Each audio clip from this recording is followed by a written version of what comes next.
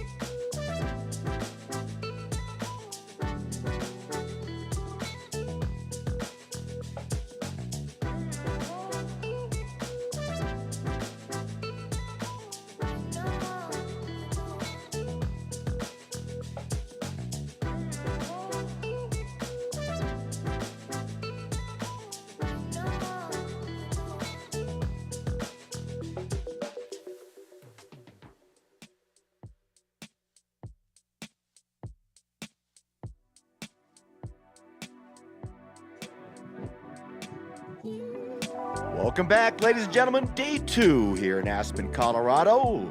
The Pro Open presented by Mazda. So, qualifying is done. We've built the ladders for today's elimination rounds, and all the athletes have been out there moving the new snow off the course.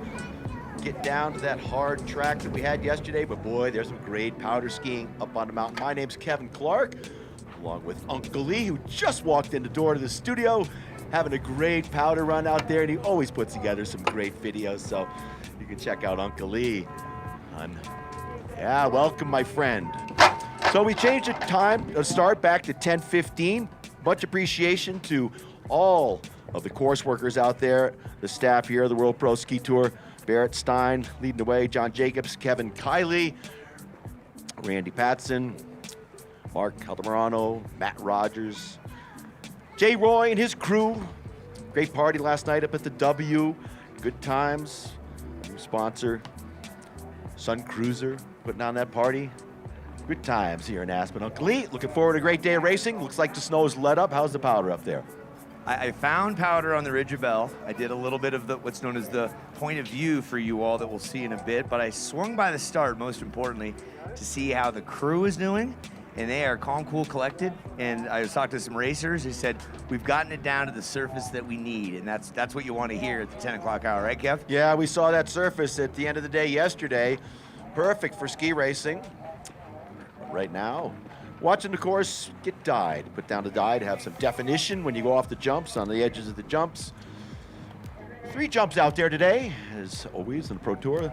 Now we call them the Mazda jump, the Celsius jump, and the sports insurance jump. Did you go off the jumps? I looked at the first, I was on top of the Mazda, and I said, these old knees and this spine, I want to live to ski another day. And look at that. There's our man Thomas there, race crew. Thomas got a rake just thrown to me. Thomas, put your hands up, put your hands up. Yeah, these guys are awesome. They've been helping us here. Bear and I rolled into town Sunday night. Truck and trailer out of Denver. Black ice through the canyon. How'd that drive It go? was not so good. We made it though. But we're here. We've been working with the crew. The cat driver, Kevin, was up there with Barrett, building the jumps and the starts. An outstanding job, as always, here in Aspen, Colorado. Beautiful shot. You and I had the opportunity yesterday to go do first tracks with my friend Rock. We've been doing that every morning. It's great to get up with the ski instructors. Big thanks to my friend Rocky Boynton, big race fan. Rocky out there today. So, if you're looking at our shot on TV there, they're dyeing the turn. So when the light is flat, we like to put a little colored dye down to show you where the arc is, and we put it along the edge of the jump and in the landing area on the jump, so you can tell where are your feet about to touch down. Get some flat light out there, but these guys are used to it. They're young, they're strong, they're ready. I was talking to the Ghostbuster crew. You can see them on your screen right now. They're in the red coaches' warm coats, and they got specific dye. They used to be Kool-Aid. Now they're using Rit dye. Rit dye. You know what I used Rit dye for last? It was don't. around 1992, and I had a Rafi all super multicolored neon jacket, right? I put rubber bands around it and threw dark blue Rit dye. You throw it in a garbage can, and it turns the neon into neutral colors. Come on, I did not know that. I swear to you. Then years ago, I was like, damn, why did I dye that? Neon's making a comeback. You are a wealth of information. Not really. So those coats are to protect them from that dye, because those things are known to leak. So the crew out there doing a great job getting prepared. So qualifying was super close yesterday. Once again, let's take a look at the men's side of qualifying. Christian Sovek, he was your number 1 qualifier. Then we'll look down to the bottom of the bracket. It was Fleet Forcheck, 1 and 2 on the tour at the top of the pile. And Gunnar Barnwell, he squeaked in. He was number 32. He was a special OJ. He squeaked in at 32. He's going up against Sovek, a tall order. But Barnwell hails from the Tahoe area, South Lake. He raced over at Squaw when it was called Squaw, now Palisades. And he said, I'm just happy to be in. I don't care who I go against. The experience is what I'm looking for. So many young collegiate athletes joining us this weekend. I believe over 50% of the field are rookies. Correct. But no rookies in ski racing. Some of the great universities, CU, DU, Westminster, University of Utah, Montana, along with our top guys that are all returning. Missing Michael Ankeny. Ankeny, where's the Joker? Michael Ankeny is getting married. He's been on some pre-honeymoon. I can't keep up what's going on with him. That's right, yeah. And we're missing Camerlander as well. He's over in Austria, didn't make the trip. So new names, it opens up the door. And speaking of new names, I talked to the tallest competitor out in the mix, Ryan Herhusky, last night. And he said, I don't know I don't really understand. He understands it, but he's not comfortable with the starts yet, you know? And yet is an acronym for you're eligible to. And so her Husky's gonna take some of the knowledge he learned yesterday. He qualified in the 24th spot, if I'm not mistaken. Her Husky's in that mix. Yeah, 24th spot. He's going up against Jaeger Halbjorhos. Now let's talk about the Norwegians. I mean, what a strength that the Norwegians have coming over, attending the school, the colleges of their choice, and you can never mess with the Norwegian. No, we had some great Norwegians on the tour in the past. Torres Berge, Ove Nygren, the Wild Man, was a tour champion back in the day. Yeah, did you race against him at all? Well, no. I announced and hung out with him a lot. He was always fun. Not afraid to party. Good times. So let's look at some of the other qualifiers. David Ketterer, the German, he was in 3rd or 4th place, and Kiefer Christensen. So those are your top 4 men from qualifying. Let's kind of slide over and look at the women's side. Qualifying 16 women, and number 1 in the world, your defending champion, Erin Milzinski. Before we go to the ladies, I want to talk real quick about Alex Puente Casillas, the lone Spaniard. Remember last year he showed up? We had no information on him. Love that guy. Right? He showed up and he dominated. He had a great time, and he took some money from the Pro Tour. Talked to him at New York Pizza last night. He was there, and he's like, I recognize you. And we had that's a French horrible accent. And we had a nice conversation. He was fueling up on some pizza, and he said, I really like this tour. It's nice to have a lot of young bloods in the mix. He feels like a veteran now. So let's go to the women. So, again, Erin Milzinski, the Canadian, right at the top of the heap once again. Then rookie from Switzerland, Sarah Zoller in the number 2 spot. So, yeah, and I'll tell you this, Milzinski, had a chat with her last night. No, she's 30. She's approaching the age of 34, right? That's years of experience, 4-time Olympian. And I said, how'd it go up there? She goes, I don't recognize anybody here. She goes, I don't know how good they are. You know, so she was a little nervous. So the defending champ, right? The champ, and she just walked away with oodles of cash in the last couple of years, more or less uncontested, right? Yeah. Except for a few races. And she said, I'm nervous. So You it just shows you that Someone's no matter how gotta good do you it. are, how high you are on the bar, you know, there's maybe some people that are coming and chop you down. she's so honest, so open. She's so talented, so strong, so balanced. I like to compare her a lot to Michaela. She just stays centered. She is really, it looks effortless when she's doing it, but she is so powerful. She's really getting all the energy out of the ski, so that's why she's on the top of the ladder here in Aspen, Colorado. Colorado Pro Open by Mazda. I understand you did some skiing today. Are they preparing a video for us to watch? I did. I utilized my GoPro Hero 12. I've skied on my birthday every year for the last, I lost count, right? So I made a point to go It's your up there. birthday. Today, 111. I got a simple one to remember. It's 3 1s in a row. Mom made it simple Happy for birthday. me. But I got a video for you folks. Take an eye on take a look at the big screen if you're down there. Here's There the he video is. From with some the audio. Ridge of Bell. It's World Pro Ski Tour, day number 2. And about 6 inches of snow has fallen. In order to make sure that everything goes as planned, it's important to make sure that the POW is good. Good luck to all the racers today. We got 32 men, 16 women, vying for the top spot. Who's gonna be the king? Who's gonna be the queen? It's all yet to be decided. Woo! Aspen skiing good today. And as an announcer, this is the way you get your vocal cords dialed in. A little scratchy underneath, but 6 inches of love.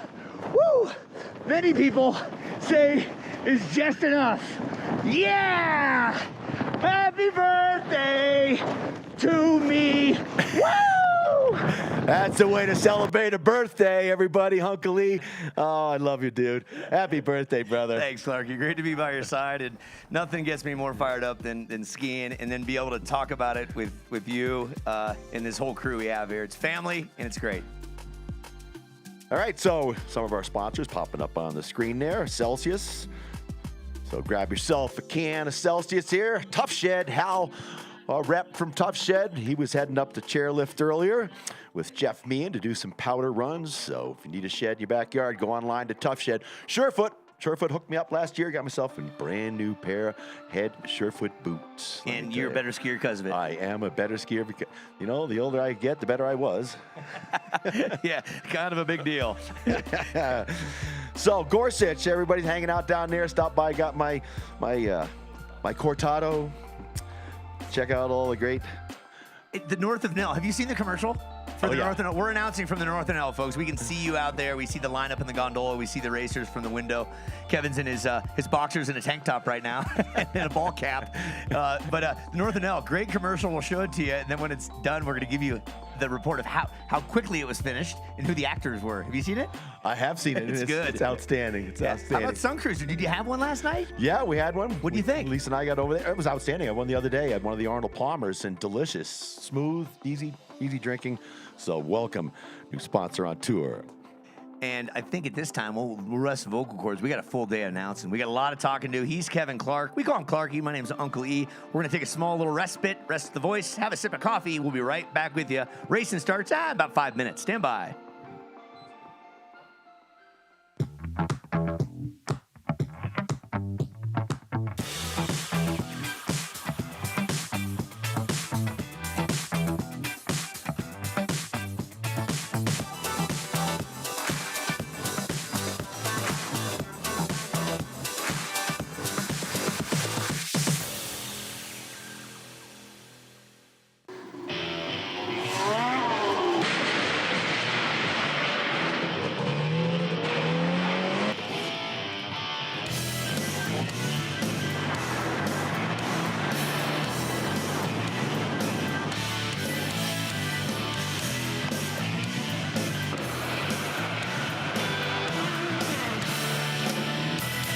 For the best deal on the best shed or garage, visit toughshed.com. 1, 2, 3, Choose joy. Choose the road. Choose a detour. That was interesting. Choose your shot. Take it. Choose to get in there. Even better, get out there. Yeah, that's it. Way out there. Choose your calling. Choose the things you love. Good boy. You know what? Choose love. Don't get so excited. Choose your path. And while you're out there, get your hands dirty. Choose to make something. Choose loud. Actually, choose quiet. 2, 3, Choose to feel it. Choose now. Choose to go for it. Just choose. We craft cars for those who choose to do more than simply move. You know who you are. I wake up. Look at me now, you better just. Woo. Let's go.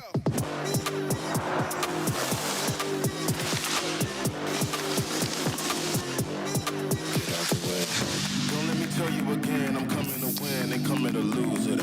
Don't let me tell you again. Get out the way.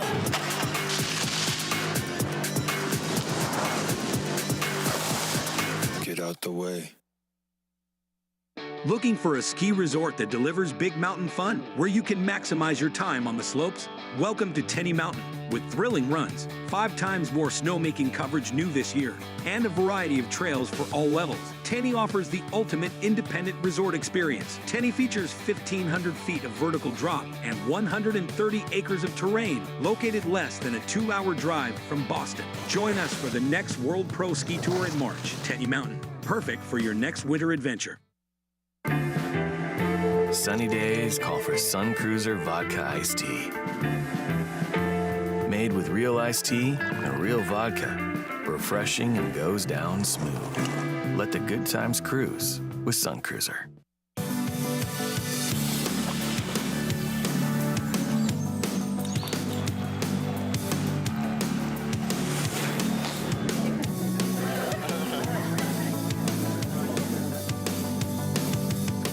As the founders of Surefoot, Bob and Russ Shea are obsessed with creating the perfect ski boot for you because they know that a properly fitted custom ski boot will make you a better skier, whatever level you're at. At Surefoot, they've developed a process that guarantees the perfect fit for each customer, and of course, they are obsessed with the process. We have 300 experts in Surefoot on the world that all use the exact same process. Surefoot, better fitting, better skiing. All right, welcome back to Colorado Pro Open by Mazda here at Aspen. Kevin Clark along with Uncle Lee.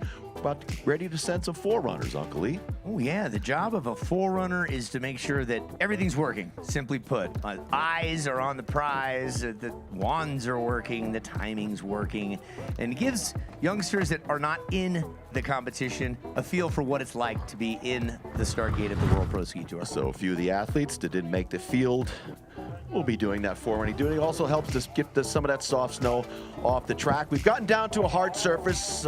Big thanks to the athlete and everybody here at Aspen pitching in, scooping and shoveling and slipping, and got a shovel in the shot there. Shovel in the shot. You see the good-looking guy with the CB jacket on right by the that? shovel. That is Price Weatherall. Price, put your hand up if you can hear this. Yeah, he can't hear you. Yeah, there he goes. Price. There he is. Yep, he's an 8-time Olympian viewer, that is, through a lens. He's move that shovel behind you, Price. That thing's just in the way. Yeah, 8-time viewer of Olympics, and he's been all over the map. He's a legend, a staple, just like all the cameramen and all the images you folks are seeing at home and on the big screen.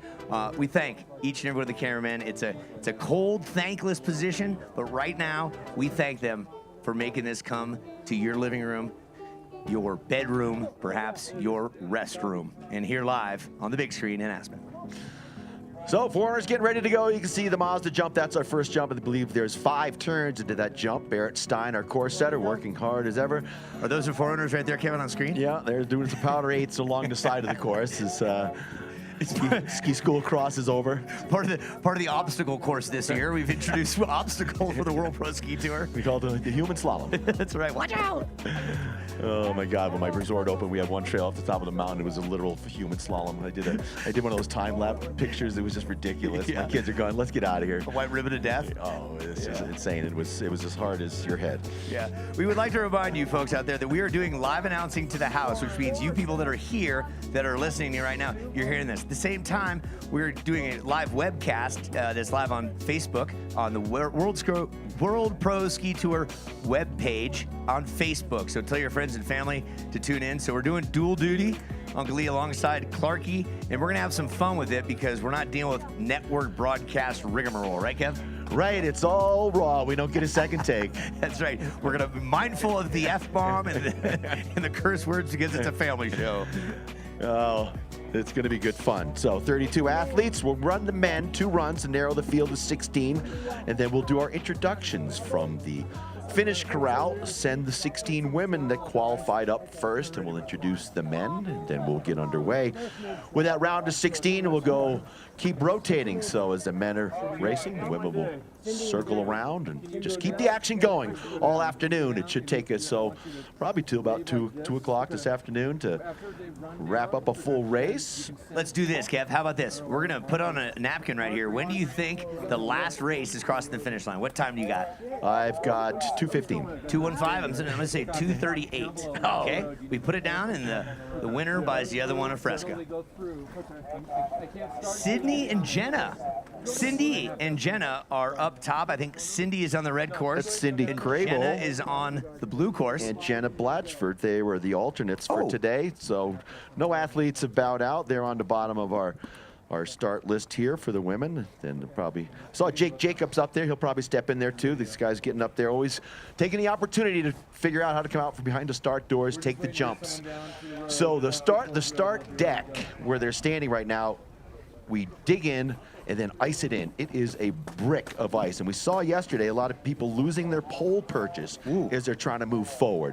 So you rock back in your tails of your skis, trying to dig a hole. After a couple of days, their guys will be digging away with their poles and making a little bit of a hole there to really get some good purchase. We saw 2 years ago, Drew Duffy, who's in the field, missed both those poles, and he did a full front flip and kept going. It was amazing. We were just like, he's still up. He, of course, didn't win the run, but it was just such an athletic move. So keep our eyes on that. That could be a problem if you lose that pole purchase. So 2 600-pound electronic magnets hold those doors closed. Out front, you'll see the Christmas trees for each side. Those will go from yellow to green, and the doors will open simultaneously for the athletes on the first round of competition. Then we're able to program in a differential for the second run, so we'll make that clear as we move through the first round. But the first run, simultaneously opening, and then differential will be plugged into that delay at the start for the second round. As we that great shot of the nice and calm up there. I was just gonna say, look at the Old Glory, both sides not moving, and that's that's a benefit. You don't want crosswinds, headwinds, tailwinds when racing. So Mother Nature providing the playing field, and as they do in NASCAR, we start with a moment of prayer. Dear Heavenly Father, thanks for this beautiful day, Mother Nature, for providing the canvas. May all the racers have a nice, safe go at it, and we are ready for racing. Thank you. Thank you, Father Ernst. Hey, it's important to give thanks, right? Absolutely. Very thankful being here in Aspen. It's going to be a long day. It's going to be a fun day. So it's going to take 8 runs for the men to advance to the final round. 6 runs for the women with 16 qualifiers. Ooh, look at the lights, Kevin. There go the lights. You can really see them today when it's a flat light out on track to go. So, set the time. Move some of that soft snow out. They worked so hard to get off the hill. All the racers are up there early. A couple of athletes that didn't make the field, helping us out with a 4-run. Just a nice clean run. So here's how it works in the elimination rounds, where traditionally you have a wand that starts the clock. The beams at the bottom will stop the clock. First run across the line will start the clock. Second one stops it, and then the differential. Bob, why don't you give us the differential? So Sydney and Jenna across the line. Sydney and Jenna. So Sydney Crable, Jenna Blatchford. So .057, that's how it works, .057. If they were the red course, right? That's right. Yep. So red course advantage. So your next pair, your 4 runners. Again, getting the track cleaned up, checking the timing. Oh, okay. Now this is actually Sydney and Jenna.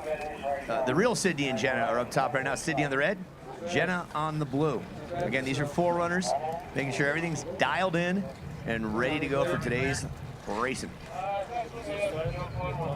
So if you're not able to check out the action here today with us, on our live stream show, it's going to be on Fox Sports probably next weekend. So FS2 is where you can find the World Pro Ski Tour. Then Tenny Mountain, big thanks to Steve. Had a great dinner last night with Steve, our owner of Tenny Mountain, joined us here at World Pro Ski Tour. And we'll be there mid-March, where I'm sure we'll see a big field of collegiate athletes.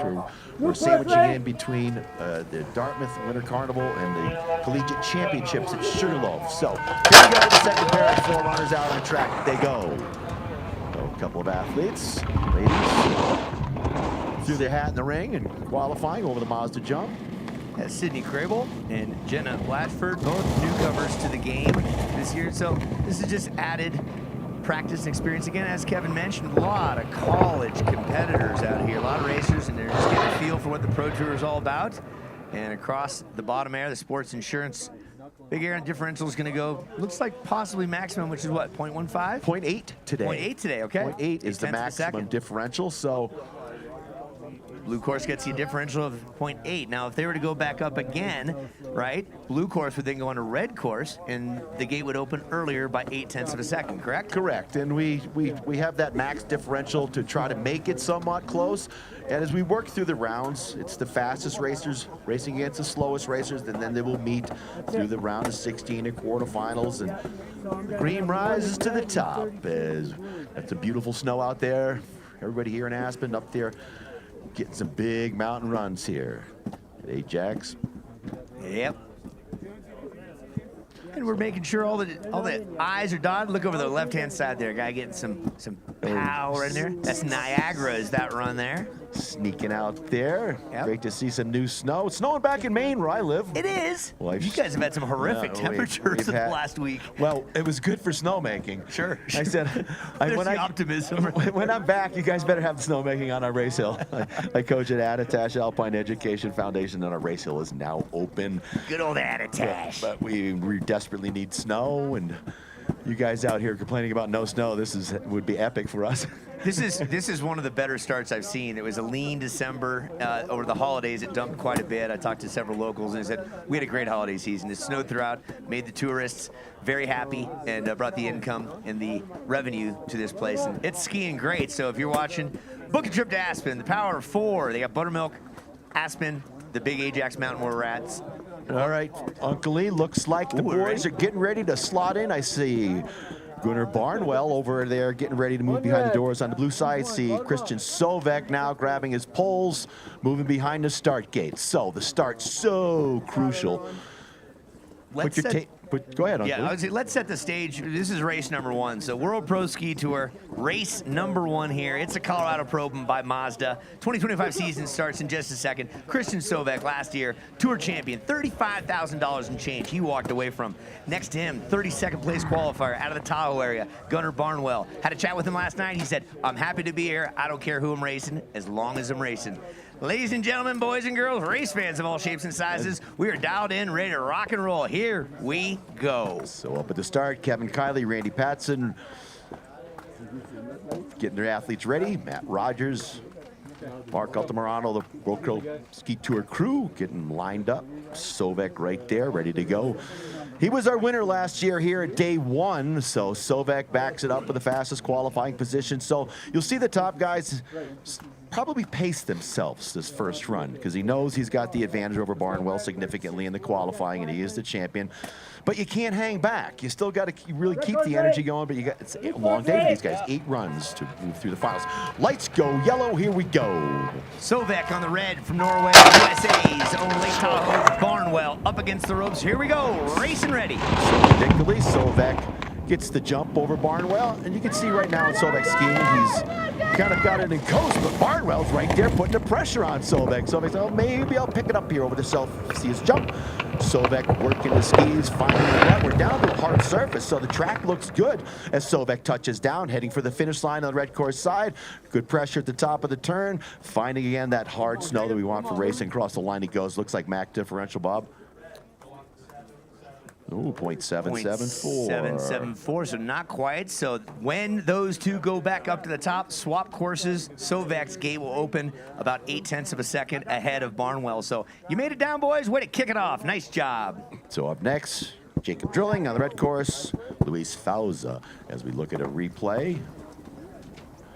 Thanks so for clean, smooth skiing as you watch Sovek really staying centered on the ski, finding that energy, ready to go with that next pair. So it's Jacob Dilling, CU ski team. Dilling against Luis Fauza. This guy's he's a character. Indeed, Fauza, hailing from Norway. Dilling out of Vail, Colorado, skiing for CU. Red course, Dilling. Blue course, Fauza. Pretty evenly matched on the late 16th and 17th to qualify, so this will be a good close race as a jump bunk out on course. Jacob Dilling, red course side, coming at you here in the first of 2 runs, out in front of the red. Gets some good energy out of the ski again, staying centered, pressing ski. He's gonna get choppy up there. He's already struggling a little bit, get out in some of the soft snow. That'll scrub the speed so quickly. Down to the bullet they go. Both these guys about dead even, heading to the bottom jump. Maybe Dilling with a little bit of advantage on the red course side, touching down by about a ski's length as he heads for the finish. A little bit low and late and sideways, closing the gap, and the blue is in there, but Dilling with the win. Close. Red course with the advantage of? Until they finish. 0.152 to the going. 1,000th of second right there. 0.152. So Dylan a skosh of Bev Fauza right there.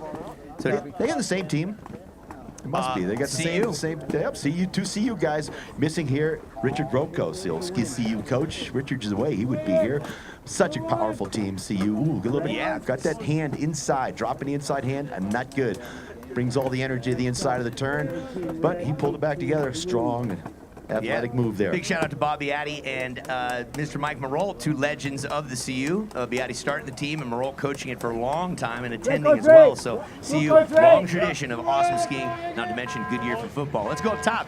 Her husky, his dad's known as Matt. Stacy watching on out of Tahoe, up against the Norwegian Jaeger Halbjorhus. No, another couple of teammates now on the red course side. It's Jaeger with the advantage their first of 2 runs. Down! Collision, taking him out. Oh, man, that wasn't good. Edges up. Hopefully he is all right. That was They're right both down in the midsection, and these are teammates, and that is just a rough affair. Wow. Ryan, I think, saw him coming across, and so he might have been able to brace himself. Ryan is up. He's got the green boots, tall drop of water. That's her husky. His teammate, Jaeger, is moving. That is good luck. So, man, that was close with that ski up in the air, making contact with his body, but watch it happen. So dangerous these days. These skis are absolutely razor sharp, like a samurai. You don't even begin to know how sharp they are. So let's see what happens. They drop off this jump, looks like. Yeah, so that is... Yeah, so we'll get to the ruling on it. Oh, look at him land. He hooked the tip. So that's it for him right there. He's DQ, but here we go. Now the ski goes up in the air. Oh, my God, this was fearful. Oh, right in the leg with the edge of the ski. Oh. So a lot of these guys wear this cut-proof long underwear with carbon fiber or some sort of... It's a Vicks protection is called Vicks. I talked to Victor last night. It's an unbelievably great protection quality. But before we get into that, we make sure that looks like her Husky took a hike back up. Or excuse me, that was Jaeger. Yeah, her Husky, nice job, nice teamwork. And it looks like they're both going to be okay. So scare of the day right out of the start zone. Woo, Kevin. Man, so give us the ruling there. I believe it's first person down. Yeah, so clearly, after he hooked the tip, he was out. We have interference rules, so if somebody does go off course and interferes with the other athlete, clearly wanted to interfere. Now he's going to get a little powder running there. There you go. For a guy who's 6'4", that's boot buckle deep. Rusky getting some Colorado pow from Tahoe. Yeah, so safety, man, that's the name of the game out here. Thank goodness you're both safe. Thank you, higher power, for protecting them. Big action already here in our opening rounds. Woo! The Mazda Colorado Pro Open. Yeah, we'll get that gate fixed up top. And again, thanks to our sponsors, Surefoot, Celsius, Tough Shed, and Sports Insurance. Two big smiles in the corrals. Those two guys are all talking to each other going, man, that was sketch. Yeah, here's another peek at it. So he hooks the gate, and I'm like, oh, God, I got a gate around my leg. And then he gets behind him. Watch his head. Helmet's on, mandatory. You got the back protector on probably as well. And the ski is right above her Husky's, like onto his calf. That can be, that could be really, really scary. Well, remember when Bodie opened himself up when he fell on his ski? Yeah, so Victor from Vicks Protection, right? This guy's wearing an all-white Helly Hansen kit. He's got a cowboy hat on, the Polish sensation. He was, we're going to talk to him. We're going to get him up here. He's created something that's going to save the industry from the third most common accident in ski racing is lacerations. And so there is equipment out there that they wear to improve the safety measures of the sport. We all have to carry the Stop the Bleed kits now from the Kelly Bush Foundation. Yeah. As coaches, ready for... So can we look at that replay one more time? I want to see when he lands off that jump. I could see his knee just kind of wobble hard before he straddles, which, no, here he goes. Well, it's a little bit late, but... Yeah, you see that knee get all wobbly? Yeah, it was, ski comes off safely, and man, that was a blow. So let's talk about the next pair, Uncle Lee, as we move on. Montana State's own Isaac Staurset from Norway. Isaac will be coming down the red course. That's right-hand side looking up with the red rectangular framework and the red gates. Then Gianluca Bohm, Gianni from Switzerland. He's on the blue course, and they're off and racing. So battle against the Scandinavians saw a little loss of pole purchase there coming out of the red course side for Staurset as they worked their way into the first jump. Blue course with a slight advantage. Let's keep our eyes on the track as it develops here. Did a good job getting to that hard surface, so blue course still out in front there with the lead. Out in front over the Norwegian as they head for the sports insurance jump over, and the blue course going to win this one by about a gate as they head for the finish. Clean turns, a little bit low there, but letting it run across the line they go. Blue course, 0.45. That's a advantage for Bohm from Switzerland. They both attend Montana State. Mom and dad are both their sponsors, and they're studying to get an education to maybe sponsor themselves someday. Crazy, the last three pair have been teammates. Yeah. What are the chances of that qualifying to get it like that? So yeah, here's a peek back, and you can see just the separation of upper body and lower body. You want a quiet upper body, hands in front. You don't want to get you too much air, as Kevin will talk about. Air is not your friend in racing. Get the skis back on the ground as fast as possible. Yep, you got to be on the snow to make energy and go fast. Next pair, the German, Roman Frost and Joachim Bilde. Yeah, a Norwegian and a German getting after it. So Milde qualified in the 28th spot. Roman Frost, veteran of the tour from Germany, in the 5th. Roman Frost in the red. Milde from Norway on the blue. So let's see how Frost attacks this one. You can't discount any of these younger college guys that are out on tour here with us. It's going to be a pitch goes Frost. Knows how to come out of that start, touches down, clean, good high edge angle as he lands. Stay in the rut. You got to stay in the rut. You get out of the rut, you're getting that soft stuff. Frost doing a good job, still has the advantage, but coming on strong alongside is Milde putting the pressure on Frost into the sports insurance jump. They go, touching down as Frost still with that advantage by about a half a gate. Heading to the finish, you can see that outside ski chattering a little bit. That chatter is going to develop as the day goes on. That's going to wear you down. Red course 350, and guess what, Kevin? Their teammates also from Westminster University. Roman Frost's nickname, Bo Frost, and Joachim Milde, his nickname, Jokke. So good job, the 24-year-old against the 24-year-old representing Montana State. So up next, Drew Duffy and Tanner Perkins. I'd like to thank everybody if you're watching us on the live stream, and you can also watch it anytime after the fact on YouTube. World Pro Ski Tour. Duffy on the red, Perkins on the blue, off and racing. Duffy tried to move early, and he came up against the doors, and it slowed his progress out of there. You really got to time that perfectly. Here comes competition now for Perkins alongside Duffy. Out front is Perkins. Took advantage of that. Duffy didn't really get any good energy out of the start. This is a good battle as they head for the sports insurance stuff. Perkins out front. Duffy no stranger to pro racing. He's going to touch down first. He takes the advantage now. Duffy got in the rut and worked it, turned it around. Here they go. 2 to go. Duffy out front, but a good close race. Duffy taking it, Bob, by how much? .218. Duffy, Drew Duffy, attended Dartmouth College, Green Mountain Valley School back east, learned to set the edge, and he's working with private wealth management. Perkins putting down a nice run and contesting up against Duffy. Here's a look back, Kev. So Duffy really pushing that outside ski, getting all the energy out of it.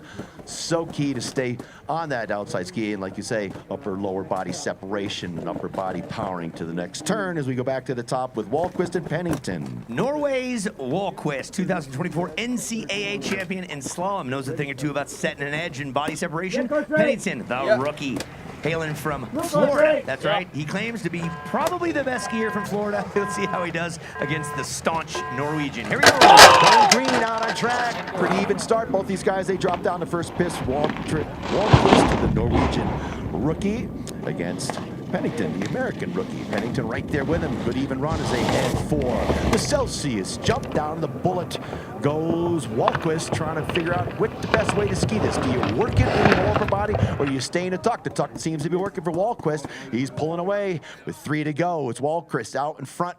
Stand, good edge angle, really getting the energy as we talk about. Across the line he goes with the win. .729er, and you were right there. The tuck in the midsection, which is the flattest part of the course, paid dividends for Wahlquist from CU, made it into the advantage of 769er over Pennington. Pennington, huge EDM lover, loves the music, and also Wahlquist, a 5 golf handicap. He knows how to swing them, that's for sure. So Lucas Ellis and David Ketterer, your 4th fastest qualifier. Ketterer, frequent visitor to the podium. Ketterer predictably gets the jump. But the youngster right alongside, the rookie from the UK, Hayden Scott in here in the production. Cheer him on. Look at him go right there with the veteran, Ketterer. You put the pressure on Ketterer. Is Ellis here in the first run? Over to Celsius jump they go. Ketterer right alongside. Ellis right there with him though. It's a good run. Good. Yeah, it's going to be a close one. He looks like he's got the advantage. Nice turns. Oh, got inside there, and it's inside again. Here comes Ketterer. It's going to be the rookie from the UK. Cross the line first. From Leeds, Great Britain, .20 red course. So Lucas, I'm from Leeds. Ellis from the UK, throwing it down over Ketterer, the 31-year-old, trying to match it. Great work. Big fan of Dave Riding. Hayden Scott, our producer, in the background shouting, yeah, go UK. Do it for the Queen. So let's watch these turns at the bottom here. Getting some juice out of the ski right there. As Ketterer struggling a little bit. He's not getting it, losing the outside ski there a little for Ketterer. So the youngster putting it down. Both had a little slide out right there. Let's shift our gears. Eyes up to the top. Kiefer Christensen, the redhead, the flamboyant redhead from Alaska, going up against Jamie Castleman, the Canadian, the 2024 Canadian National GS champ. He's on the blue, and they're coming at us. So Christensen, frequent racer on a tour, got the jump up, coming out of the start into the Mazda jump. He's going to be touching down first, Kiefer Christensen, but here comes the rookie from Canada, Castleman, trying to make it even here into the Celsius jump, touching down. It's Christensen, still keeps the advantage. Is it a tuck? Is it a work? He's got the lead still over the bottom jump, but he's closed the gap a little bit. Out in front still is Kiefer Christensen, going to win this run. Starting to stretch it out at the finish. Christensen with the big win. .681 for Christensen, our eldest competitor at the age of 32, not afraid to throw it down. Working on a PhD. He's a grad student. We love what he does out here. Nice job, Christensen. And Castleman from Canada loves himself Marcel Hirscher.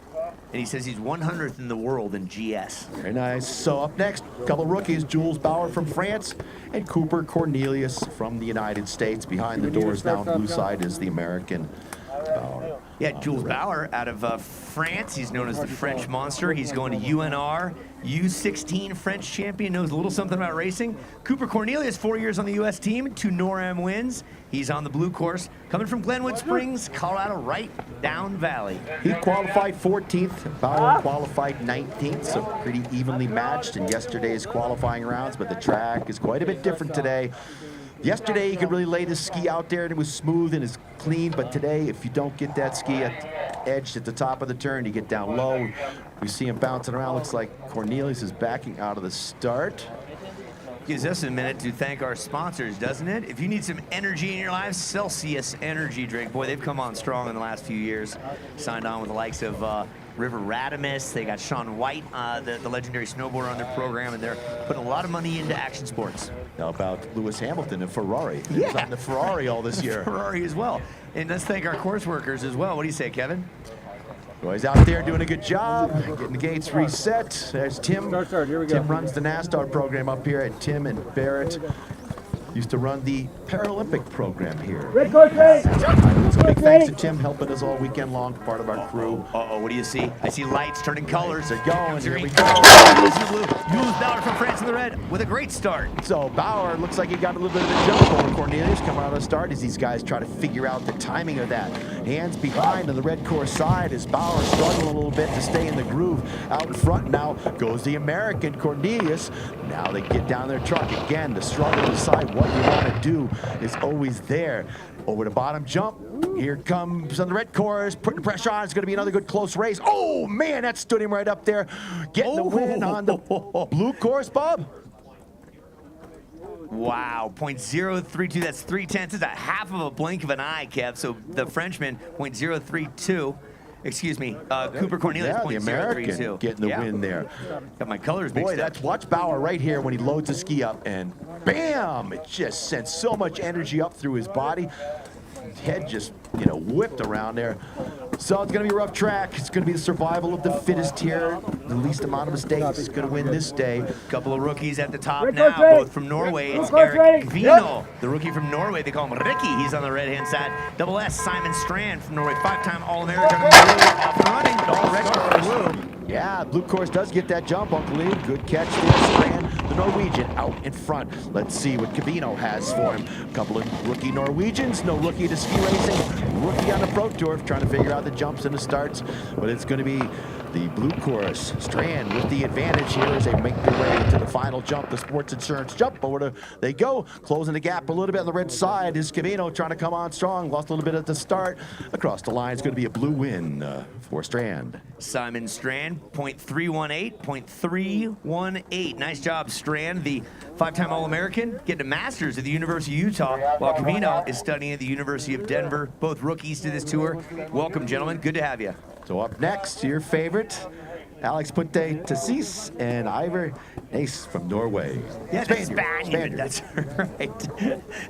It's just, he showed up, again, last year, we didn't have much information on him, and he showed up to impress, let his actions speak for him. So our lone Spaniard, the 30-year-old, Alex Puente Tassis on the blue course, and then Ivar Volde Ness, he's 23, he's out of Norway, and he's attending the University of Nevada, Reno, after a stint at Sierra Nevada College in the incline. So Alex will have the advantage of skiing with us for a bunch of starts, so he'll have that timing down. Let's see how they go. Good even start. Maybe even the rookie right there with him as they drop down the pitch. This is the Norwegian over on the red course side, touching down with a little bit of an edge. We see the Spaniard really turned it on in the middle part of the course so many times last year.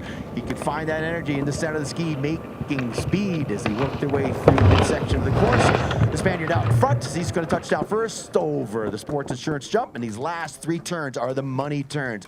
Clean turns by the Spaniard, really stretching it out. Across the line he goes with a win. .424 for the Spaniard. 4.24 the advantage. To see us, a big fan of Lionel Messi, the soccer god, Alberto Tomba, the Italian Stein, and the Herminator, Herman Meyer. 3 nice legends to live by. I'll tell you this, Ivor Wolde-Nas that you're seeing on the red course, he's part of the UNR ski team. They train at Sky Tavern. It's right outside of Reno. It's a city-funded resort. It's been around since the 30s. Wayne Polson, who was one of the founder of Squaw Valley, started coaching there and created the team back in the 30s. Outstanding. So a little bit of history.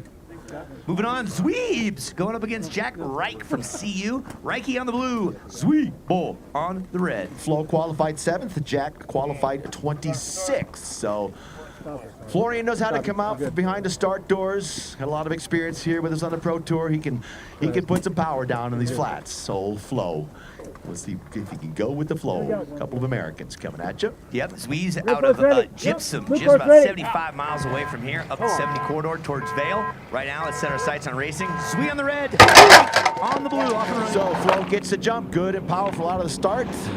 Jack right there with him, about half ski lengths behind over the first jump they go. Schwebel a little bit wide. Reach takes the advantage, and he gets out in the soft. Oh, Flo is all over the place. Man, not finding the groove, but he's going to freight train back. Look at him going to the bullet now. Between the Celsius jump and the Sports Insurance jump, it's going to be Flo coming back. Look at the power he gets. Oh, he's inside big time. Wow, it's a struggle. He's going to make it down the hill. Is he going to win the run? Looks like Jack's coming back, but it looks like Flo crossing the line first. That was a run. He is shaking his head, Uncle Ego. What was that? .104 for red, .104, and we'll take a look at that replay and a 70s cartoon quote, heavens to Murgatroyd. I'll tell you what. Oh, drops that inside hand. That starts getting him inside and losing that outside ski, but he's so strong. He just motors through it, man. Well, that's a nice replay, but we'd love to see off the let's go back to the off the jump. Well, we'll get that next time.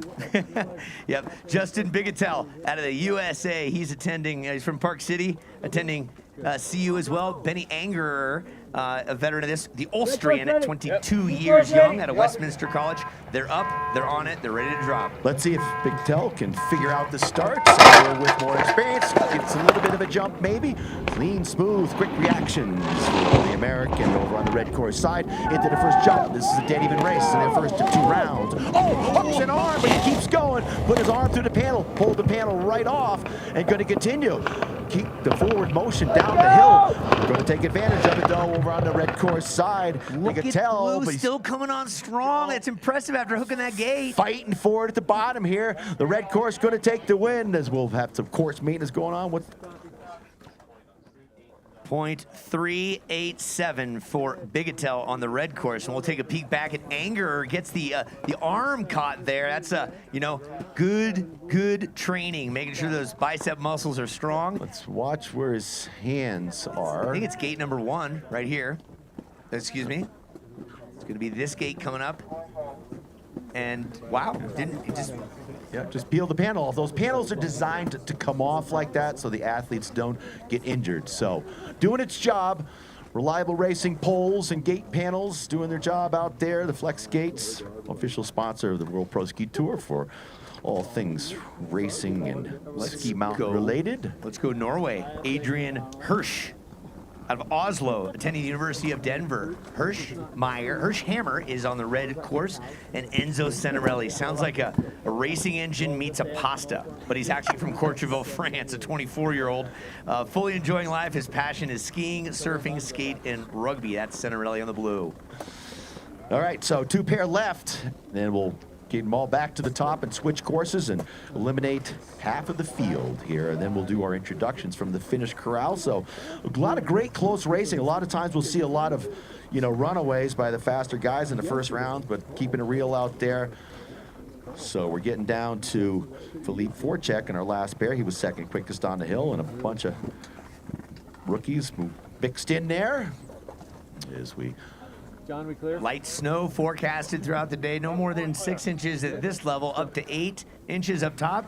And the coursework is finished again. Enzo Senarelli, representing France. Adrian Hirschhammer out of University of Denver from Norway. He's on the red course. Here we go. So good even start by both athletes as they drop down that steep pitch. Cat Jarvis doing a great job to get him some momentum coming out up there. Good even race as both these guys working in part of the course. Hammer, the rookie, for the red course, starting to fall behind a little bit by Cinderelli. Actually, still dead even. Cinderelli's going for the tuck, then he gets back out of the tuck, starts working it, striding with those arms, trying to get some energy out of the ski. It's going to be Hirschhammer out in front now on the red course, going to get the job done here. 2 to go. Twisted around, but he gets the win across the line. Bob, what do we got for time?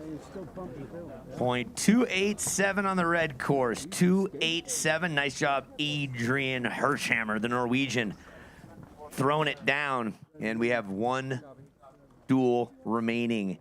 And here's a peek back at it. You've been calling it oh so right, Kev.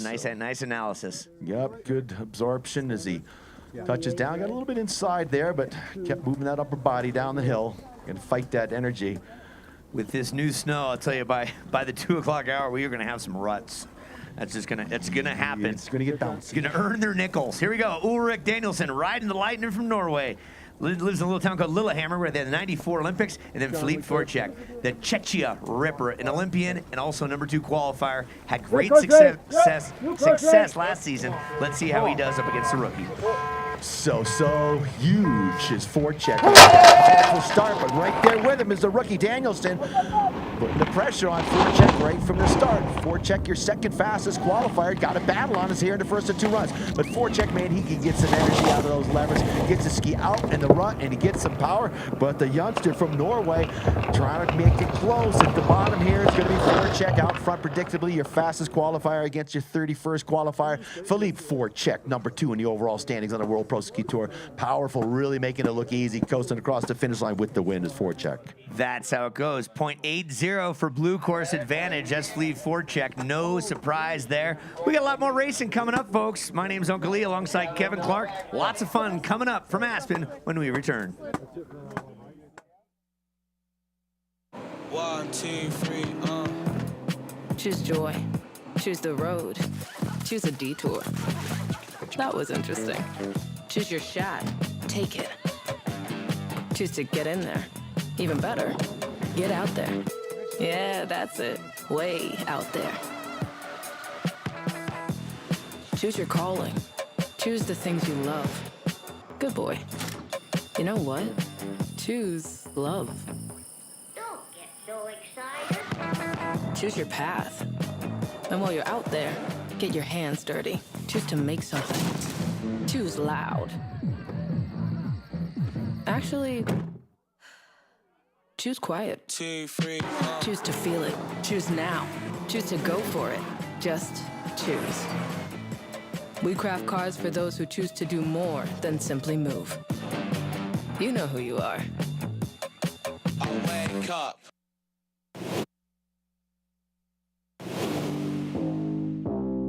Look at me now, you better just. Woo. Let's go.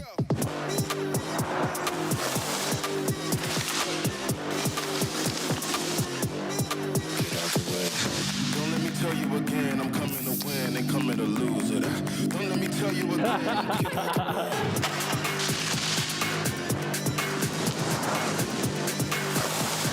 Get out the way. Looking for a ski resort that delivers big mountain fun, where you can maximize your time on the slopes? Welcome to Tenny Mountain, with thrilling runs, 5 times more snowmaking coverage new this year, and a variety of trails for all levels. Tenny offers the ultimate independent resort experience. Tenny features 1,500 feet of vertical drop and 130 acres of terrain, located less than a 2-hour drive from Boston. Join us for the next World Pro Ski Tour in March. Tenny Mountain, perfect for your next winter adventure.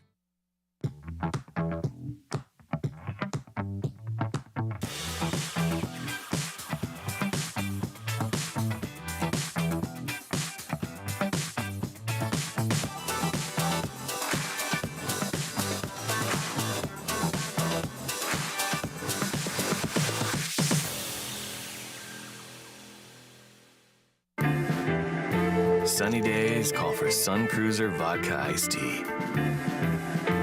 Made with real iced tea and real vodka. Refreshing and goes down smooth. Let the good times cruise with Sun Cruiser.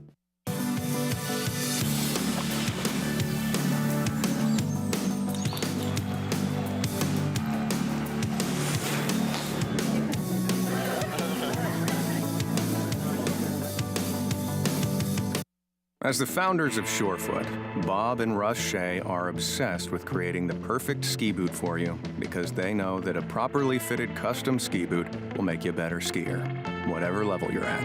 At Surefoot, they've developed a process that guarantees the perfect fit for each customer, and of course, they are obsessed with the process. We have 300 experts in Surefoot on the world that all use the exact same process. Surefoot, better fitting, better skiing.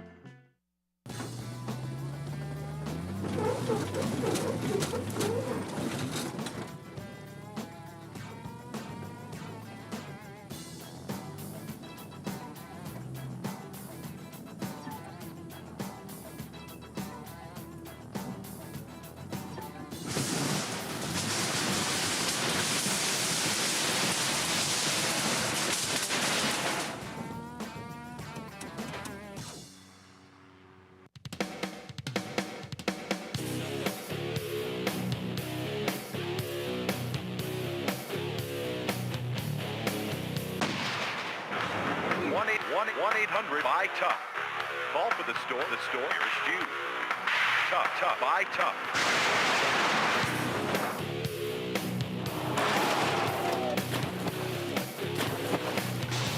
For the best deal on the best shed or garage, visit toughshed.com.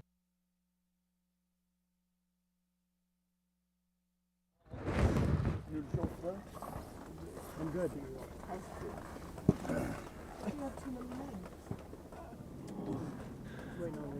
All right, we're back here at Aspen, Colorado at the Mazda Pro Open, second run of men's round of 32 about to get underway. Uncle Lee, exciting first round, a lot of close racing. Yeah, great stuff all the way around. No surprises. The big big moment was her Husky just getting taken out by Jaeger Holbersen from Norway, and that was a scary moment, but we've made it through the first round of 32. We're going to send them back up to the top. They're going to swap courses, and welcome to Aspen World Pro Ski Tour, stop number 1. Brought to you by Mazda.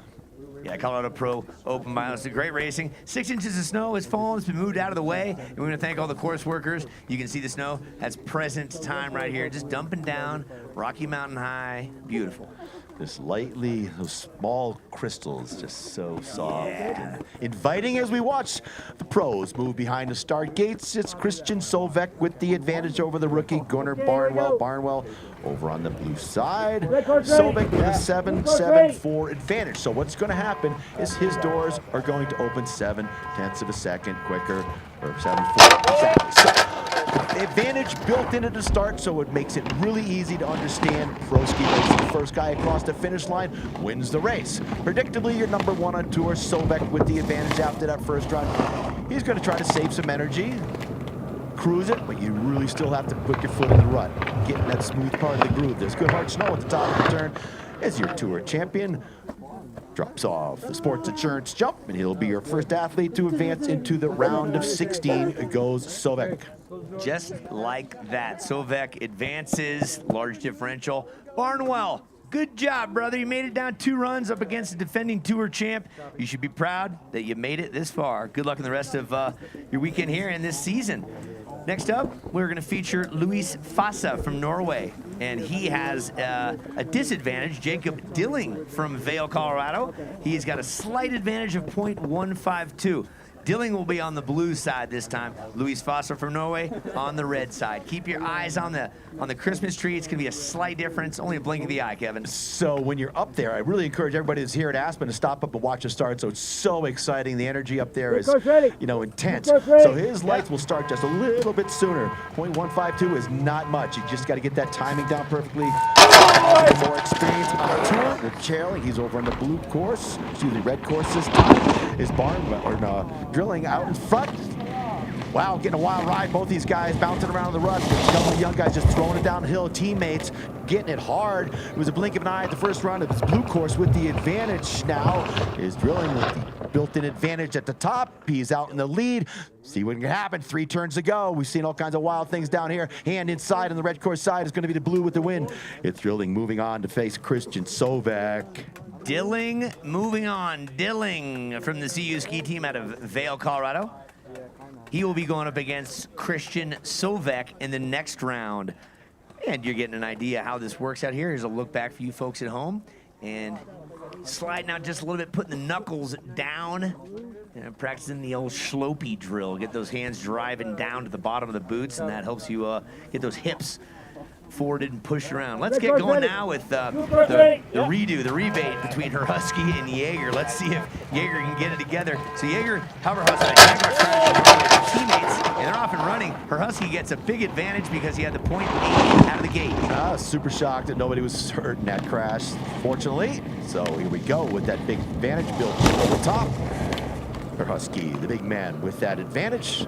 Here comes his teammate putting the pressure now. Jaeger looking to turn it around on him at the bottom here. It's going to be anybody's race over the sports insurance jump. Touching out about dead even into the final 3 turns they go. We've seen all kinds of action down here. Trouble on the blue course side. Looks like it's going to be too close to call. Bob, what do you got for us? .038, her Husky. You take the win, .038. They are rooting and hooting at home in Tahoe. I'll tell you that. Check this out, Kev. Right across the finish line. Boy, Jaeger's going to, be giving him hell. He's like, you had 8 tenths, and I almost caught you, dude. Yeah, he did. And then look, her Husky's he's 6'4", right? And he just the reach. It's the total reach. So God gave you the length, and he used it. Good job, her Husky. Moving on to the round of 16. Set the stage up top. Isaac.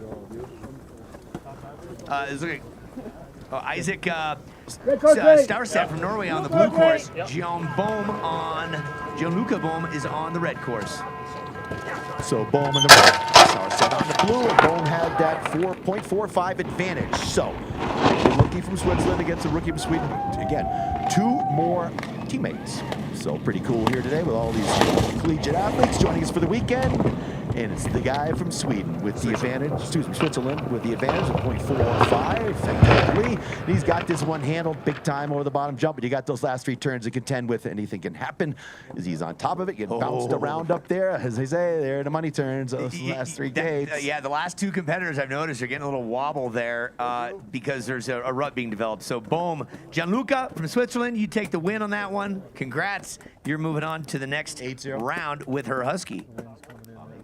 And that's good stuff. Both from Montana State, Isaac Sursat, welcome to the tour. We will see you in the next competition tomorrow. Joachim Milde, Roman Frost, both representing Westminster and both Norwegian. Excuse me, Roman Frost, German, Milde, Norwegian, and Joachim is going to be on the red course, Roman on the blue. Red course ready.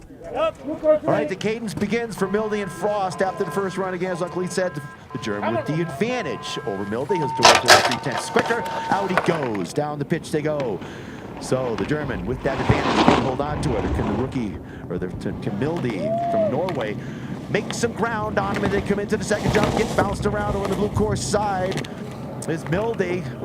So drops into the bullet on the red, trying to make up some ground into the sports insurance bump. It's fast, it's furious. Here we go with the crucial turns at the bottom. Red course starting to stride away, fighting to keep it even. Another great even race across the line. Another reach. Looks like blue, Bob. Is that it? I see blue, and that was Joachim Milde, .084. No, excuse me, Frost on the blue course. Frost. On the blue course, .084. Nice job, Frost. Took it over Milde. That's real close. And they'll go up against Drew Duffy here.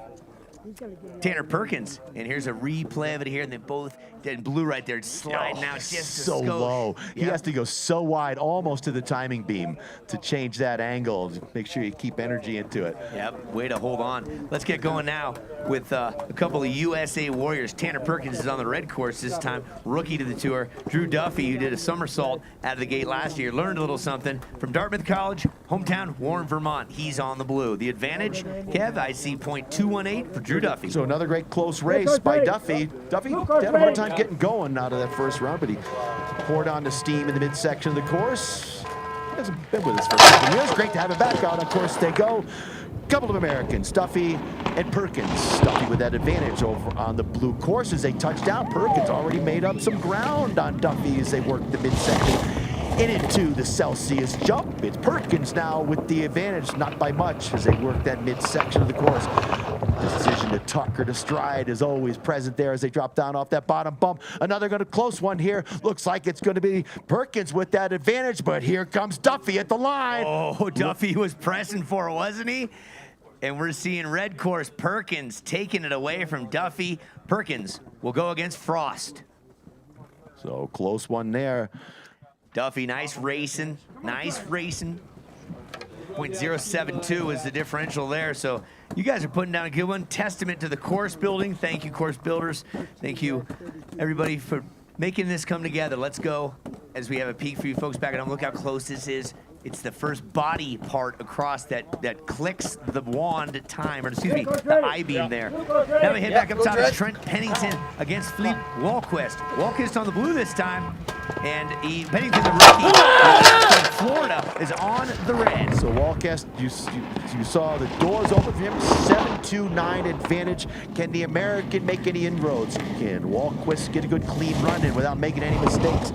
As Pennington, the rookie from the United States, tries to keep it close as they drop off the Celsius bump, but it's a rookie from Norway, Philippe Walquist, in his bullet over the bottom jump with 3 to go. He's wild, he's wide. This could be the door opening, and not nearly enough. That was outstanding. You can never settle in. You know what I did right there? I started writing Walquist's name in there that he had it. That's the kiss of death. Look right at the expression there on his face. Woo, Walquist, take a breath, brother. Take a breath. Yeah, his heart was right up in his throat, I'm sure. It's like I had a big advantage, almost threw it away. Bob, what was the differential? 0.80. So 0.80. So we'll have a peek back at that from Philippe Walquist, the Norwegian, putting the scare tactics into himself. Here it is. He's in the bullet. He's tucking down. He's like, yeah, there's nobody next to me. Things are going great. Not a care in the world. What could go wrong? Yeah. It's a ski race. You got to get all the way to. Oh, I'm in the loaded back that seat. ski. I'm in the back seat. He was too casual coming off there. Yeah. You know, weight back on the tails a little bit. The energy spit him out. He was strong enough to hold on to it. Never get too confident. Let's go with Lucas Ellis from Great Britain, who surprised us all, taking the advantage over David Ketterer, the German from Bad Dürkheim Municipality, married to Racy Stiegler. Ketterer, the gate will open slightly late for Ketterer as Lucas Ellis from Great Britain had a slight advantage, and Kev, I think that was 0.2. Look for Ketterer to fight fierce here. He's always on the podium with us. So Ketterer, he's going to get focused at this run. He was your 4th fastest qualifier, and Lucas was 29th. So out on track they go. Not taking any advantages. Lucas, Ketterer right there when the doors open up. Into the first jump they go. Ketterer looks to be a little stiff. He can tend to have back issues from time to time. Oh, down goes the rookie. Another collision. Oh, my God. All tangled up. Oh, no, he's holding his shoulders. He cut? We may need ski instructor down there. I think he may be cut. Yep. So he's feeling something up against his neck right there.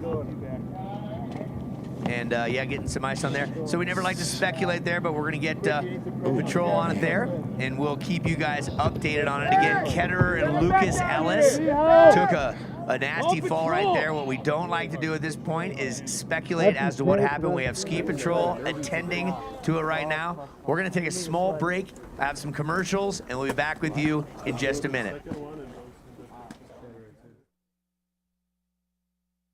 1, 2, 3, Choose joy. Choose the road. Choose a detour. That was interesting. Choose your shot. Take it. Choose to get in there. Even better, get out there. Yeah, that's it. Way out there. Choose your calling. Choose the things you love. Good boy. You know what? Choose love. Don't get so excited. Choose your path. And while you're out there, get your hands dirty. Choose to make something. Choose loud. Actually, choose quiet. 2, 3, Choose to feel it. Choose now. Choose to go for it. Just choose. We craft cars for those who choose to do more than simply move. You know who you are. I wake up. Look at me now, you better just. Woo. Let's go.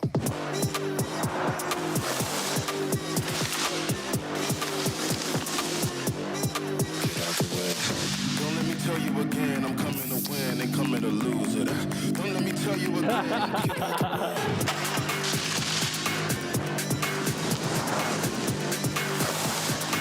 out the way.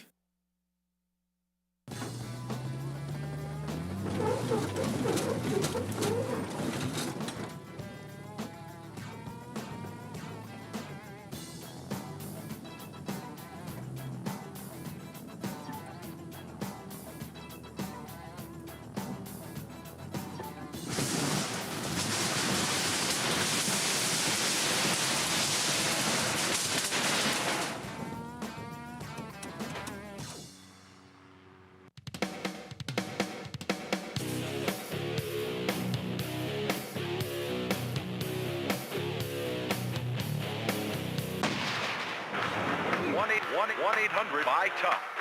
Call for the store. The store is due. Tough. Buy tough.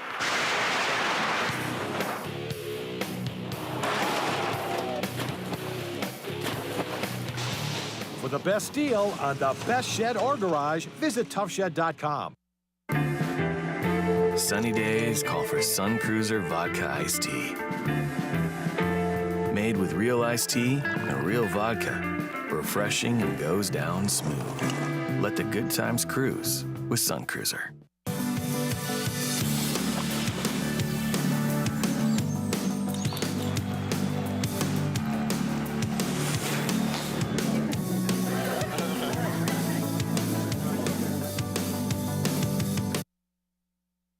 Looking for a ski resort that delivers big mountain fun, where you can maximize your time on the slopes?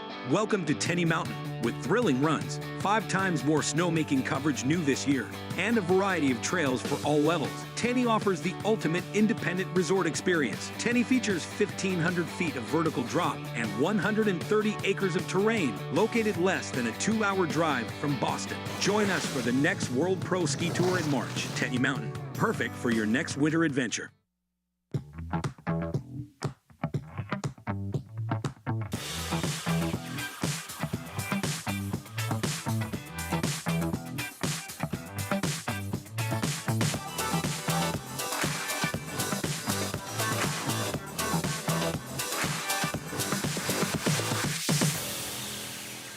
As the founders of Surefoot, Bob and Russ Shea are obsessed with creating the perfect ski boot for you because they know that a properly fitted custom ski boot will make you a better skier, whatever level you're at. At Surefoot, they've developed a process that guarantees the perfect fit for each customer, and of course, they are obsessed with the process. We have 300 experts in Surefoot on the world that all use the exact same process. Surefoot, better fitting, better skiing.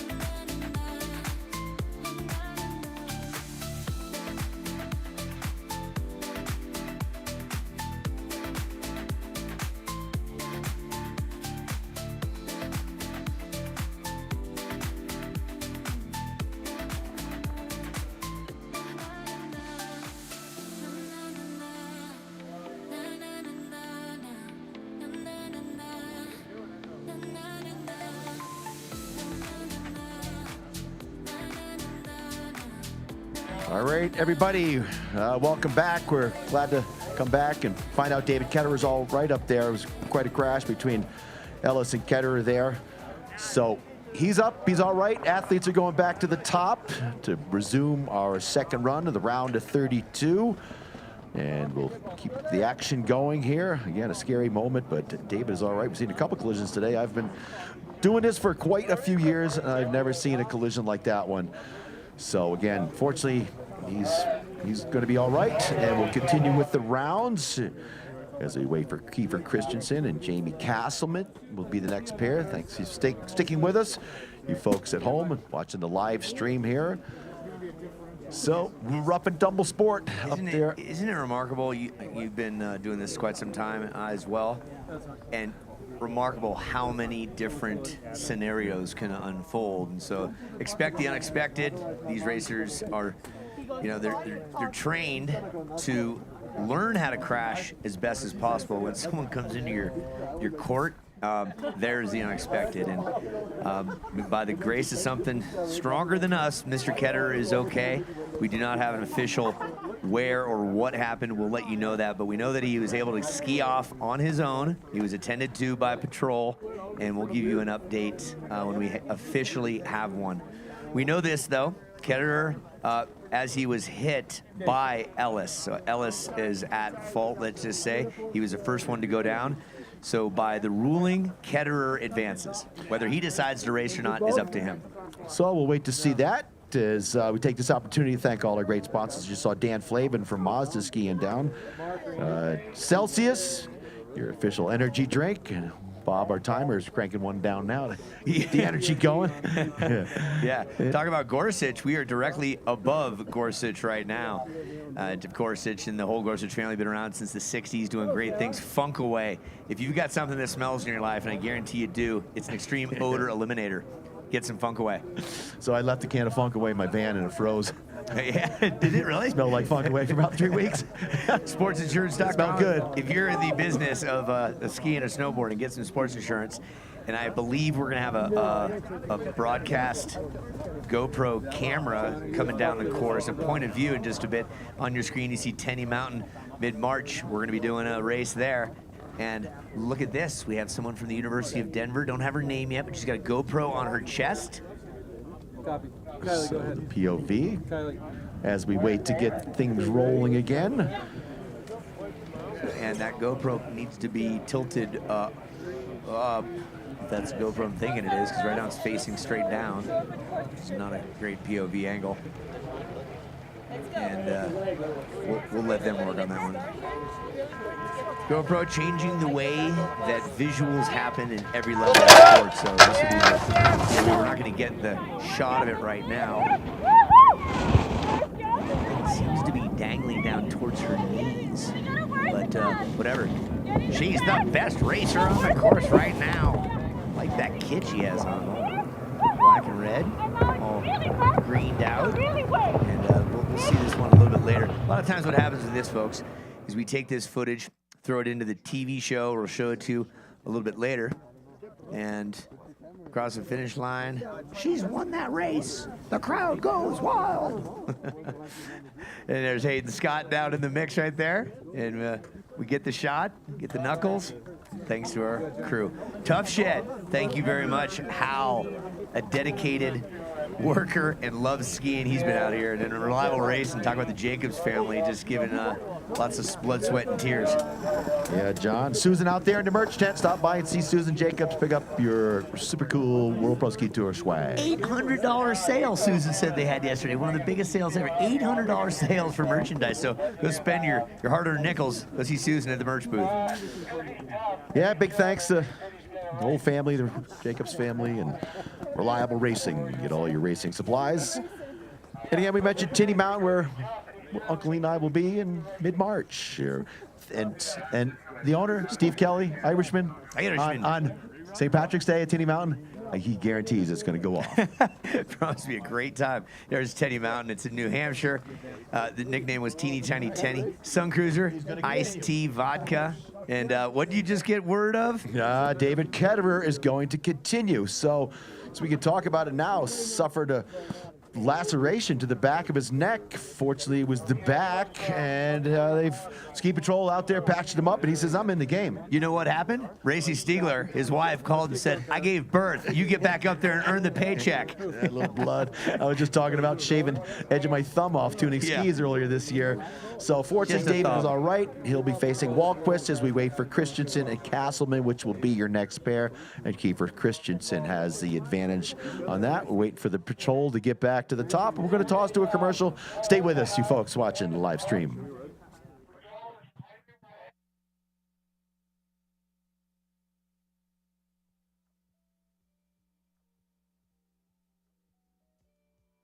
One, two, three, Choose joy. Choose the road. Choose a detour. That was interesting. Choose your shot. Take it. Choose to get in there. Even better, get out there. Yeah, that's it. Way out there.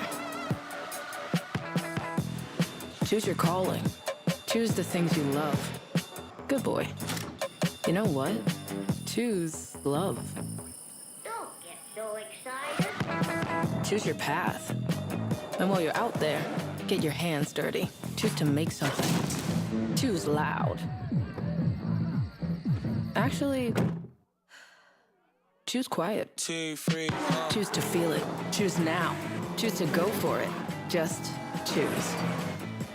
We craft cars for those who choose to do more than simply move. You know who you are. I wake up. Look at me now, you better just. Woo. Let's go.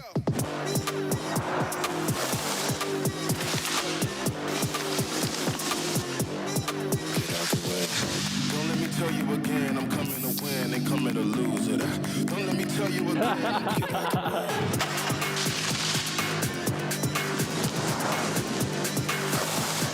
Get out the way.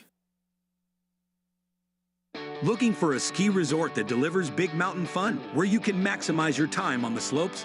Welcome to Tenny Mountain, with thrilling runs, 5 times more snowmaking coverage new this year, and a variety of trails for all levels. Tenny offers the ultimate independent resort experience. Tenny features 1,500 feet of vertical drop and 130 acres of terrain, located less than a 2-hour drive from Boston. Join us for the next World Pro Ski Tour in March. Tenny Mountain, perfect for your next winter adventure. Hey, welcome back to the Colorado Pro Open presented by Mazda. Kevin Clark and Uncle Lee. After a scary moment, we're back to racing, and David Ketter is going to stay in the field. Remarkable, and we'll get more on that in a bit. We'll hear from him. That's the scare of the day, but he's a strong warrior. Speaking of warriors, we got a Kiefer Christensen on the blue course. The redhead racer from Anchorage, Alaska. He's up against Jamie Castleman, the 24 Canadian National GS champ, and it's Mr. Christensen on the blue course that has a .621 advantage. Watch the Christmas tree lights. Blue gate's going to open 0.6 of a second earlier. Here we go. Christensen will rock back in the tails of his skis, trying to time the opening of the doors just perfectly. Gets a little bit caught up in the doors there. Getting up against them, they won't open. 600-pound electronic magnets holding those doors. Christensen with that big advantage. Out in front over the Canadian Castleman. Castleman trying to stay focused. That's the importance of staying focused on your own course. Maybe you can close the gap. Starting to close in, but Christensen, he's all kinds of twisted in the flat part of the course. Here comes Castleman. Freight train alongside. Looks like Castleman's got the momentum. Christensen lost it up there. It's a battle right to the finish here. Christensen with the advantage. He's got it. One. Whoa. Wow, Christensen. I think he lost it for a minute there. Then he applied the pressure and came back. And wow, that's racing. 0.195 was the differential. Castleman almost made it up, but not quite. No such cigar. Well, great racing, and that's the unexpected expectations you have out here. Off the Celsius jump, take a peek at Christensen. He's ahead by half of a gate. He's got it nice and comfortable. Look at the twist. And that was how he didn't catch anything. He just like misplanted and his pole went up. Getting the cell phone out of his back pocket. And then look, here he's behind, and Castleman almost had to take the lead there. He's a pretty powerful guy. Just threw it back down the hill. It's really got to have some super strong core strength to do it. Cornelius on the red. Jules from France on the blue. His gate opens up first, and they're off. So on track now, Cornelius over on that red course's run, trailing already. Bauer got a great start. Oh, he's all twisted now, boy. Really got to get that turned on top of the gate. Here we come, dead even race off the Celsius jump. Maybe a little bit of an advantage over on the blue course side as they head for this final sports insurance jump. Touching down about dead even. Another close one here. This is exciting ski racing, folks. Head to head. Oh, loses the outside ski in the blue. It's giving it away. Oh. And I'm noticing something, Kevin. Red gets the advantage there. Cooper Cornelius is advancing on. Kev, keep your eye peeled on after the second jump. Everyone's getting an issue on the blue course. I think it's the third gate after the first jump. We're going to take a look at it. There's a rut developing, and the last 3 racers have been kicked sideways out of it. We'll keep an eye on that one. But tips up in the air, course on the blue, that scrubbed the speed. That was a difference right there on the bottom. On the sports insurance area, he got his tips, a little bit of wind up against him, and there he gets hung up. Now he's just all over the map. Once again, he got inside. So important to keep that pressure on the outside ski, dip those shoulders in, away goes that outside ski. So costly mistake. But the American moving on, who's going to be a couple of rookie Norwegians coming at you next, Strand and Cavino. Cavino, they call him Ricky, the rookie from Norway. He's on the blue course. Simon Strand, 5-time All-American, attending University of Utah, getting a master's degree, and he has a .318 advantage. His gate on the red will drop first. So his lights start first for Strand. To Norway, and away he goes. And chasing is Cavino as they work the first 5 gates into the Mazda jump. Over the jump they go. Now watch this gate right here for blue. Okay, he handled it properly. That gate is causing some problems. That's if you get down low on the line. So important to ride the rut. People listening wondering what that means. You got to get that ski. It creates a berm, and if you don't get into that berm at the top and you slam into it midway, that's when you lose the purchase of the snow and the ski goes away. Battle all the way to the finish line, though. On goes Strand. Simon Strand. If his middle name was Oscar, he'd be SOS, Simon Strand. Moving on, and he will face either Nass or Tassias coming up next. So, Eric Cavino, the rookie, nice to have you out in the mix. The Norwegian Simon Strand, fellow countryman, he moves on to the round of 16. Good-looking racing so far. So there are 1, 2, 3, 4, 5 more pair.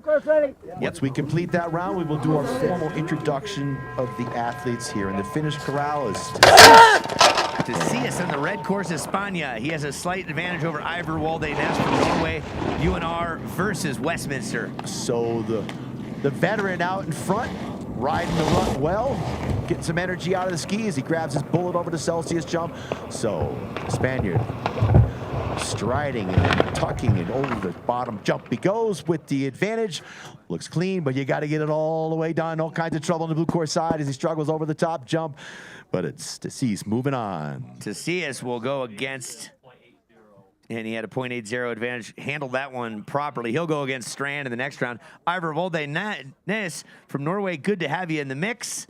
Enjoy the rest of the day. We'll see more racing from you tomorrow.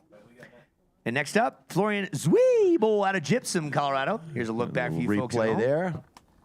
Yeah, you just, you get inside and you can't hold the pressure on that outside ski, and it just rebounds like a truck spring.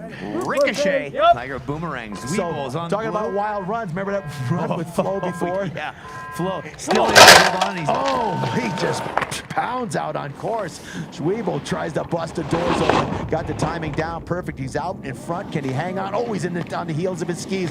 He's struggling now to keep in the rut. The young man Jack coming up alongside him with the lead over Flo, but here's where the freight train hits the extra cold. Yeah, looks like he's trailing over the bottom bump. Jack may have the advantage now out in front. His arms all over the place for Zwiebel. He's having a hard time. Like, oh man, sticking behind that one. Shaking his head there. He knew that the flow was not there for Flo Zwie. .49, Jack Reek, see you. Out of Denver, nice work, young man, into mountain biking and road biking, and now he's going on to the round of 16, and he will go up against Tassias. So Justin Bigatel and Benny Anger are coming up next. Yeah, and here's a peek back. You can see that the flow was not there for Zwie. He had a tough time getting out, and sometimes when it gets into your head like that, you're like, God, I am just not on my game. That was not his run, but for Jack Reek, it was. So on we go back to the top. Bigetel with the advantage over the Austrian. Bigetel on the blue, representing CU out of Park City, Utah. Benny Anger, Wattens, Austria. Hailing from Westminster. He's won some FIS races. Not afraid to do a little soccer, tennis, and biking. The advantage of this one is .367 for Bigetel on blue. So Bigetel's doors open first. And the Austrians close the gap as they work their way down the pitch. Mid part of the course where we've seen so many troubles, no problem this time. Out in front is Bigetel, the American rookie on tour. Gets some nice action from the upper body when he came off that jump. Was right on the outside ski. In control of this run with 4 more to go. He's in anything happen down here. Staying on that outside ski, strong pressure on the ski, out it goes. Anger, the Austrian. Yeah, Anger says, I just don't have it off that bottom air. But for Justin Bigetel, representing CU, the Buffaloes, you moving on to the next round, you will race against either Hersheimer or Cinerelli. Nice job, Bigetel. He'll be, Bigetel, you're going to race against Jack Reach. Or it's actually Reich, excuse me, like Benny Reich. Up next, Adrian Hersheimer and Enzo Cinerelli. Hersheimer, the rookie from Norway, with the advantage, Uncle Lee. Yeah. As we watched the replay, yeah, he just went 2 straight, couldn't hang in there. Called it a day. Called it a day. All right, the national champion of parallel. Took a silver in the national championships in Norway, Adrian Hersheimer. The Norwegian, the Screaming Viking. He will be featured on the blue course this time. Enzo Cinerelli on course with red, and here we go. Differential is .207. Hersheimer, the rookie with that advantage built in at the start, but no discount Enzo Cinerelli. Oh, man, he just got stood up there, put his ski in that rut, and it just stood him right up, but staying on track, trying to close the gap. Looks like Hersheimer's got a good, strong advantage here over the bottom jump. It's Hersheimer with 3 to go. Hangs in there, good pressure on the top of the turn. The chatter marks at the bottom of the rut there are what's causing trouble, but he handled it no problem. Hirsch putting the hammer down. I like it. Hersheimer, the Norwegian, finding great success in that run, doing it for University of Denver. You will go up against the likes of Ulrich Danielsen or Philippe Fjorchek. Here's a peek back for you folks at home. And on the big screen down below, handily handled by Hersheimer. This next one is going to be our final for the men's round of 32, and then we'll do our athlete introductions. Let's set the stage. Fjorchek on the right-hand side. An Olympian. He's attended the World Championships, and he's from Czechia, once known as the Czech Republic.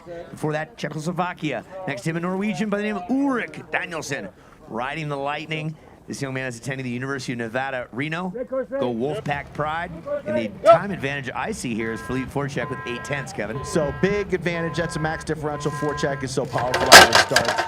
Man, he can take advantage of a rut. So as the rut develops, it's going to be further and further away from the gate. With long legs like Fjorchek's, he can put his foot out there. I remember talking to a couple of our guys, the little guys on the tour over the years, but I can't ride that rut out there. I can't even come close to the gate, but you have to ride the rut. Fjorchek making it look easy, but you can't just coast. You got to stay in the center of the ski. You got to receive the energy the rut's going to give you and move it down the hill.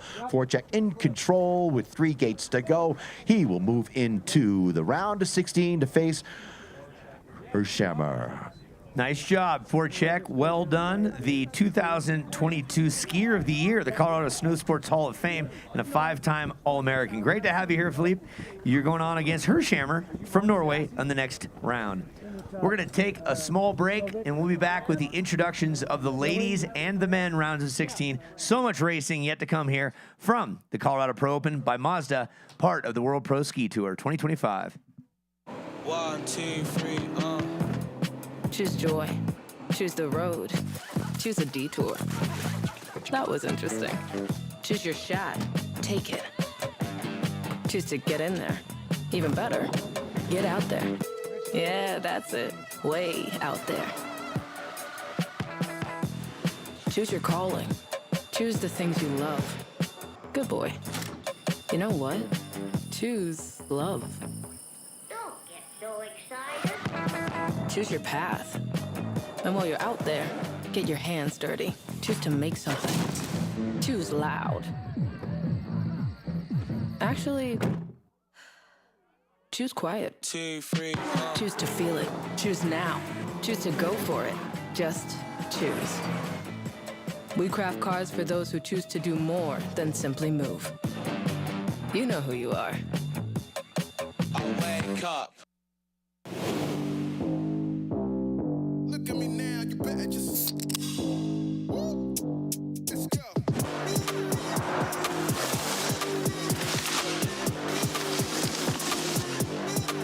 out the way. Don't let me tell you again, I'm coming to win and coming to lose it. Don't let me tell you again. Get out the way.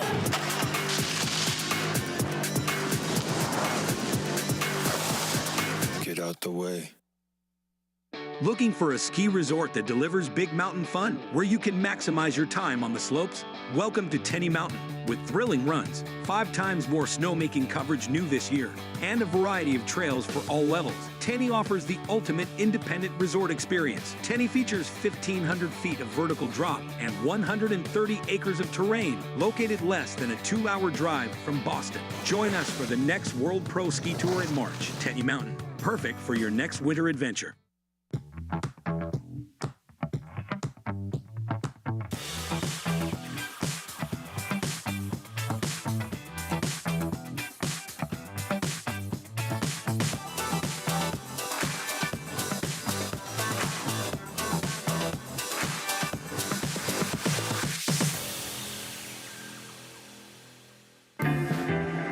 Sunny days call for Sun Cruiser Vodka Iced Tea.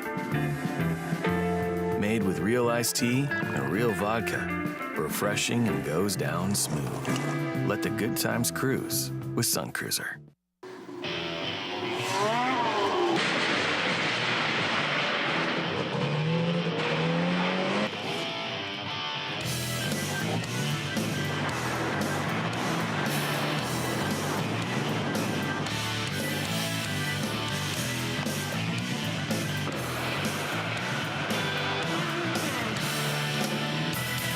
For the best deal on the best shed or garage, visit toughshed.com. As the founders of Surefoot, Bob and Russ Shea are obsessed with creating the perfect ski boot for you because they know that a properly fitted custom ski boot will make you a better skier, whatever level you're at. At Surefoot, they've developed a process that guarantees the perfect fit for each customer, and of course, they are obsessed with the process. We have 300 experts in Surefoot on the world that all use the exact same process. Surefoot, better fitting, better skiing.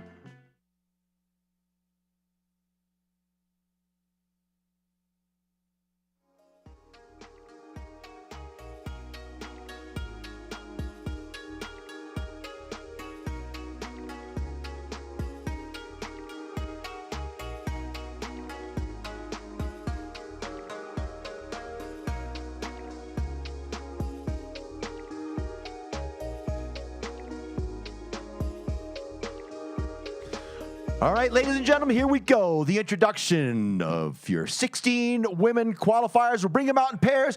Your defending champion and fastest qualifier, Erin Malzinski and Emma Hemmergaard from Sweden. Come on out, ladies. Yeah, it's going to be the first battle. There you go. Milzinski striking it like it's a guitar. High five to Emma Hammersgaard. Let's go with the next battle royale out of Oslo, Norway. University of Utah is where she got smart. Kaja Norby up against the Austrian, that's right, Denise Dingslader. They meet in the middle of the crowd. Everybody's got a little stick out there. Let's go on to the next pair. It's going to be from the United States, Carolyn Jones. And also from Canada, Louisa Bailey. Come on out, ladies. All right, little dance as they meet in the middle of the crowd to go back to the top and battle for those top spots today. All right. Look at the fun they're having out there. There's the third battle. Here goes the fourth battle. It's going to be Park City's own, born on this day many moons ago, Miss Mia Hunt. And she will be arriving up against the Italian from Bologna, Italy, 25 years young, out of Westminster, studying biology, looking to graduate this year, Giulia Tintori. Big smiles out of all these competitors. What could be more fun than battling against your buds here in Aspen, Colorado? Fist pump, and up they will go. Next, your third fastest qualifier from Sweden, Sarah Rask. Facing off against a rookie from Norway, Gil. Oh, come on out, ladies. So Vognil, the rookie, against the Swedish veteran Sarah Rask. I love the energy these ladies are putting into it. Next battle royale is going to be Miss Caitlin Harsh, a New Year's Day, baby. Every single year they call Caitlin Kendall Harsh. She got some experience. She got smiles for miles. She's going to go up against a formidable force from CU, the Swede, Evelina Fredriksson. All right, ladies. Having a good time here in Aspen. Let's go to your next pair. A former tour champion from Norway. It's Tuva Norby. It should be facing off against the Canadian Claire Timmerman as they meet in the middle. And there they are doing their disco dancing, and we round things off with our field of 16 with a young lady from Vail, Colorado. She was a rookie last year, showed up, graduated from Montana State University, a slalom specialist, Tegan Wold, and she'll be going up against a gal from Flaville, Switzerland, 22 years young, full of life, going to Westminster College. Give it up for Sarah Zoller. All right, Zoller heads to the middle. Those are your 16 qualifying women. They will go immediately to the start and begin that round for them. We will announce the men now. Bakes, we ready for the men out in the corral for our introduction? So it looks like the gentlemen have gone up to do a slip, so we'll work on getting the ladies up there, because ladies first, followed by the men's round of 16. So thanks to the course workers putting the dye in there. Mother Nature slowing down in the snow, but it's supposed to be here all day long. In and out snowstorm, producing 6 to 8 inches total volume from the top down to the bottom. And we will work on a little bit of course preparation, get the men round of 16 dialed in. We'll take a break, thank the sponsors, and be back here in Aspen in just a bit. Hold tight.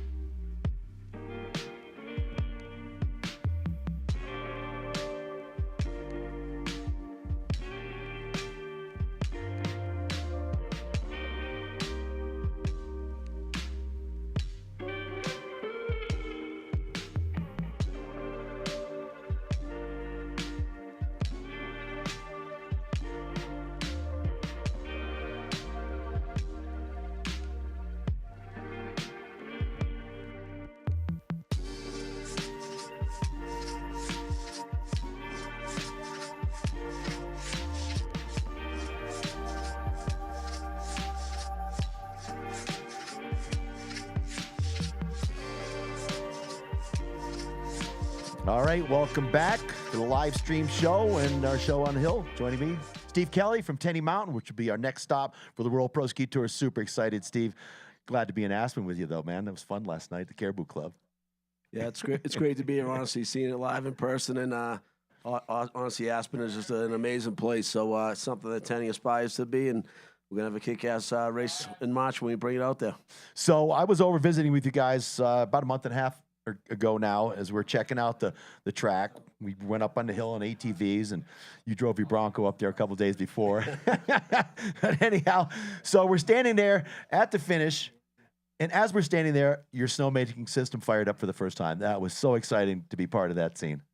Yeah, it was pretty awesome. We put a brand new state-of-the-art snowmaking system in this year, and a couple hundred new guns. So really, Tenny's going to be in the best shape that it's ever been in, and we're looking forward to showing the world what Tenny's all about.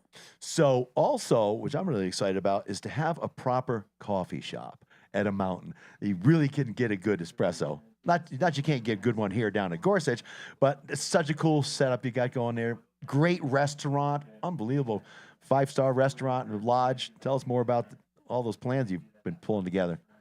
Yeah, our goal is to build a #1 destination location in New England, and in that it's going to take several years, but we're going to build out the whole amenity base with gorgeous state-of-the-art hotels, restaurants, bars, a full retail base to support the whole everything you see here at Aspen, and really that's what Tenny's going to be in the future, is one of the top destination locations for people to come visit in New England. Yeah, full master plan, sports academies, housing. So I got friends that live in that area. I'm just over the mountain in North Conway, so it's only an hour and 15 minutes for me to get over there. My phone's already buzzing. People are going, you guys really having a pro race at Tenny? I said, heck yeah, get ready.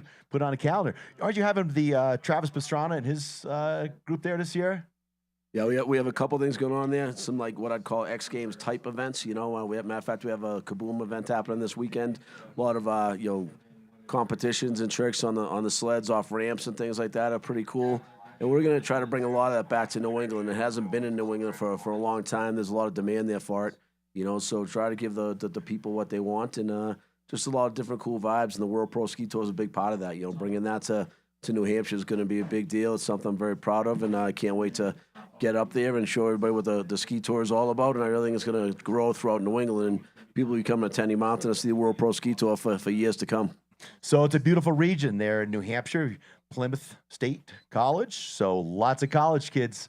I mean, probably get some of the guys from Plymouth College to race in the event, I bet. Yeah, PSU's got a great racing program. I know in years past they've competed nationally at a pretty high level. So they got a really good program there, and a lot of kids in the neighborhood just love to ski and snowboard, So we're really doing a lot to Tenny to reinvent it. We're putting a killer terrain park in right now, as a matter of fact.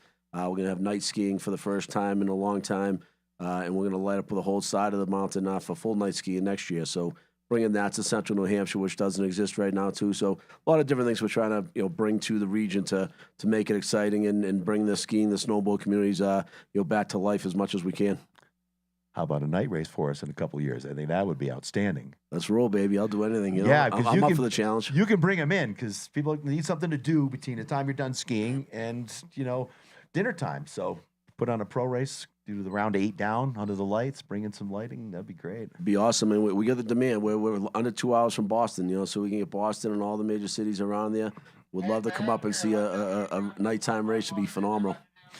So lots of great lodging around the lake. Beautiful lake there. Tell us about summer activities at the mountain. Yeah, so the Lakes region is what it's called in New Hampshire. A lot of lakes right around our mountain. Newfound Lake, one of the cleanest in the country, actually.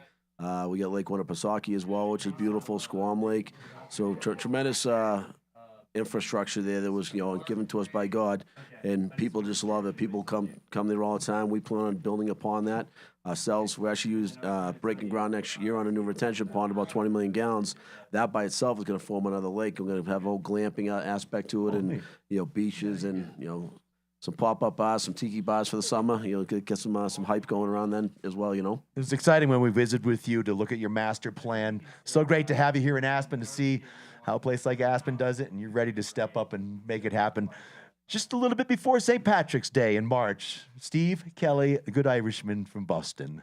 Listen, for those who haven't seen a proper St. Patty's Day in Boston, come by Tenny that weekend because we're going to have some pretty killer stuff. We'll have some bagpipers going and paying homage to my Irish roots and a lot of Guinness to be drunk and some Jameson. So come on down for a good time. Steve, thanks for joining us in the booth. We'll get back to action here shortly. Wait on the start. Coming down to the first jump.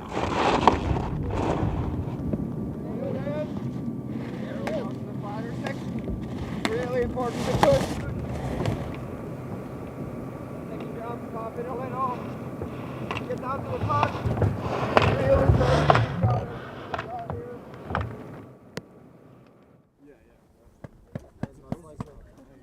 Most likely I'm still going to be super soft.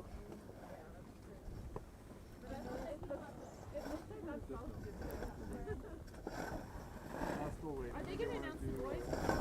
They're doing it down there. I think we'll do it around a week.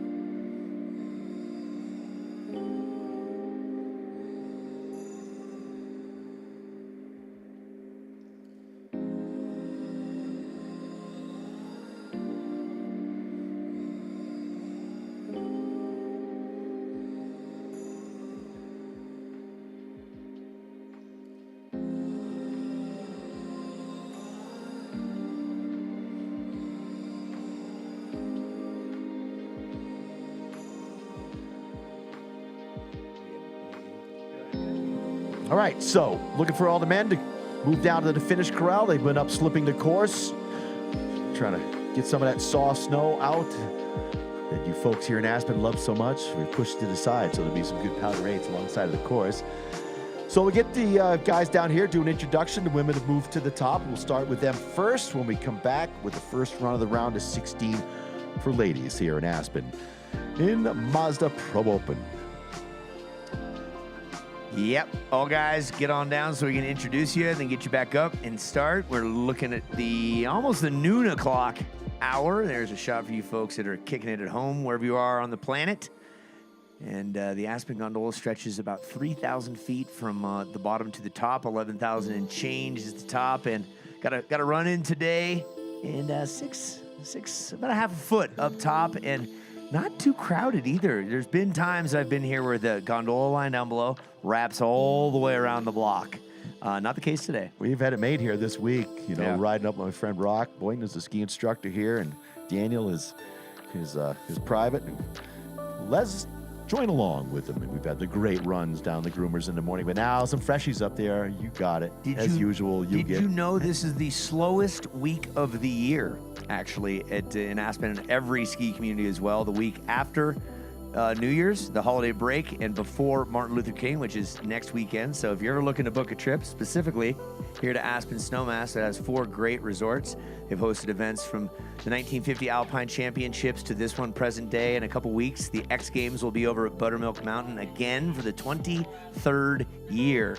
Unbelievable. We've watched people compete in the X Games, then get married, have kids, and some of their kids are now in the X Games here in Aspen. So pretty spectacular how that event has really shaped the world of action sports.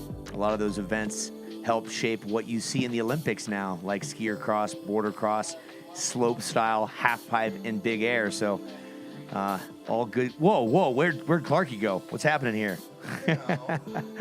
Yeah, we thank all of our sponsors, one of them being sports insurance. Now, sports insurance, it sounds pretty simple. I think the ingredients are in the name. If you're involved with sports, right, you need insurance. Is that how you came up with it? Well, I mean, obvious is good, right?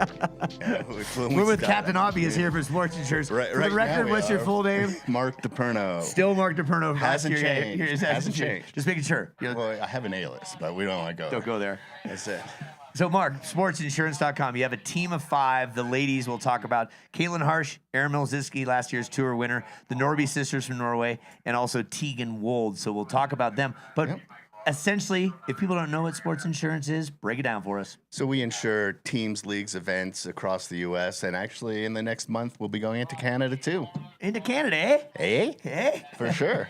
Yeah. So, for sure. You broke through the red tape and you figured it out. Unbelievable red tape. It took us a year to be able to finish that up. Got It's we're ready to go in about a month. Right. In order to compete in any event this day and age, insurance is required. So you've opened up a door for these athletes to realize their dreams. Well, actually, every athlete in this competition has a policy on them. They just don't know about it. That's an extra layer of protection there. So Ketterer with his shaving accident right there, he's okay? Yeah, he's fine. Actually, I saw him just earlier. He's okay. Yeah, So a little he's- duct tape and He's glue. gonna run. He's gonna run again. How good's that, right? I love it. That's competition. That is. We were just talking, like he's married to Racy Stiegler, who's had her share of crashes through the air. She called him up and said, "Listen, I gave birth. You get back up there and race." It's just a flash road. Yes, it's like, come on, don't be a pussy. That's it. Go forth and do. So for those folks that are watching that have, say, young teenagers that are getting into the sports insurance world, or their parents want them off of their insurance, how do they go about getting sports insurance? Well, basically, we'll do it for, say, NISA for actually Aspen Valley Ski Club are clients of ours, and so we do the whole club itself. Oh, great. So that includes all the participants also. So, yeah, it's Okay. a real good thing. And you're virtually based, but where's your home turf? My home is in South Florida right now. How far south? Very. Yeah. Like Fort Lauderdale area. Okay. Yeah. Nice. But we have offices in Lake Placid, New York, is our head office. All right. Yeah. True or false movie trivia. The movie Caddyshack was not filmed in Illinois. It was filmed where? Fort Lauderdale. That's right. Davie, Florida. Yeah, and I played that course, Rolling Hills. Rolling Hills. Exactly. I got to play it too. It's great.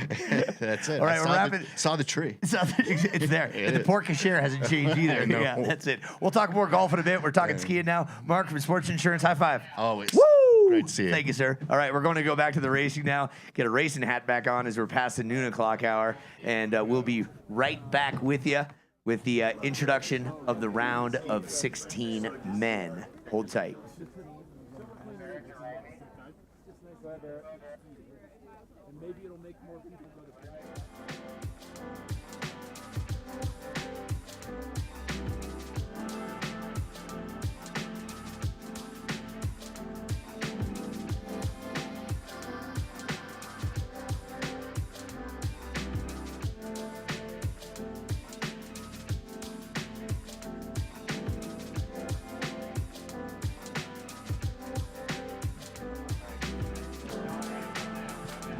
All right, ladies and gentlemen, let's introduce the men. The 16 advancing athletes here in the Colorado Pro Open is your defending champion, Christian Sobek. He'll be facing off against a rookie from the United States, Jacob Dilling. Out to the center they go. Look at that. They get there. Oh, high five. Say, no such luck, brother. We are foe now. We are no longer friends. Next up, he hails from Kings Beach, California. He calls Tahoe home. He's known as Ray Ray. He's the tallest drop of water in the mix. Give it up for Ryan. Ray Ray, her husky. And he's going to feature himself against a strong Swiss warrior representing Montana State. They call him Gianni. He's Gianluca. Boom.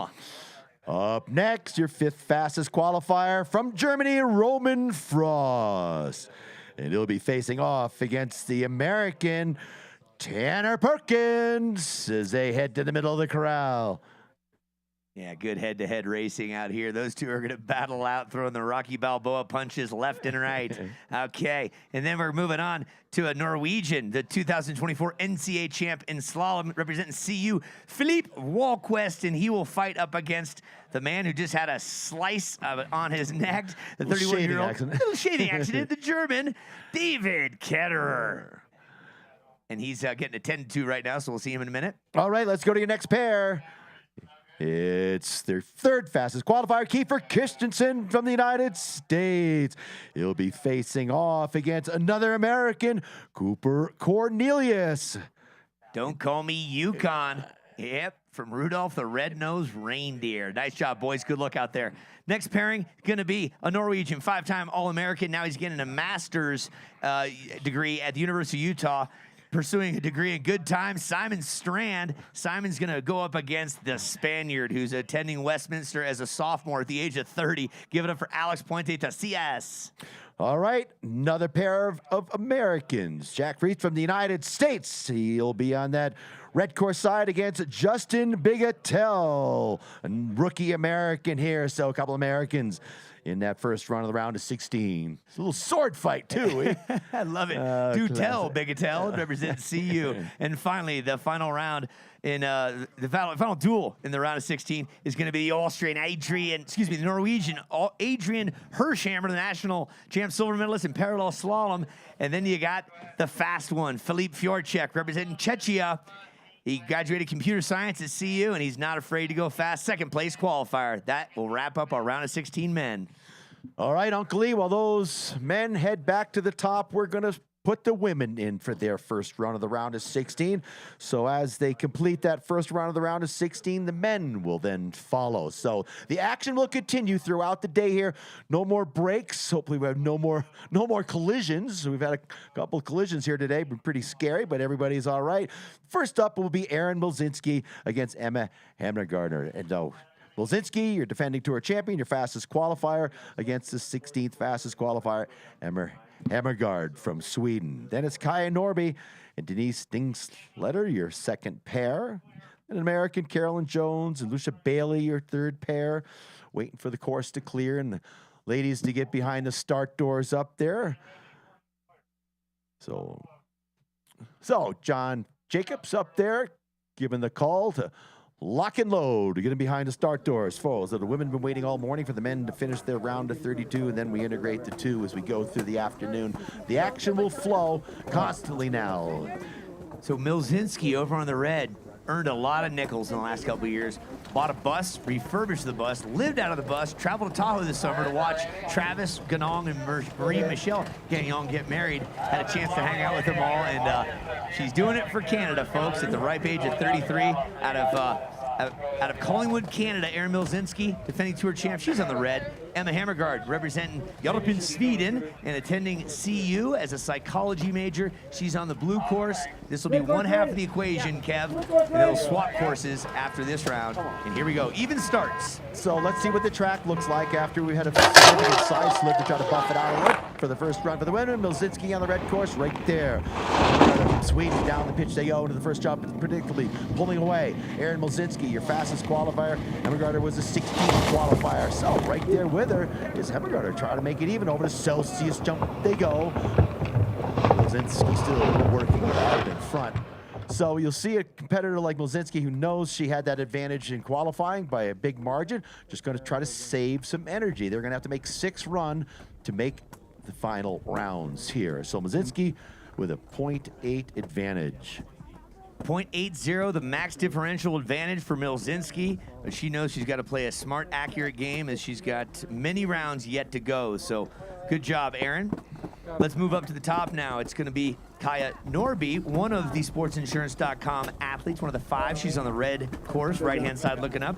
University of Utah, 25 years young, one half of the Norby equation. On the left-hand side, Denise Dingsletter from Austria, and she is a Westminster graduate attending CU, looking for a master's in finance, Kev. Well, how will finances look at the end of the day today, Uncle Lee? Is a little better than when they started, That's right. Down that track they go. So powerful start by Norby. She knows how to get out of there. Dingsletter got left on her heels. In the start, into the first jump they go. Norby touches down with the advantage. Clean landing, staying in the center of the ski. Balance, smooth, but really pace yourself. Long day. She's doing that right now. Drops down to the bullet is Norby. Dingsletter tries to close the gap as they approach the final jump, the sports insurance jump. It's still Norby out in front of shuffling of the feet on the blue course side. As Dingsletter tries to get back in the line, it's going to be Norby winning the run. We'll have to go to Bob, and the time looks like maybe max. So .496, Miss Kaya Norby, .496 advantage going into the next round. And that is some good stuff. Nice job, Norby. By the way, she's definitely afraid of spiders, so if you see one, move it out of her way. Back to the top we go, Caroline Jones. Caroline Jones, alternate, stepped into position, and she is Edwardsvale, Colorado. University of Vermont. Oh, they're off and running. Lucia Bailey from Canada, off and running on the blue course. Bailey got the jump there, as we saw. They come down to the first jump, and here comes Jones, the American, putting the pressure back on the red course side. Looks like Jones has the advantage. They approach the Celsius jump. Over the jump they go. About a dead even touchdown as they sprint for the third and final jump, the sports insurance jump.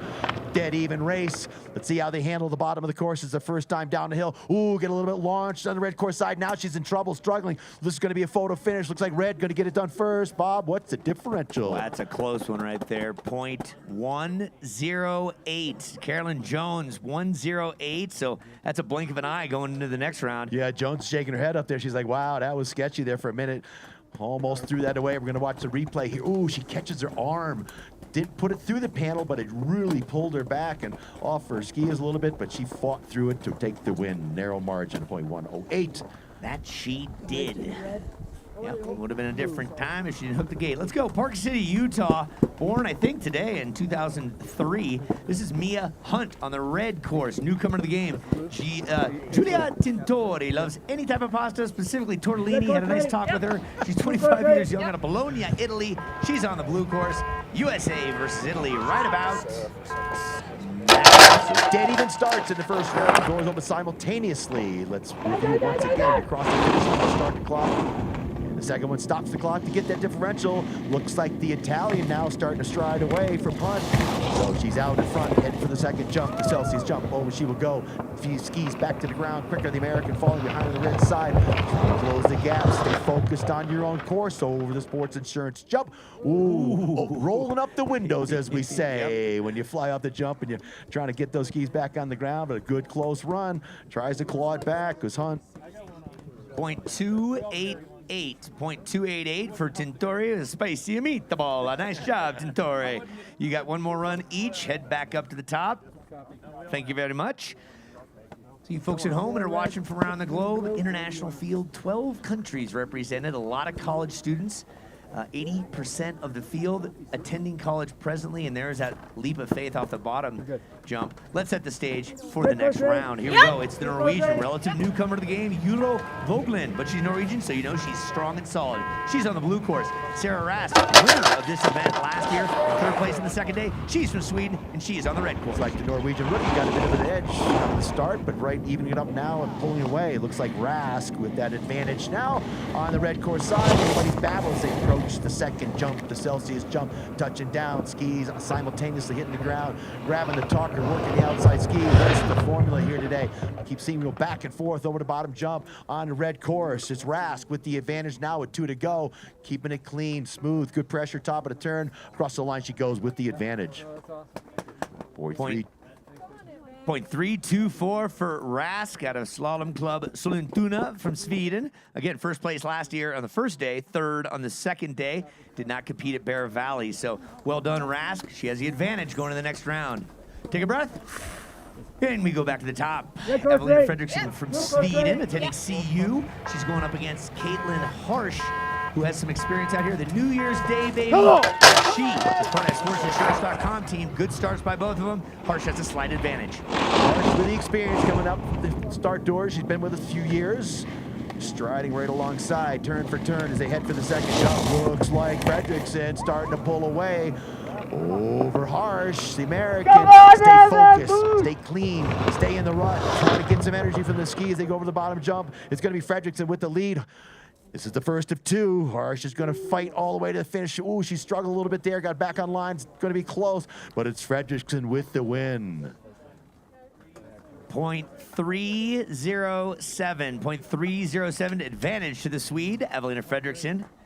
Colorado CU Buffalo. Now we're firing them down the hill, Uncle Lee. Moving right along now. First round of the round of 16 for women. Who do you got next, buddy? Moving and grooving, shaking our bacon all the way around. Things are looking good. Now there's the last photo finish replay.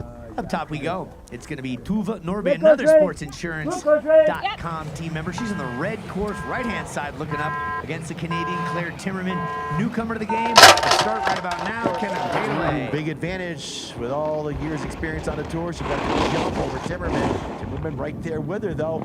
First 5 turns, looks like Norby still with the advantage as they work the middle of the course. Into the second Celsius jump, and Aspen Snowmass banners there. She touches down, still out in the lead. It's Tuva Norby heading for the final bump. It's going to be Tuva with the advantage and stretching it out now on the red course. Their first of 2 runs here for the women. A little bit sideways there in that third gate after the jump, but she takes the win. Bob, what do we got for time? 0.344 for Tuva Norby. Sister Kaya is well into the mix, the older sister there. So Norwegian, 22 years young, attending University of Utah, getting her master's data engineering. And Claire Timmerman, you got your work cut out for you in round 2. So one more pair. That will finish the first round of the round of 16 for the women. Then we'll put the men in. Who do we got next, E? Next up, Tegan Wold, another SportsInsurance.com team member. She is on the red course, Vail, Colorado. Last year rookie, slalom specialist. She's going up against the Swiss Ripper, Sarah Zoller from Westminster. So Zoller was your second fastest qualifier, but Wold took advantage of her at the start, having more experience than Zoller. Puts up a D's right there with her. Caught up after those first 5 gates as Tegan Wold watches Sarah Zoller start to pull away. Getting some good energy out of the ski as Zoller really stretching out that lead. And their first of 2 runs in the round of 16 as they approach the Sports Insurance jump. Looks like it's going to be Zoller with that max differential, which is 0.8 today. So Wold on the red course side going to watch Zoller cross first with a 0.8 advantage going to Zoller. That's what you call precision Swiss timing, slicing it and dicing it with their skis like an army knife. Well done there, Sarah Zoller. You're taking it over Tegan Wold. Tegan, you got a 0.8 deficit going into the next round. That wraps up the round of 16 ladies' first run. They'll go back up, reshuffle it, swap sides, but that'll be after the men's first round. So up at the top, we'll have Christian Sovek and Jacob Dilling. Will be your first pair. We'll go to commercial. We'll be back with the men. Get men up here. What was the last step? Okay. 1, 2, 3, Choose joy. Choose the road. Choose a detour. That was interesting. Choose your shot. Take it. Choose to get in there. Even better, get out there. Yeah, that's it. Way out there. Choose your calling. Choose the things you love. Good boy. You know what? Choose love. Don't get so excited. Choose your path. And while you're out there, get your hands dirty. Choose to make something. Choose loud. Actually, choose quiet. 2, 3, Choose to feel it. Choose now. Choose to go for it. Just choose. We craft cars for those who choose to do more than simply move.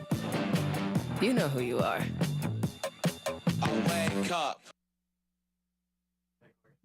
So we're looking for the men to get back to the start their first run of the round of 16. And ladies, please get right back on the lift. Let's not hang down here in the finish corral. We want to keep the action going between the men and the women. We should be able to cycle around and be ready to go with the women as soon as we run the men's first run of the round of 16. So looking for the guys to get to the top. and continue this great day of ski racing in Aspen. Looks like we got a sunny day coming tomorrow. So did you order it up? I did. On weather.com? Special ordered.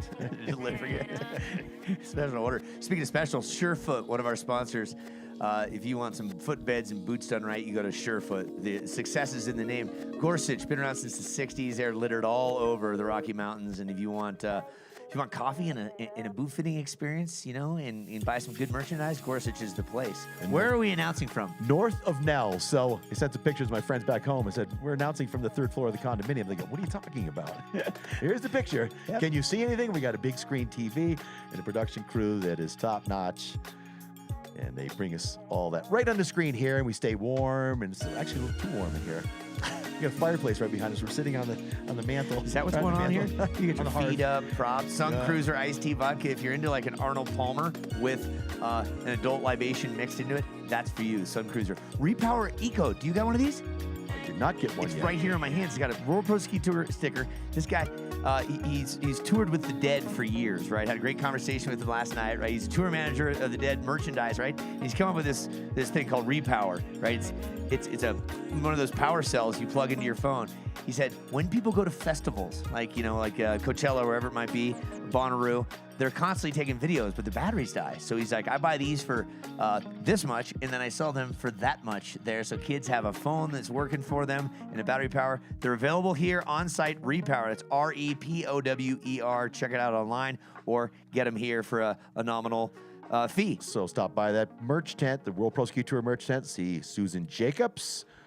Trish might be down there helping too. I was told they're free today with a $50 non-refundable deposit. That's what I was told. Charitable donation. Exactly. Yeah. How about Mazda's CX-50? If I'm not mistaken, you had a 50 or 90 last year for Taos. I tell you what, I had a 90 last year at Taos, and we got over 4 feet of snow while we were down there, and that thing just bulldozed through it. It this great video. Went out and tried to find it in the morning after we'd been there for a day, and it was just absolutely buried. And didn't even bother shoveling out in front of it, just cleaned the windshield off and put that baby in 4-wheel low and just powered out. So super capable in the snow and a great trip down from Denver. Big thanks to Chris Hill and the guys from Mazda supporting the athletes here.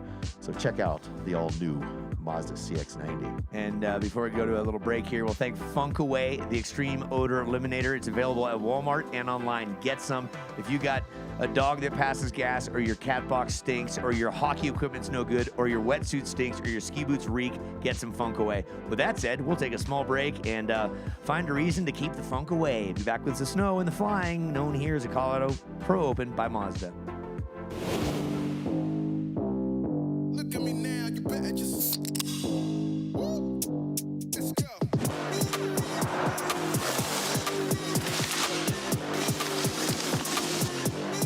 Get out the way. Don't let me tell you again, I'm coming to win and coming to lose it. Don't let me tell you again. Get out the way.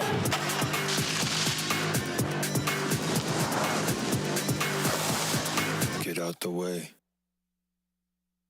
Looking for a ski resort that delivers big mountain fun, where you can maximize your time on the slopes? Welcome to Tenny Mountain, with thrilling runs, 5 times more snowmaking coverage new this year, and a variety of trails for all levels. Tenny offers the ultimate independent resort experience. Tenny features 1,500 feet of vertical drop and 130 acres of terrain, located less than a 2-hour drive from Boston. Join us for the next World Pro Ski Tour in March. Tenny Mountain, perfect for your next winter adventure.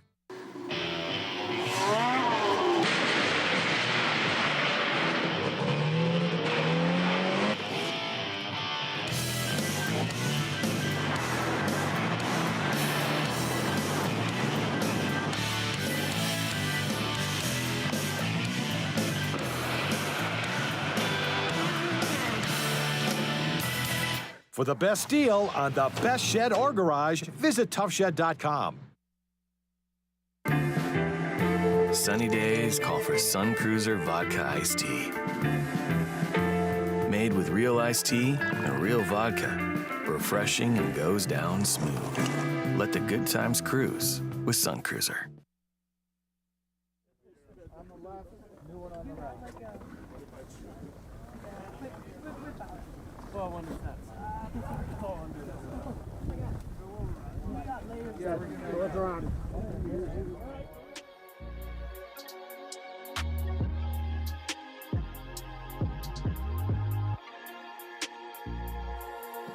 All right, the bracket appears, Uncle Lee. This is Whoa. the first run of the round of 16. Sobek and Dilling will be your first pair out.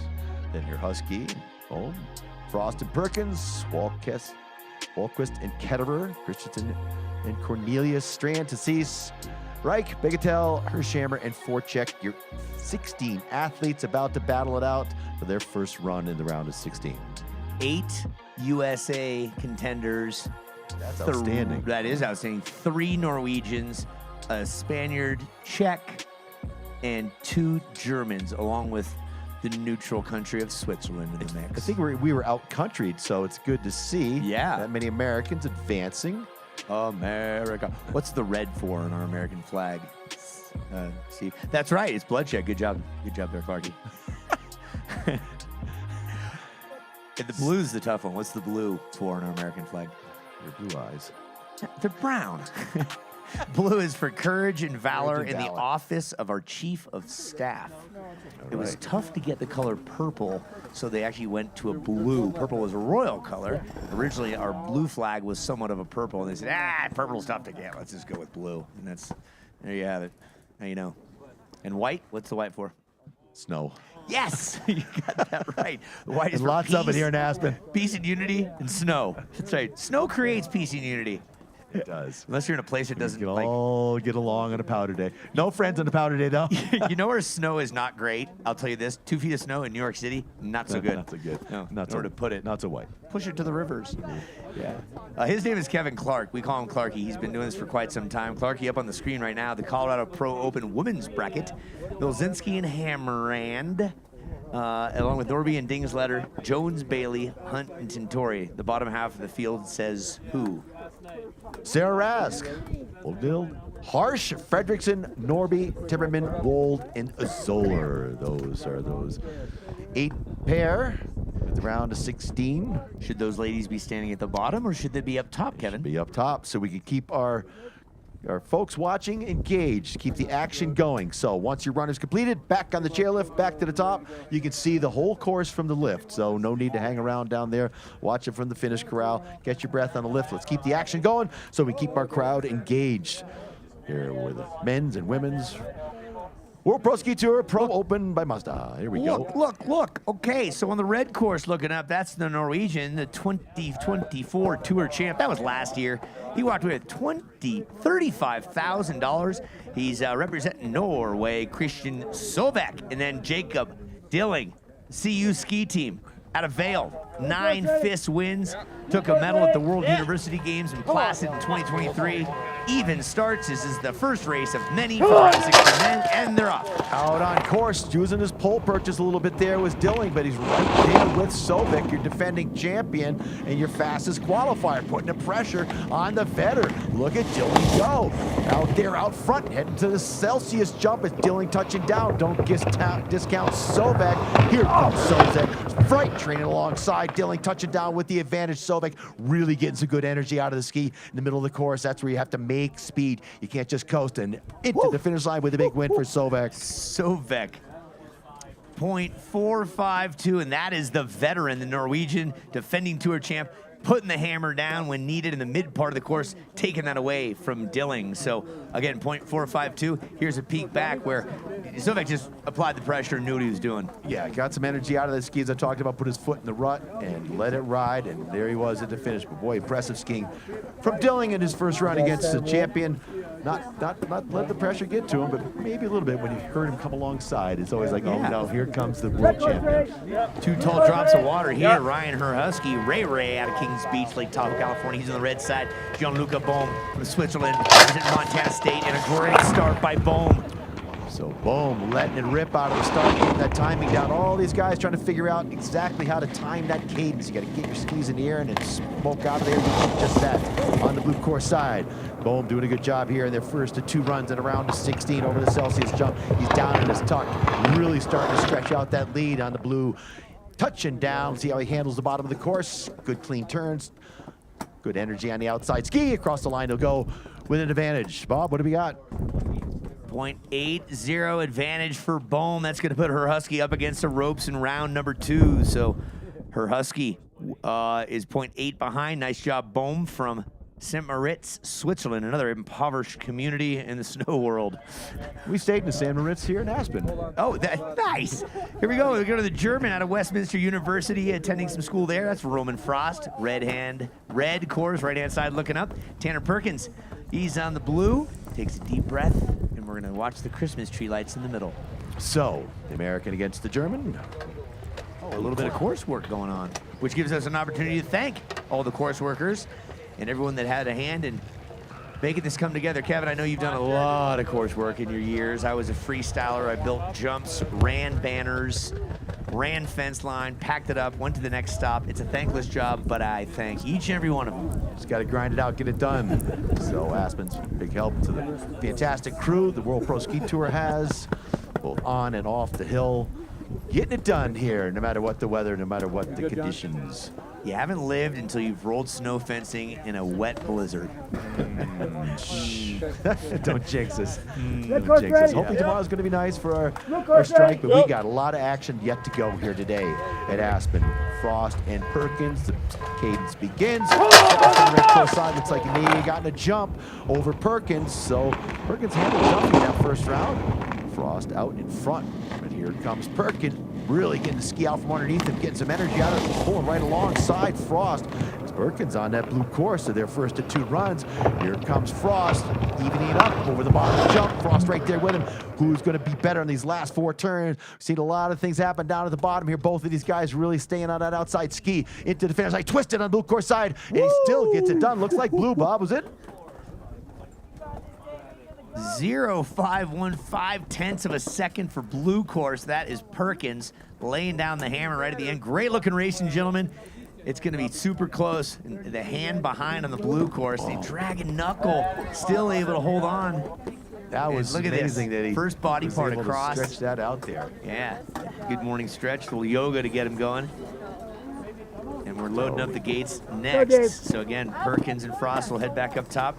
It's Philippe Wahlquist. Wahlquist will be on the red course, the Norwegian, against David Ketterer, the strong German. Now, Ketterer had that horrific tumble. Sliced his neck open a bit, but he said, hey, it ain't my legs, it's just my neck. I'll get it going. Wahlquist red, Ketterer blue. Gates drop right about now. Down on track they go. With the veteran, looks like maybe got a little bit of a jump, but Wahlquist right there with him. Ketterer out in front, maybe by his skis lengths. Can he find his mojo here? Always fast as Ketterer. Really getting stood up, riding the field a little bit as Ketterer. Not really in the center of the ski. Anybody's battle. Looks like Wahlquist with the advantage as Ketterer fights to stay with him in the bottom. It's Wahlquist with the advantage on the red side, touching down over the sports insurance. Jump to the finish. And it's going to be Ketterer fighting to keep it close. Good turns for Ketterer. Try to reel it back in. What's the difference? So 0.223 for Wahlquist. And Ketterer made up some ground there. Yeah, well, I mean, great to have Ketterer back after that horrific fall. You know, to get back on that horse. Props and kudos to you, Ketterer. And for the youngster, Wahlquist, the Norwegian, really putting together a solid run. He's a 2024 NCAA champ in slalom, so knows what the kid's doing with the slicey edges. And there's the photo finish. Back to the top we go. It's going to be Cooper Cornelius, 4 years on the U.S. team, a couple of NORAM wins. He's on the blue course. Kiefer Christensen, the redhead crazy Alaskan from Anchorage. And he's got 32 years of life experience. That's what he does on the course right now, the veteran tour. Dropping out on track. Looks like a good even start by both these pros as they think, oh, he's all kinds of twisted. But he pulled it right around, pulled that hand back out of the phone out of the pocket. But he's struggling now to try to get the energy going again. As Christensen trails Cornelius, a couple of Americans here facing off. The first run of the round is 16. Down the snow go the skis. Cornelius doing everything he can to reel them in. And at the line, it's going to be Cornelius over Christian in the first of two runs. 5.32 for Cooper, don't call me Yukon Cornelius. And tough luck there for Christensen. Since he's discussing it with Cornelius right now, going, man, I was a mess up there. We're gonna show it right now. He gets super twisted. Oh, he caught an arm. Wow, that was a struggle to stay in there. That does wonders on your shoulder joint. Yeah. That's really, Yeah. you're going to feel that one in the morning. Okay, let's go to the top. The Norwegian by the name of Simon Strand, 5-time All-American, now is pursuing a master's degree at the University of Utah. That's on the red side. The Spaniard, Representing Westminster, Alex Puente Tacias had great success last year. Let's see what happens here. Like Tacias got the jump out of him. He's got more experience coming out of the gates. Wild off the red jump side, giving it up quickly as Strand, as the Spaniard pulls away through the flats, grabs the bullet over the Celsius jump, still deciding what to do. Should I bullet? Should I stride? Drops in the bullet again over the bottom, jump over to Sports Celsius, or excuse Sports Insurance jump with 2 to go. Trying to close in to Strand, not giving up at all across the line. The Spaniard with the advantage. 0.404 for Tacias on that run over Strand. And pretty smooth sailing. So Tacias got a good handle on that situation. He showed up again last year, and we were impressed by his skiing, and once again, as such. So Reish and Bigatel coming at us next, Yep. Jack Reish has a peek back for you folks at home. Nice to have you. Oh, look at that, all up in the air. Cowboy hit, landed on one ski. Woo! Way to hold on. I think my knees could take that at this point. From representing CU, 21 years of age out of Park City, Justin Bigatel. He's on the left. And representing CU, Colorado University of Buffalo, Jack Reish. Reish gets a good strong start. And Bigatel lost a little bit of a hold to try to come out. Looks like he's right there with him over the top jump. Over the Mazda jump. Struggling, reaches on that red course side. Bigatel starts to stretch it out into the Celsius jump. He has the advantage, but Jack fighting back, trying to keep it even into the bottom jump they go. Still advantage on that blue course side, not by much as we try to straighten out at the bottom. Here comes Reish making some clean turns. Oh, in the back seat he goes. Everybody's fighting for everything to get at the bottom here. It's going to be the blue course win, Bigatel. 0.151 for Bigatel. Getting a little that was back and forth there. Yeah, that was. So 0.151, not too much. They'll head back up and swapping around. Last duel coming up. Here's a peek back at some of the shenanigans. Oh, back in his tails. In the back seat looking for Celsius. So you guys are getting a feel for this at home, obviously, and on site here in Aspen. We're doing dual duty. We're talking to the crowd. We're talking to you folks at home. You folks that are here, let everyone know the Facebook page, World Pro Ski Tour. They can watch this live where you are. Philippe Forchek, Chechia. Or if you choose, you can watch it later on YouTube. So World Pro Ski Tour YouTube. Here we go. The start for the final first run of the round of 16. Adrian Hirschhammer from Norway on the red. It's Forchek on the blue. So Forchek, your second fastest qualifier on that blue course side. Feeling the pressure from Hirschhammer in their first and 2 runs in the round of 16. Big and tall Forchek can really roll through the flats, but don't discount Hirschhammer. He's right there with Forchek over the bottom jump. It's anybody's race. Forchek looks like he may have an advantage on the blue course side of their first of 2. Forchek there, powerful into the finish line. He goes with the win. Forchek taking the first of 2. Yeah, that third 0.196 advantage of Forchek. The third to last gate, Hirschhammer had a little bit of a slide out, and that opened up the door for Forchek. There's your top 16 round 1 for the women. Here it comes right there. Watch this little slide out, almost goes down. Uses his knuckles for support, and that opened up the door for Forchek, saying, so, I got it. Forchek using that high clear, as tall as he is, he can just put his hands right up over the top of the panel and plow the gates out of the way and claw his way to a win. A lot of great close racing. Yeah. Go back to the top with the women. That's nice. Ladies are getting geared up right there. And guys, keep it moving. Get on that lift. Get back to the top. We want to keep the action going steadily for our folks watching it on our live stream and all of you out there watching the action. So the women are at the top, getting organized. See the guys buffing out the start up there. Sports Insurance flag and the Mazda banners. I haven't seen Chris Hill yet. Have you? I saw him walk into across the plaza with Dan Flavin. And Flavin and his lovely brides out here. They might be shushing it up on the POW. Can you blame a guy from Michigan? Yeah. Exactly. Ask me about to come talk to us clowns. Yeah. Well, Hill's living in San Clemente, right? So that's right. Same difference. Same difference as Michigan. Right. I mean, no snow. No snow. No snow at all. Good. Big waves over the holiday season down in San Clemente. Dan's from Michigan. Dan is from Michigan. You're absolutely right. I think the Detroit zone, if I'm not mistaken. You've had some great races in Michigan. Boyne Good Mountain. Old Boyne. Yeah. Oh, wait a minute. Look at that. We look to our right, and there's Chris Hill. Chris Hill now. In the mix. Chris is bringing us food. That's awfully nice. He's got catering service from Mazda. Thanks. He's that kind of guy. All right, we're loading up the ladies. We're going to get to Chris Hill after this round of 16 ladies because our primary objective is what? Racing. Keep them racing. Okay, so Milzinski from Georgian Peaks. If you've ever been up to Ontario, you know it's never warm in the wintertime, but the Collingwood area is a mecca of ski racing. You got Blue Mountain, you got the Collingwood, you got Georgian Peaks. A lot of great racers come out of that area because all they've got is 800 vertical foot hills that are rock hard. You can look down through the ice and see the hay and the trees. Kind of like Buck Hill. Like Buck Hill, like a lot of places up in that neck of the woods. So that's where Milzinski, the 4-time Olympian, comes from. And then out of Yarpen, Sweden, where they have like 20 hours of darkness this time of year, is Emma Hammersgaard. And she's on the red course looking up on the right-hand side. So Milzinski, Hammersgaard, who has the advantage in this one? So Milzinski with the 0.8 of a second advantage, the maximum differential for the Canadian, our defending Tour champion. As her lights start first, her doors will open 0.8 of a second. And the pro from Sweden, on course, Hammersgaard. Now, so watch Milzinski. Let's see. Clean and smooth, stays in the center of the ski, makes it look effortless. She's so powerful. Also, a water ski jumping world champion. Yes. So she got some power in those legs. Again, making it look easy. Staying in the center of the ski. Oh, a little bit. She puts that hand back here. She just pulls it back around like it's nothing. Milzinski making it look easy here. Your fastest qualifier and defending champion. Look at the edge pressure at the top of the turn. So in control. Looks over her shoulder. Looks over the shoulder. Milzinski, you're going on to the round of the Great 8, we call it. No surprise there. Milzinski out of Canada. Budgie's her nickname, and her quote is progress, not perfection. So congrats. You're going to join the likes of Denise Dingsletter from Austria or Carolyn Jones from the USA. That's coming up next. Yeah. We take a deep breath. We reset the field. The gate's going to drop momentarily. Dingsletter from Austria on the right course. Kaya Norby with an advantage of 4.96. Gate opens for her first. Norby with that strong lead.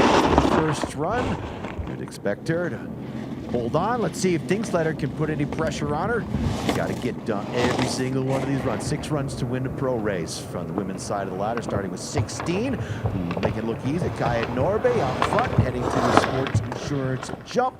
And down she goes to control with 4 to go. So important, the bottom part of this course. The many mistakes made there, but she's right on the outside ski, clean and winning it. Kaya, you're going to face Milzinski in the next round. Nice job, Kaya Norby. University of Utah, where she got some education. She was the European Cup overall winner in GS some years ago, so earns the right to be there. Let's move on. Lucia Bailey is going to go up against the likes of Carolyn Jones. So Jones getting ready. She's a .10 advantage.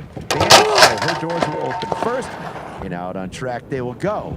Jones now over on that blue course side into the first jump with the advantage, touches down, but here comes Bailey, the Canadian, putting the pressure on as they head to the second jump. It's still out in front, Carolyn Jones, the American, with that edge into the midsection of the course. Can she carry more speed over the blue side? Here comes Bailey trying to make up some ground over the bottom jump. It's Jones, but here comes Bailey right alongside now. Bailey trying to straighten the course out. Jones right there with her. Going to be another photo finish across the line. Looks like it's Jones. Jones attending .095, Kev. 0.95 for Jones, taking it from the Canadian Lucia Bailey. That's what makes this sport so exciting. Dual format racing, right to the wire. Look at the angulation and just reaching across, first body part across. Jones, the victor there, attending the University of Vermont, while Lucia Bailey at Middlebury College getting a psychology degree. We are moving and grooving through this, folks. Let's go with Julia Tintori against Sarah Rask. Rask has the advantage by Tintori. Excuse me, Mia Hunt and Julia Tintori off by 1. Tintori's going to be on the red, Mia Hunt on the blue. So she had that .28 advantage over the red course side is Tintori, the Italian. Anybody's race. Clean, smooth off the top jump through the midsection, approaching the second jump, the Celsius jump. Looks like blue course started to pull away. The Italian who had the advantage after the first run, but Hunt right behind her. Oh, she's in all kinds of trouble. Can Hunt take advantage? Here comes Mia Hunt now going by, making a mistake in the flats is a kiss of death, and it's the American going to take advantage of it, going to pick up the win and move on into the round of 8. And across the finish line, that was Tintori, yeah, Julia Tintori was on the red course here. Yeah, they'll swapped around there. Just double checking. Out of Westminster studying biology, it's the Italian Tintori advancing on. You'll compete against Jones in the grade 8. And here's a look back as you're going in backwards right now. .690 is the differential, and you can see arms go wide. She takes out that gate, did not miss it, but then she gets hung up outside the rut. That opened up the door for Tintori, and that's the way racing works.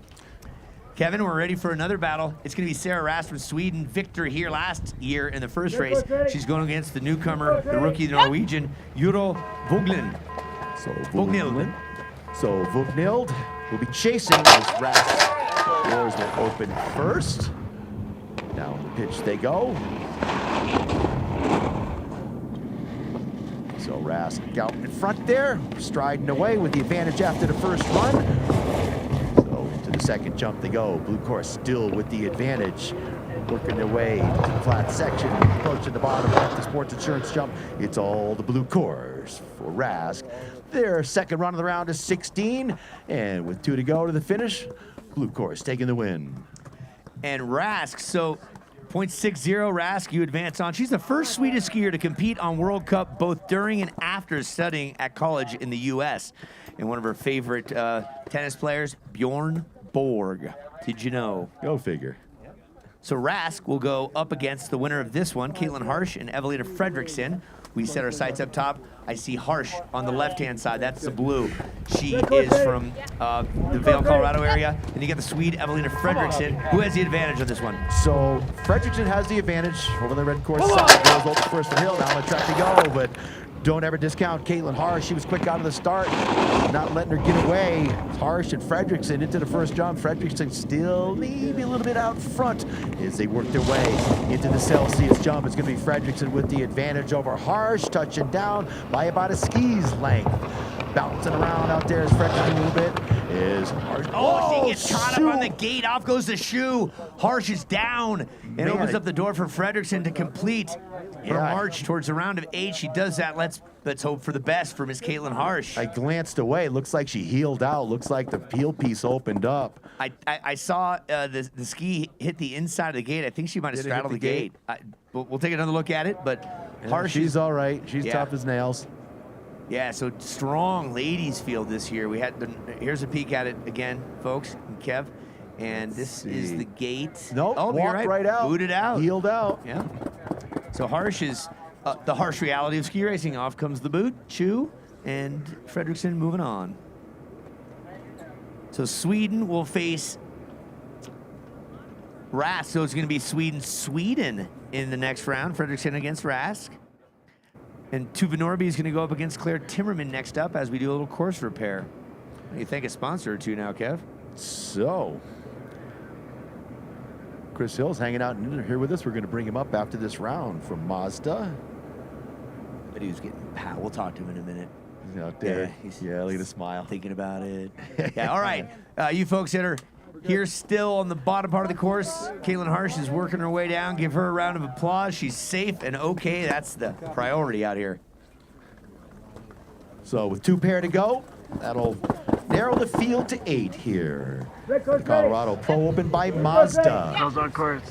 Mazda banners blazing away up there. Look at this. Okay, Tuva Norby's got an advantage of 344.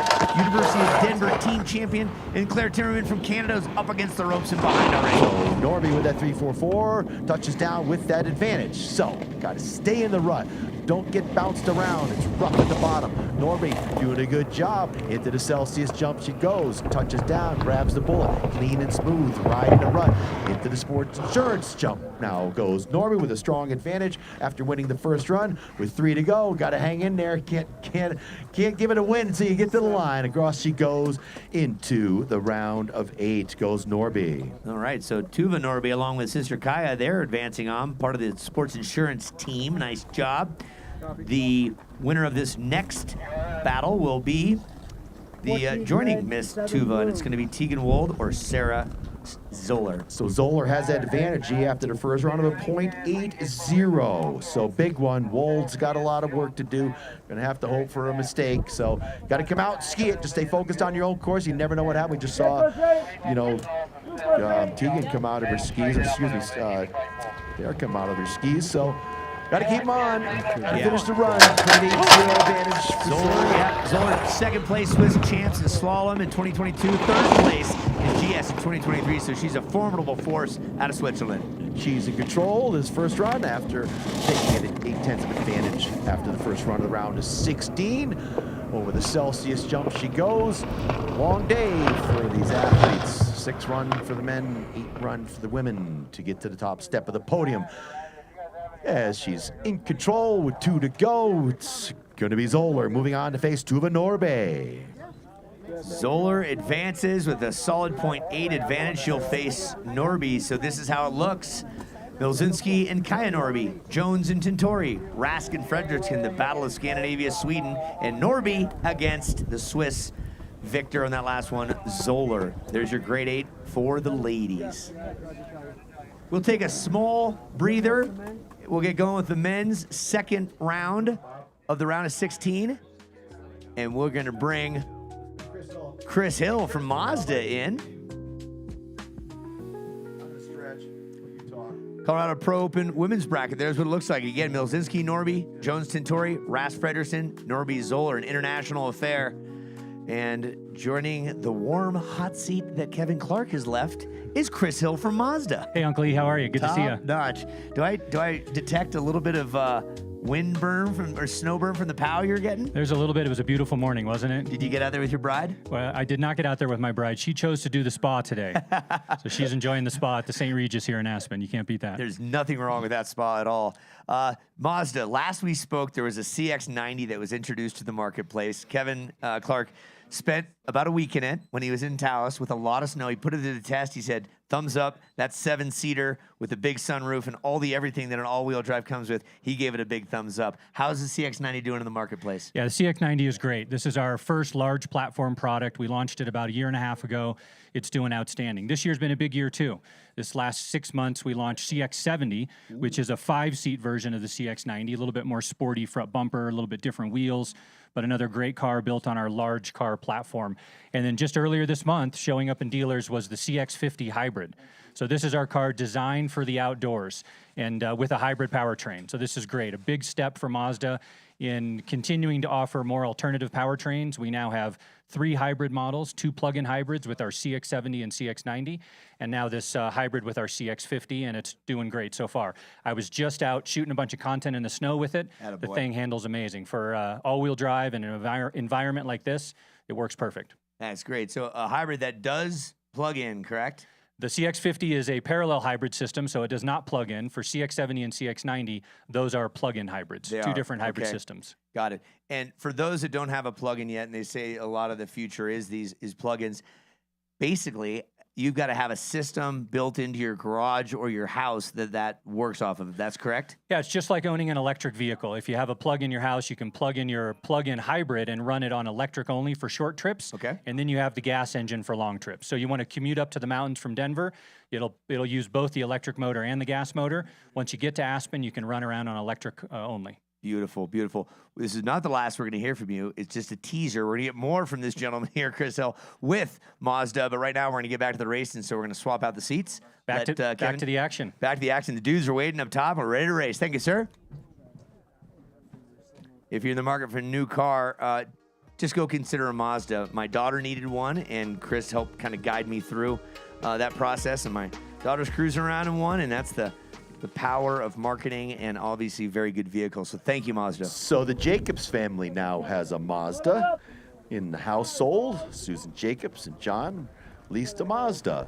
I'm gonna test you here without looking at your hat. How many vowels are there in Mazda? How many vowels? 2. Good job. He had to look at his hat, folks. He didn't see that. He's looking at the banner. Yeah. Okay. Just keeping we digress. Keeping the love alive, everybody. Welcome back to Aspen Snowmass. This is the Pro Open presented by Mazda. Tomorrow we're gonna do the same situation. We're gonna increase the gate width, aren't we? We stay with the same gate distance for our second day. It's about a 15-meter distance between gates with some serious turn shape as we watch Christian Sovek moved behind the start doors, facing off against Jacob Dilling. So Sovek, after the first run, has the advantage of a .452. His doors will open first, and you'll see that defending champion jump out there. And see if he can continue his charge through the field like he's done so many times last year. $35,000 is what he earned last year. Loves tennis and golf, skateboarding and chess, and he hates snakes. Did he go? That's all Rubik's Cube. But boy, he can snake it out on track. Super powerful is Sovek. Really uses the whole core to really get some energy out of the ski. Stays centered all the time. Dilling doing everything he can to try to straighten this thing out. Knows he's got his work cut out for him against the world champion, doing an admirable job over the red course side. This is Sovek, who just never gets out of balance. He just pumps the legs and gets some energy, cruising smoothly into the finish. He knows he's out in front, but Dilling trying to do something at the end, not giving up. Good job, Dilling. It's going to be Christian Sovek advancing. Sovek, he likes that big paycheck. He's moving on to the grade 8, where he will go up against either Ryan Herhusky or Jean-Luc Baum. So Sovek, well done, young man. Way to put the hammer down. A big thanks to all the course workers, the entire staff making this an efficient day out here. The camera crew as well. Let's go up top. Jean-Luc Baum, who has the advantage of this one from Montana State. Whoa, he's on the red course. He's already off a run. Ryan Herhusky from the UNR is way behind. He had the max differential, so you should expect this to be I shouldn't say easy run, because that course is not easy. You cannot just coast that thing. You got to stick your foot in the rut and load it up and ride it all the way around. One lapse of concentration can send you out of the rut with those 165 slalom skis loading up with so much energy with 3-4 turns to go. It's Moem out in front, and he will move into the quarterfinals and face your tour champion, Christian Sovek.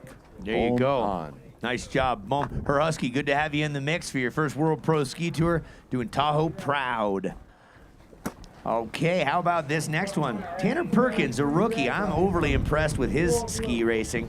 He's going to go against the German Roman Frost, and they're going to swap sides. Frost blue, Tanner Perkins red, and it's a .051. Slight advantage for Perkins. You're not even going to notice the difference when the gates open. No blink of an eye as they wait for the cadence to start. Lights will go yellow to green, and they'll charge to the finish. As they move into quarterfinal rounds. Good and even on that run. It's Perkins over on the blue course now. Had a little bit of an advantage. Oh, Frost is wild and all over the place, but he's just a ripping. Perkins really putting a powerful run together on that red course side.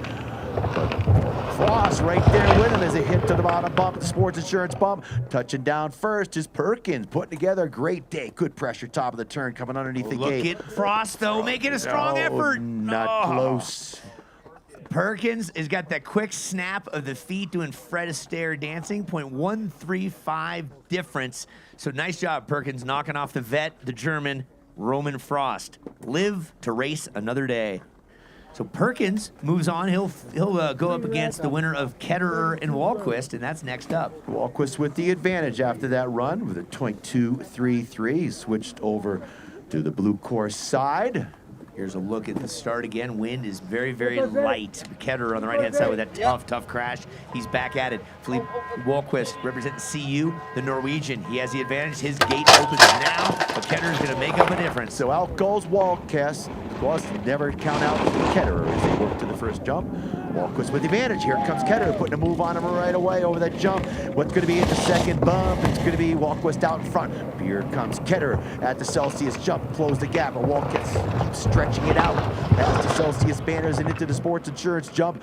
Goes Wahlquist with that advantage. Ketterer got us struggling at the bottom here as Wahlquist going to take it away and into the quarterfinals to face off against Perkins. Yeah, Wahlquist really hammer down. Ketterer gets the tenacity award. Ketterer, you get the tenacity award for getting sliced on the neck and coming back, doing it for baby Rosie and, of course, Rossi Stiegler. So nice to have you here, Ketterer. We'll see you tomorrow. Wahlquist going. Let's go. Christensen against Cornelius. Up top, it's going to be Cooper Cornelius on the right-hand side. Red, Kiefer Christensen on the blue. Who's got the advantage? So Cornelius with a .5, 3-2. Big advantage as the doors open up. Comes out on track, times it perfectly. Got to get up there and check out the start, folks, if you're skiing. It's super exciting. Ooh, back in the tails of his skis. As you watch Cornelius getting a little bit wild, ski bouncing away. As we watch Christensen trying to make up some ground. Here comes Christensen over the Celsius jump they go. It's still Cornelius out front, but Christensen, no stranger to pro racing, knows how to straighten it out. At the bottom jump, it looks like it's dead even. No, looks like Red struggling on the blue course side is Christensen, while Cornelius runs away with one to go. Oh, Christensen, the Alaskan, had a chance there and just got hung up. Yeah, he knows it too. After the bottom, the second jump, he got hung up on that gate just a little bit, and 0.5 and change was Cooper Cornelius, the gentleman from Glenwood Springs right down the road. He's going to go up against Strand or Tacius in our next battle. So Tacius with the advantage in that battle, .404. He's moving over to the red course side. Yeah, Spaniard. He's 30 years of age, sophomore year at Westminster. Decided to take school not so serious in his 20s. And right now, Tacius from Spain. He's in the red course. His gate is now followed by Simon Strand from Norway. Out on track he goes. Really gets some energy out of the upper body, trying to generate speed immediately because it flattens out real quick over the Mazda jump. Spaniard out in front, fighting hard to Strand to try to close the ground. The Norwegian trying to stay focused on his own course. Tacius with the advantage, still holding on to about a gate lead over the bottom. Sports Insurance jump. He goes out in front with 4 to go. Crucial part of the course, the money turns, and it's a Spaniard at the line. Moving on into the quarterfinals to face off against Cornelius. Business administration is his major. Business on the course is his job today. Nice job.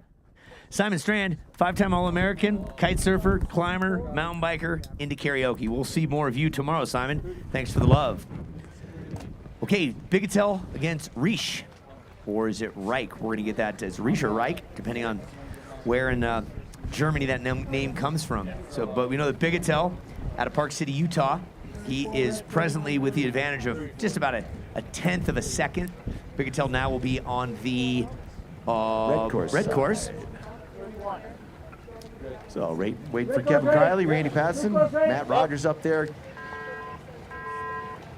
Malia Mutz up there helping organize the athletes, keeping things slowly.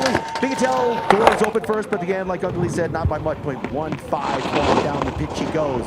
Out in front, that advantage. A little bit of snow coming down. Wide and wild is Jack over on the blue course side. He chases down Bigetel through the midsection. Can he let it run and close the gap? The American get close, and to the bottom jump they go. Still the lead on the red course side for Bigetel at the finish with 3-4 gates to go. Out in front and getting good pressure on the ski. Good turns, good energy across the line he goes. Bigetel will advance into the quarterfinals.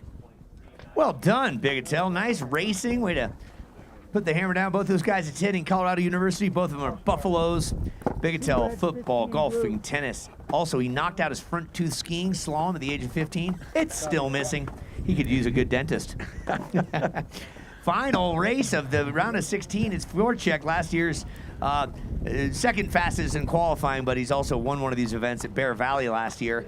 And Adrian Hirschhammer, newcomer from Norway, national champ, silver medal in parallel slalom, so knows something about this type of racing. Who's got the advantage? Fjordcheck gets the advantage, and he jumps out there long and tall. Pole plants really produce a lot of energy down the hill, so you've got to ride the rut. He's got those long legs to get some energy out of the rut. As he's clean and smooth, but here comes Hirschhammer right alongside of Fjordcheck, with Fjordcheck only a small advantage after the first run. The first run crosses the finish line. Fjordcheck so composed, so solid, stays focused on his course and starts to pull away. Fjordcheck looking good here with 2 to go. It's Philippe Fjordcheck. Oh, gets a little bit crossed up with a high clear, but Fjordcheck wins the run. Fjordcheck representing Czechia, 0.354. So Fjordcheck knows a little something about racing. Excellent patience, nice diligence. And we now are going to take a small break as we take a look back at Fjordcheck reaching across the finish line. He'll go up against Bigetel when we get back to the men in the round of 8. Kevin Clark alongside Uncle Lee here for the World Pro Ski Tour. Women's rounds coming up next. But before we go, take a peek at Sovek and Bohm, Perkins and Walquist, Cornelius and Tacius, Bigetel, Fjordcheck.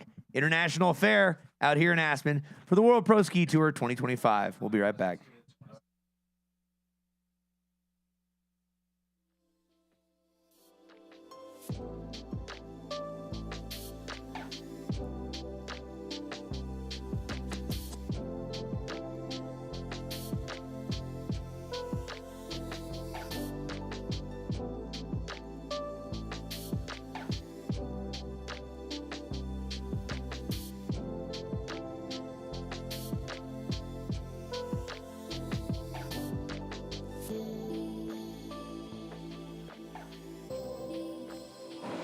1, 2, 3, Choose joy. Choose the road. Choose a detour. That was interesting. Choose your shot. Take it. Choose to get in there. Even better, get out there. Yeah, that's it. Way out there. Choose your calling. Choose the things you love. Good boy. You know what? Choose love. Don't get so excited. Choose your path. And while you're out there, get your hands dirty. Choose to make something. Choose loud. Actually, choose quiet. 2, 3, Choose to feel it. Choose now. Choose to go for it. Just choose. We craft cars for those who choose to do more than simply move. You know who you are. I wake up. Look at me now, you better just.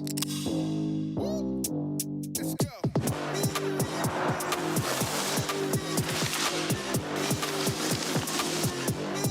Get out the way.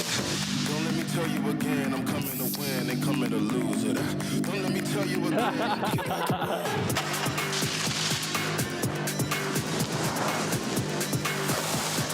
Get out the way. Looking for a ski resort that delivers big mountain fun, where you can maximize your time on the slopes? Welcome to Tenny Mountain, with thrilling runs, 5 times more snowmaking coverage new this year, and a variety of trails for all levels. Tenny offers the ultimate independent resort experience. Tenny features 1,500 feet of vertical drop and 130 acres of terrain, located less than a 2-hour drive from Boston. Join us for the next World Pro Ski Tour in March. Tenny Mountain, perfect for your next winter adventure.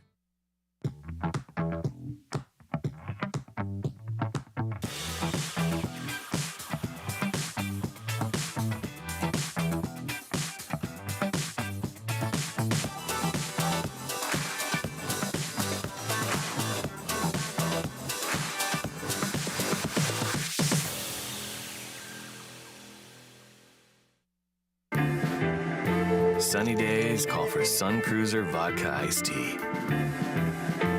Made with real iced tea and real vodka. Refreshing and goes down smooth. Let the good times cruise with Sun Cruiser. As the founders of Surefoot, Bob and Russ Shea are obsessed with creating the perfect ski boot for you because they know that a properly fitted custom ski boot will make you a better skier, whatever level you're at. At Surefoot, they've developed a process that guarantees the perfect fit for each customer, and of course, they are obsessed with the process. We have 300 experts in Surefoot on the world that all use the exact same process. Surefoot, better fitting, better skiing.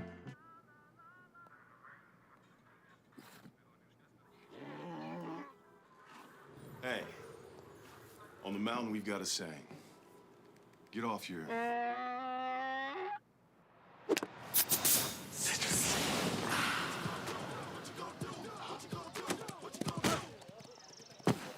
Touchdown! Woo! Mountain Dew!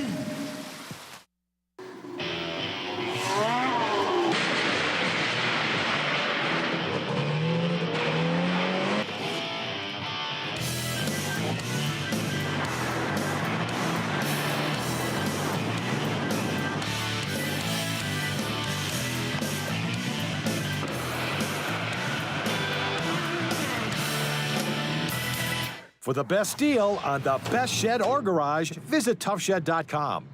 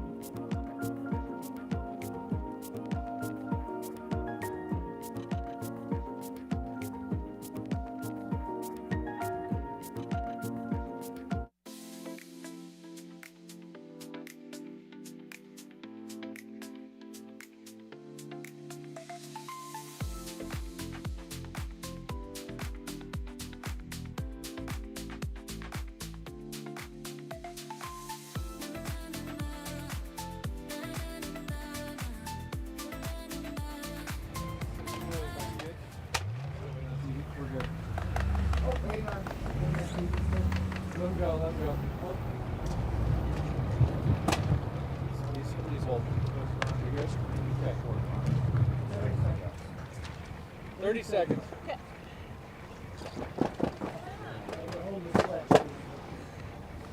Uncle Lee, let's take a look. The brackets were just up there. We have brackets in front of us. It's Aaron Milzinski and Kaya Norby facing off the first round of the quarterfinals. Jones and Tintori, Rask and Fredrickson, and then Tuva Norby and Sarah Zoller. The 8 remaining women paired off here. The first round of the quarterfinals, and the men will go. If you folks at home taking a look, there's the ladder. Yeah, if you folks watching here live at Aspen, we're doing dual duty. We're talking to the webcast and we're talking to you. So if you're here live, let people know that on Facebook, World Pro Ski Tours page is showing this live. Later on today, it'll be on YouTube. And then tomorrow, we have another race, but also next week it'll be on Fox Sports 2. Let's go to present racing action. 4-time Olympian, defending champion, Aaron Milzinski from Canada. Right-hand side, Kaya Norby, the Norwegian at 25 years of age. On course, both of them are charging. Both sports insurance athletes into the first jump. Norby putting the pressure on the defending champion. Track is getting a little bit rough up there. Norby putting together a solid first run against Milzinski starting to settle in there. Here comes Milzinski, starting to pull away, if ever so slightly, maybe touch it down. Looks like about a dead even run to the finish. There goes Milzinski putting a move on, getting energy out of the ski off the jump. Going to win the run by how much? Bob, what do we got? 0.341 Milzinski, 0.3 of a second and change. You get the advantage going to the next one. Norby putting up a fight. Those two are some of the veterans of this tour. Nice job, ladies. That was a good battle between those two. And watching a rerun here as they let it run as low and late as possible to carry as much speed through that last turn. Back to the top, Jones and Tintori. Yeah, Giulia Tintori from Bologna, Italy. She'll be on the left-hand side. That's the blue course looking up. Up against the American Carolyn Jones from Edwards out of Vail. They're on course. Jones lost a pole. Uh-oh. Oh, let's see what she can do without that pole for balance in the right hand. And she working the ski nicely, putting that hand right down the snow. Got to get to the outside. Don't let that hand drag in the snow. There she goes. Now she's starting to settle in without a pole, doing a good job, trying to keep it close against Tintori. Jones on the red course, the American trails, but doing a good job. Not that much. Here she is, final 2-3 turns. Look at Jones go without a pole, working it hard. It's a close finish. What do we got, Bob? That's the closest all day. That's like a 10th. 0.020 to Tintori. Wow, 2/100ths of a second. So Jones, utilizing that training that happens up at Mount Hood in the summertime, you learn to ski with one pole, less than no poles, and then your final week of training is one ski only. So look at the way she's maneuvering her hands. She's visualizing that pole still there, and she knows right here, I gotta reach my body part across, reaches, but it goes to the blue course. That visual doesn't show us. But 0.02, that's nothing. You're not going to notice it in the next round. Back to the cop we go. Sarah Rask and Evelina Fredrickson stand behind the start doors, and the cadence begins. Rask on the red course side, Fredrickson on the blue. Here we go. Dead even start. Out on track they go. Down the pitch. She was trying to hustle to get her pole back in her hand. Like a little bit to me. Sarah Rask, as she came out, touch it down, dead even, gets a good. Oh, all kinds of sideways there was Rask. And she touched down off that top jump, giving up the advantage to Fredrickson. Now not out of the hunt yet, though, as they head for the bottom jump. Rask and Fredrickson. Fredrickson holds the advantage, but here comes Rask. Fighting back hard. Fredrickson landed and got out of control. Oh, now Rask is trouble. Another photo finish. It's going to be, looks like red course. I don't know, Bob. That's a close one. Blue gets it by... Oh, come on. 0.003. Ah, 3/1000th of a second. Fredrickson, you just eked that by... I don't know how close that would be if you're blinking. But Fredrickson, the Swede, overtaking Rask. Look at this. This is only the quarterfinals, folks. Yeah, this is before Rask was behind here. And you see all sideways. Look at the upper body going right to left. And that was not good for Fredrickson. And Rask just, she gets hung up right there. The arm behind her, drives it forward. And then 0.03, a slight half of a blink of an eye right there. So good job, ladies. The Swedes are headed back up top. We'll see them in the next round. Man, it's so important to get that turn done before you go off that jump. You go off that jump with a loaded up ski, you see what happens. You get twisted around. So Zoller and Norby ready to go, our final pair. Switzerland, Zoller, blue course, Norby One of two sisters, the younger sister, Tuva, out of Oslo, Norway, getting her master's at the University of Utah. So in qualifying, Tuva was 7th and Sarah Zoller was 2nd in their qualifying rounds. So pretty close, but Zoller's been on charge. Handled Tegan Wold. Now she's ready to wrap up the quarterfinal, her first run of the quarterfinal run. So Zoller and Norby waiting for the Here's the cadence. Look at that. The red gates can open a little bit earlier. Tuva off, slight advantage. Let's see what Zoller, the Swiss precision artist, can do. Norby had that slight advantage, like you said, Uncle Lee. The first run across the finish line wins the run the way the doors open with the differential built into the top. Looks like red course advantage as they work their way to the bottom. Clean, smooth, pretty evenly matched, these two. Good energy out of the ski. Good clean turns off the jump. Down on the snow they go. Looks like red course starting to take advantage now as they head for the finish. It's still anybody's race. Another close one across the line. They go. Blue one getting that one. And Zoller, and after the bottom air, I saw Norby slide out on the third to last gate, and that scrubbed the speed and opened up the door for Zoller, the Swiss precision goddess, to move on to the next, onto the next round, yep. So back to the top we'll go with the men. Correction, that's right. Only first round. Yeah, I got ahead of myself there. That's the first round. Ladies, go back to the top and swap courses. So now we'll wait for the men to get behind the start doors and begin their run. Thanks, Bob. We're straightening it out here. You think this is easy. Try this at home. Your brain will melt down. So Sovek will be leading off against Bohm. So Sovek and Bohm, Perkinson and Walhurst, Cornelius, Tatis, Bigetel, and Forchek. Your 8 remaining athletes, their first run of that quarterfinal round coming at you.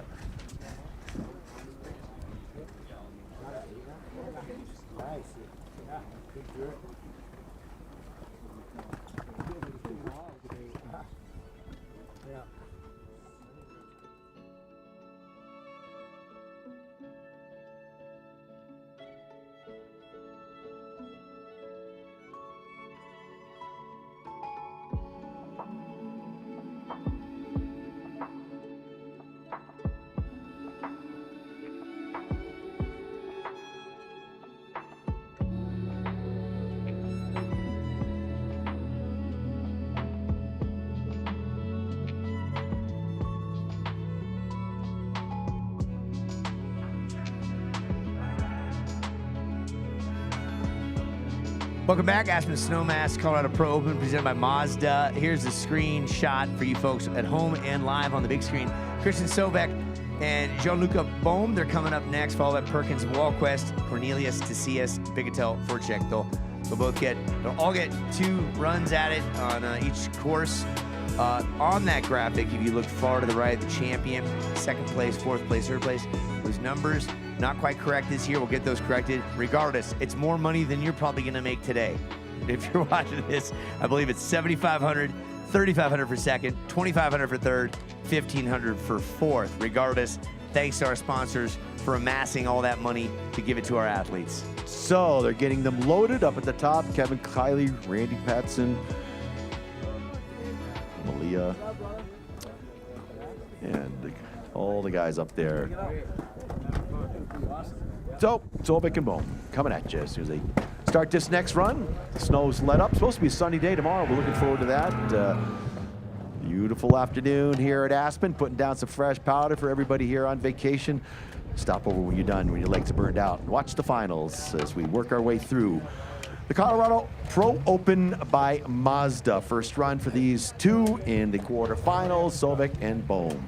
Sovek from Norway, defending champ. Jean-Luc Bohm, rookie out of Montana State, representing his country of Switzerland. And the beauty of this racing is it is not just yourself. You've got someone next to you. They can play into it. Experience plays volumes. And Sovek, we've seen him. He's been in the, there's Forchek, who previously was in the back, and he used that experience throughout the course, figured out. Sovek, he hasn't lost many races. He's a very staunch, strong Norwegian.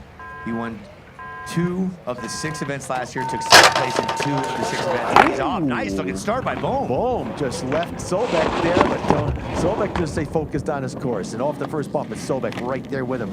Really trying to get some energy out of the skis. The rookie going to blue side, but here comes the defending champion, your fastest qualifier, Sobek now. Right here in the middle when he pulls away. Look at the advantage he's taken already. Sobek so powerful in the flats. Gets his skis back to the snow like wasn't even a jump there. Clean and smooth. Top of the turn with the edge angle, and he's owning that first run in the quarterfinals.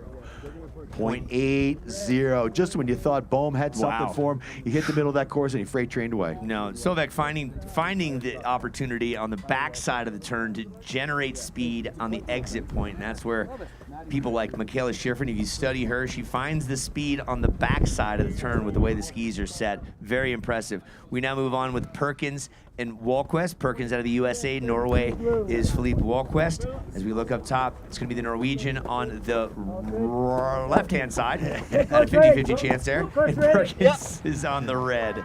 Rookie, don't know much of Perkins, but he's putting on a show for us, huh? He is an American. Let's see what he's got here. Second round. Good strong start for Perkins. Gets the edge over Wahlquist into the first jump. 5 turns to that first jump, and it's Perkins out in front by a little bit. Land a little bit wide, but gets back in the groove. Super dynamic on his feet. Always moving. Perkins and Wahlquist. This is another dead even heat. Looks like Wahlquist is pulled alongside. Oh, Perkins gets twisted. Gets on the tails of his skis, but he recovers. But it's Wahlquist now out in front. Can Perkins straighten it out? Their first 2 runs of the quarterfinals. It's going to be Wahlquist at the line first. Perkins struggling to try to keep it close across the line. Wahlquist with the win.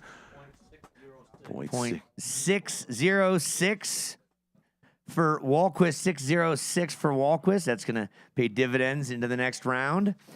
Nice looking racing, everybody. Nice and safe. Mother Nature providing a nice field for us today to work with. Now we're going to go on with Cooper Cornelius out of the Glenwood Springs area, just right down the road. Cornelius will be on the red course, where the Spaniard, Alex Puente Tacias, the 30-year-old out of Westminster College, he's on the blue course. So dead even start in this first run for these two.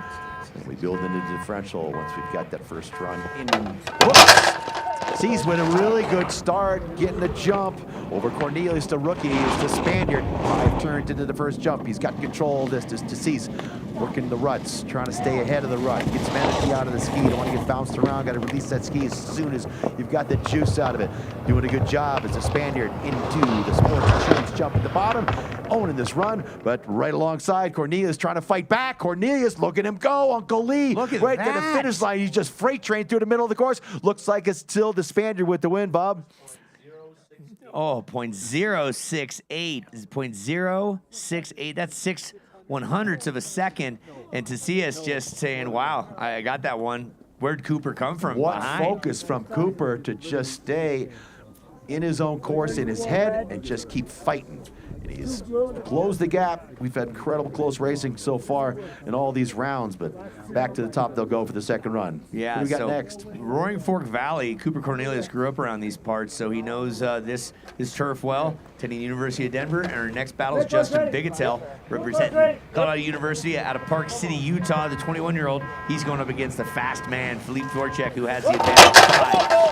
First run, so Vorchek coming out even, so Vorchek over on the blue course side. He knows how to get out of the start, leaving the rookie behind as Vorchek throws a little stivvy off the top jump as Bigetel tries everything to do to keep up with the big man. This is where he really pulls away with those long arms and levers, getting some energy out of the ski is Philippe Vorchek. Clean and smooth over the sports insurance jump with a couple to go. Vorchek, but he's fighting hard. Bigetel to try to keep it real, but it's Vorchek clearing the last gate out of the way, winning the run. Well done by Vorchek.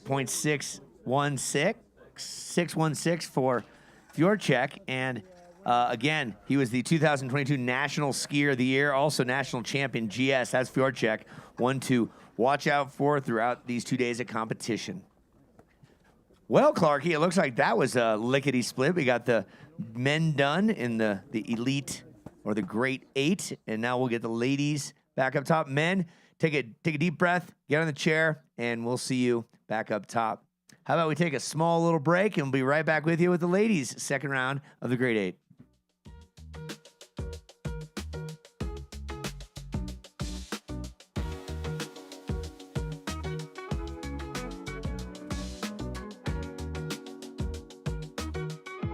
One, two, three, Choose joy. Choose the road. Choose a detour. That was interesting. Choose your shot. Take it. Choose to get in there. Even better, get out there. Yeah, that's it. Way out there. Choose your calling. Choose the things you love. Good boy. You know what? Choose love. Don't get so excited. Choose your path.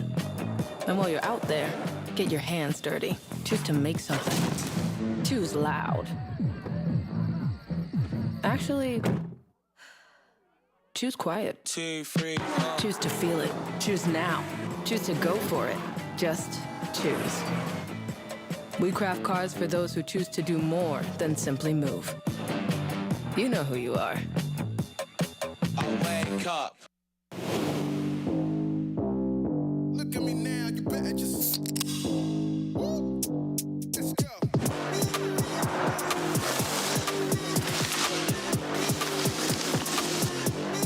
Get out the way. Don't let me tell you again, I'm coming to win and coming to lose it. Don't let me tell you again. Get out the way.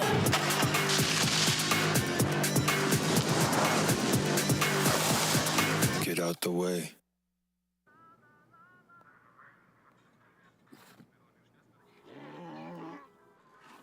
Hey, on the mountain we've got a saying. Get off your...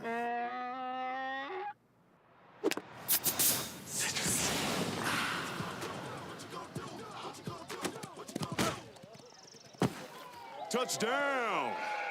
Woo! Mountain Dew!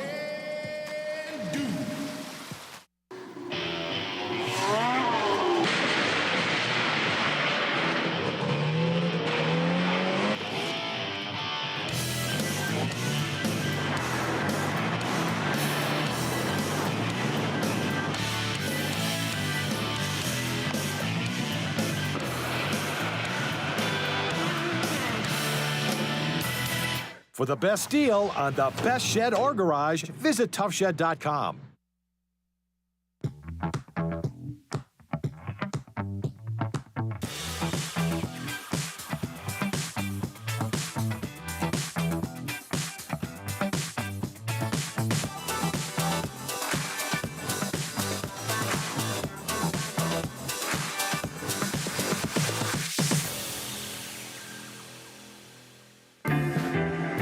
Sunny days call for Sun Cruiser Vodka Iced Tea.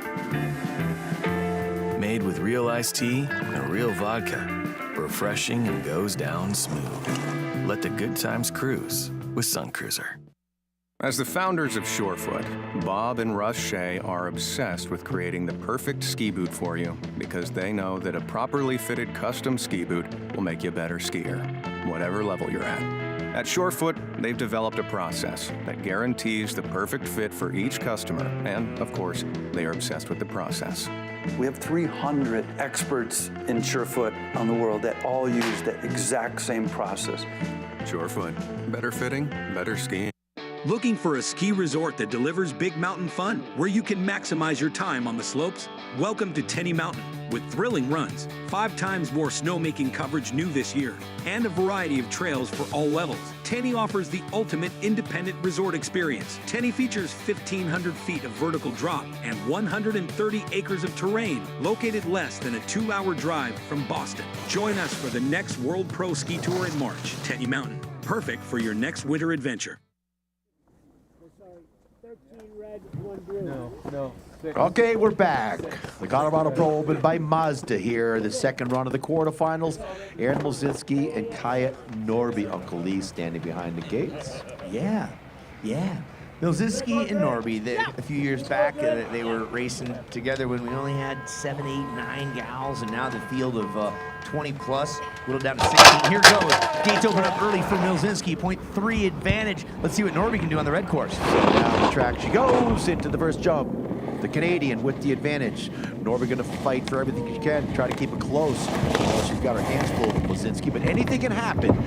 Milzinski continues to work the ski. Here comes Norby, starting to pull alongside on the red course side, giving everything she has. He kept keep it closed with Milzinski over the bottom jump. She's closed the gap. Milzinski still strong out in front. Here comes Norby. There's going to be another, a little bit low and lay. She was charging hard, trying to straighten it out. She knew what she had to do, take chances. And it's going to be Milzinski moving on. Milzinski just applying the same pressure that she consistently does. Norby was approaching and attacking, and you saw right there, she just got a little late, slid out, and that's the game.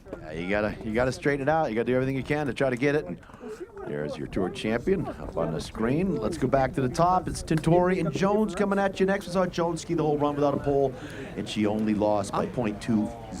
I'm enjoying the tenacity that Jones has, her gumption. University of Vermont studying business administration. She's from Edwardsville, Colorado. The Italian, Tintori.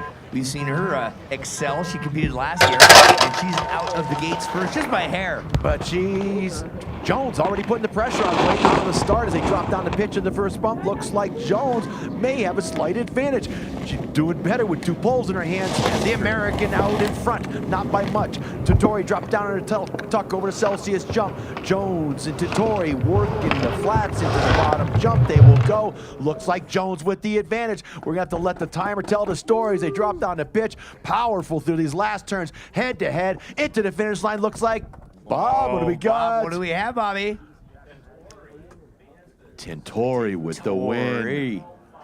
.05. Oh, man. Tintori. Hey, Jones, great racing there, but it's Tintori with .05 taking the victory. She'll go up against Milzinski in the final 4, or semifinals coming up in a bit. So battle of Canada versus Italy. And you can see right here just a little bit more of a straight line for Tintori. And look at first body part across. It breaks the I-beam. And video replay. And that Tough Shed finish line camera. That's telling the story. All right, Fredrickson this time is going to be on the red course. She has a slight advantage, not even noticeable to the naked eye, .003. So let's see what Rask, who won this event last year, and they're off and running. Let's see what happens. Fredrickson in the red, Rask on the blue, both Sweden competitors. Fredrickson, Rask, pretty evenly matched as they touch down. Fredrickson on that red course side. Looks like Rask is starting to put the pressure on, starting to pull away on ski's length as they head to the second jump. Over the Celsius jump. It's Rask out in front, struggled on the first run, but she's putting it together now. That close margin is evaporated now for Fredrickson. It looks like it's going to be Rask at the line first. Here comes Fredrickson trying to get it done, but it looks like it's Rask on the blue side across the line first for the win. We guaranteed you a Swedish advance, and that's the truth. .410 is the advantage, and first one across wins. That was Rask, and she'll face Tuva Norby or the Swiss competitor Sarah Zoller coming up next. So 1 to go to determine who the final 4 are, and these final 4 will be taking multiple rounds because we have the consolation round, that battle for 3rd and 4th place. So $7,500 for first, 35 for second, 25 for third, and 15 for 4th. So there's a 10% rule also at the bar, so the winner has to spend 10% of that on drinks. Let's see, that's actually a Tuva Norby, not Kaya, there, and Sarah Zoller on from Switzerland on the red, the advantage. This is the first run for them, or second run, excuse me, point. Yep. Well, we know that they're off and running, and this is going to be Zoller on the red and Norby Tuva on the blue. .166 advantage. Oh, she gets tossed sideways. Zoller, that's going to cause issues for sure. Comes your former tour champion, your second fastest qualifier, Tuva Norby. In control here, their second run, so she'll be moving into that semifinal round. Barring any mistakes, 1 to go, it's going to be Norby across the line to face off with Rask. Tuva Norby representing Norway with Rask from Sweden, and Battle of Scandinavia coming up in that one. And Milzinski, Canada, the Italian Tintori, so international affair. That's right. So we're watching this replay here. Well, it was pretty, got bounced around. Got that inside ski just slapping down on the outside ski. Really a disconcerting feeling when that ski crosses over and stands on your outside ski. Can't get off it, man. Oh, this is going to slow me down. Oh, man. Digging an edge. Yeah. So fight through it. That's why we run the races. Who's got the stamina to go the distance here today? Back to the top. We will go with the men. Second run of the quarterfinals determine our 4 advancing athletes. Sovek with the advantage over Bohm, Wahlquist over Perkins, Tassis over Cornelius, and Forchek over Bigotel. Amazing how this formula works. And the fastest guys meet in the end. It's just, it happens all the time. It does. It's very consistent. You sometimes get a dark horse, and that's what racing is all about. That's a great view coming over the Ridge of Bell. That's the run I took this morning. It was relatively untracked. And at this time, we're going to throw it down to Hayden Scott, who's got an interview. Hayden, what's going on?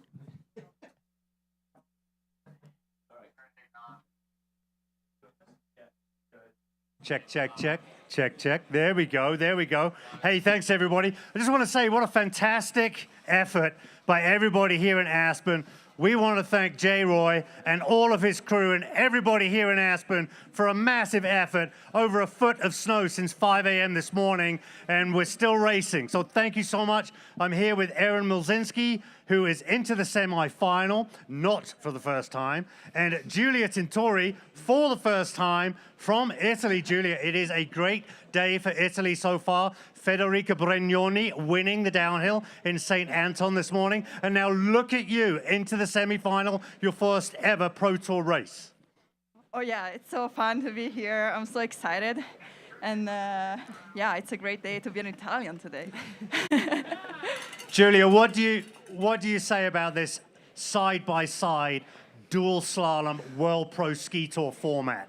Oh, it's fun. I love to jump. And it's kind of weird to see someone right next to you, but I think it's very fun. Awesome. Well, we wish you all the best. And now, Aaron, you're probably the most successful lady Pro Tour racer in the modern era. How do you go from strength to strength like you do? I mean, it's a lot of fun. It's a lot of trusting, a lot of years of skiing behind me. But here, it's anyone's game. Anything can happen. And so it's racing smart, racing hard, and enjoying it. I think that's what the Pro Tour is about. It's not FIS. It's not World Cup. It's about really enjoying it. And you look as though you're both having a lot of fun. So, ladies and gentlemen, let's have a nice round of applause for Aaron and Giulia as they head up for the first semi-final. Back to you, Uncle Ian Clarkey in the studio, and we'll be back with another interview in just a second. All right, interviews complete for the ladies. Going back to the top, the 4 remaining athletes. And now we're going to determine who the 4 men will be. Uncle Lee, Sovek, and Bohm up first. Did you know that Jean-Luc Bohm has a ridiculously good-looking mustache? But before we get to that, we have yet another interview being framed up. For you folks that are watching at home on Facebook Live, nice to have you in the mix. It's a shot of Aspen. The red gondolas are very special. We'll tell you why after this interview with Hayden Scott. Well, thank you, very glad, again from the studio. We're now with our second 2 semi-finalists. We're with Sarah and Tuva, and they are no strangers to the semi-finals and the finals. Sarah, you won here last year with that beautiful Swedish smile. How are you feeling today? I feel very excited to be here again and hopefully ski as fast as I did last year. It's very fun. Well, you've got a lot of rhythm going to your skiing today, and Tuva, you are looking not too slouchy either. How do you like the preparation on this course, which this morning was basically a powder field and now is an excellent race course? Yeah, all staff and athletes have done such a good job slipping it out and making it really good. So it's really fun. I think it's getting more fun every run. So the snow is awesome and everyone did a good job to get it this way. Well said. Ladies, thank you so much. Aspen, let's have a nice round of applause for Sarah and Tuva as they go back up to the start for the second semi-final. Back to you, Clarky, Skis that and Norby's Uncle on, E. the Van Deers, those are no joke. I will say it rivals the Stokely. Those skis are ridiculous. Built from Marcel Hirscher's advice, along with some Red Bull influence, and phenomenal new ski brand. I was checking them out down in Gorsuch. Of course, they all have all the great brands in Gorsuch. My wife loves the Gorsuch catalog. I try to hide it. Yeah, just like she hides. Sorry, Jeff. Just like she hides her Victoria's Secret catalog. Ain't no secret that thing's missing. Okay, it looks like we're geared up. There's a great looking shot of the snowfall here. You folks that are watching live, this is Aspen, Colorado, up the Roaring Fork Valley. The 82 is a road that jumps off of Interstate 70 by Glenwood Springs. One of the most beautiful parts of Colorado, if not the planet. And right now we're talking about the second run of the round of 8. The winner of this will go to the Final Four. Let's talk about Jean-Luc Bohm with a devastatingly handsome mustache from Montana State. He's on the right-hand side. Christian Sovek from Norway walked away with $35,000, tour champion last year. What's the advantage on this one, Kev? So a big one for Sovek at .80. Predictably, the Sovek is so powerful out of the start. It just really stays centered and clean and just gets the job done. So focused, a man of few words. Let the skis do the talking. He is. I've tried to get words out of him. He's just a silent giant. That's a lot of Norwegians are that way. He won this event this time last year. He won the first Bear Valley event, and he's got 2 seconds as well, so he's capable. So I was doing an interview with him for a press conference at Taos, and I said, so you have anything to add to that? The man of very few words, he said, I'll leave it at that. Out, of course he goes, he's leaving it to his ski. He just rifled out of there.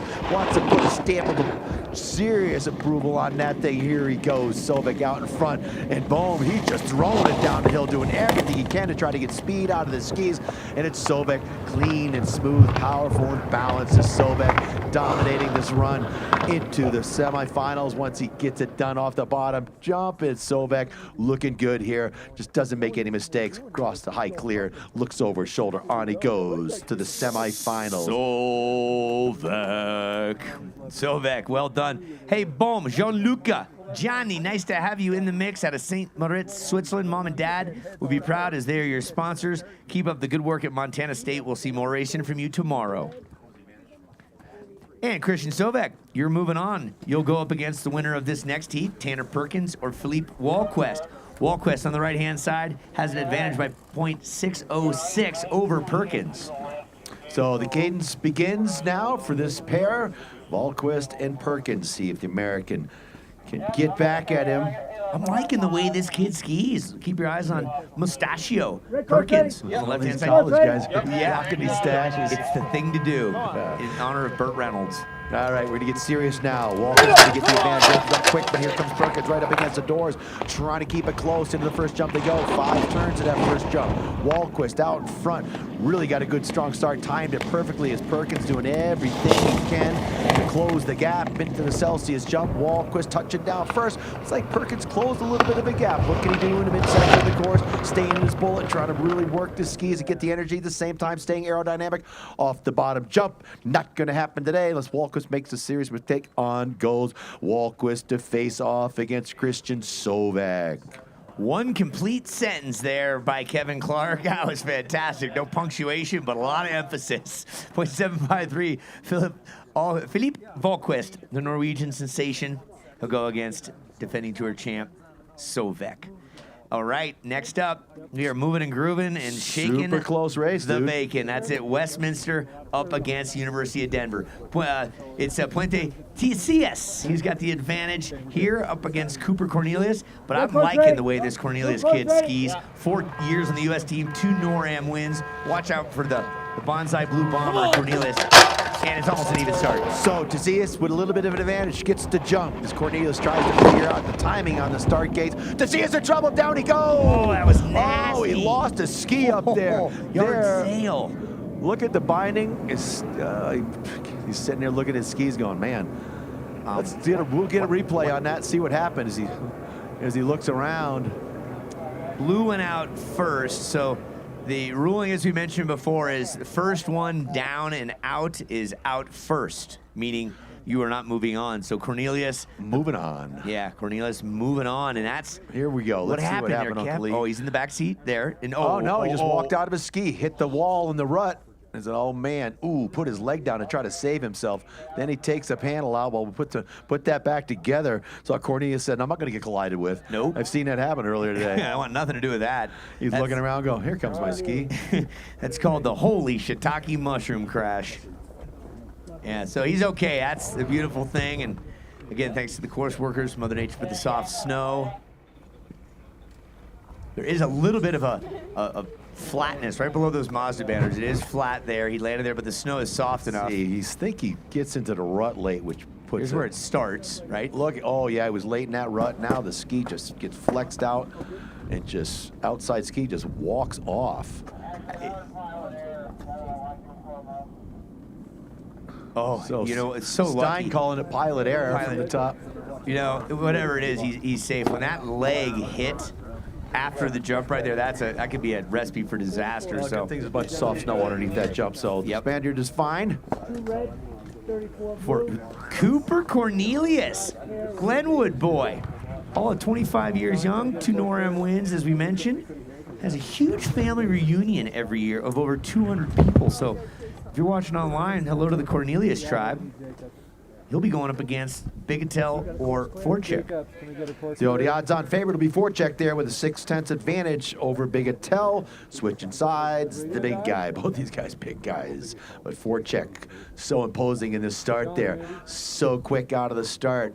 Powerful through the flats. Forchek focusing with that little over half a second advantage for Forchek. Forchek's dad was a professional tennis player, did you know?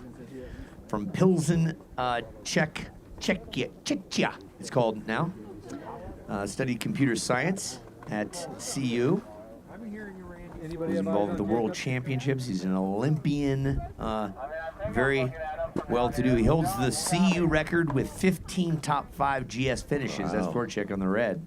I had a chance to go to Pilsen while I was in the Czech Republic. Did you enjoy a Pilsner Urquell? My Czech buddy Peter Kakas got married, and we did a lot of tours. We went to Pilsner Urquell. We went to the Pilsen. Oh boy, yeah, it was a great tour. I think Pilsner Urquell was slated as the world's best beer for quite some time. Would you agree? So we were down in the lagering caves, where they're still doing it the old-fashioned way, cold storing the beer and ladling it off the top of a giant wooden vat. So. It's almost beer 30, isn't it? So here we go. Bigatel, CU, 5th fist wins. Oh, he got tangled up. Well, you got to try something against Forchek. He came up against those doors, trying to time it, see if he can close the gap. So he's not out of it yet, though. This guy is charging hard, fighting hard. But Forchek's so focused, clean and smooth, stays in the center of the ski, gets the energy out of the ski, and moves that center mass down the hill effortlessly. But here comes Bigatel to the bottom jump, not going to be near enough. As Forchek finishes it off with 2 to go and into the semifinals to face Cornelius. Well, Bigatel, tough start there. Way to stick with it. Tenacity award for sure. Representing CU, loves some football, likes his golfing, and he's not afraid to swing a racket in the name of tennis. Nice job, Bigatel. We'll see you tomorrow. Enjoy the semifinals. It's going to be Fjorchek and Cornelius, Wahlquist, Sovek, and here's a look back on the gates. He just gets all sideways, and that did not work out for him. We're going to have some interviews with the men momentarily. Stick with us. After that, we'll get going with the ladies' semifinals first round.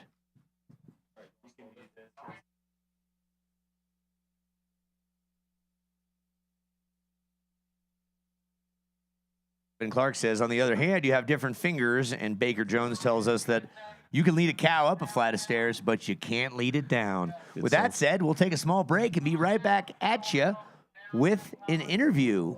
Question mark?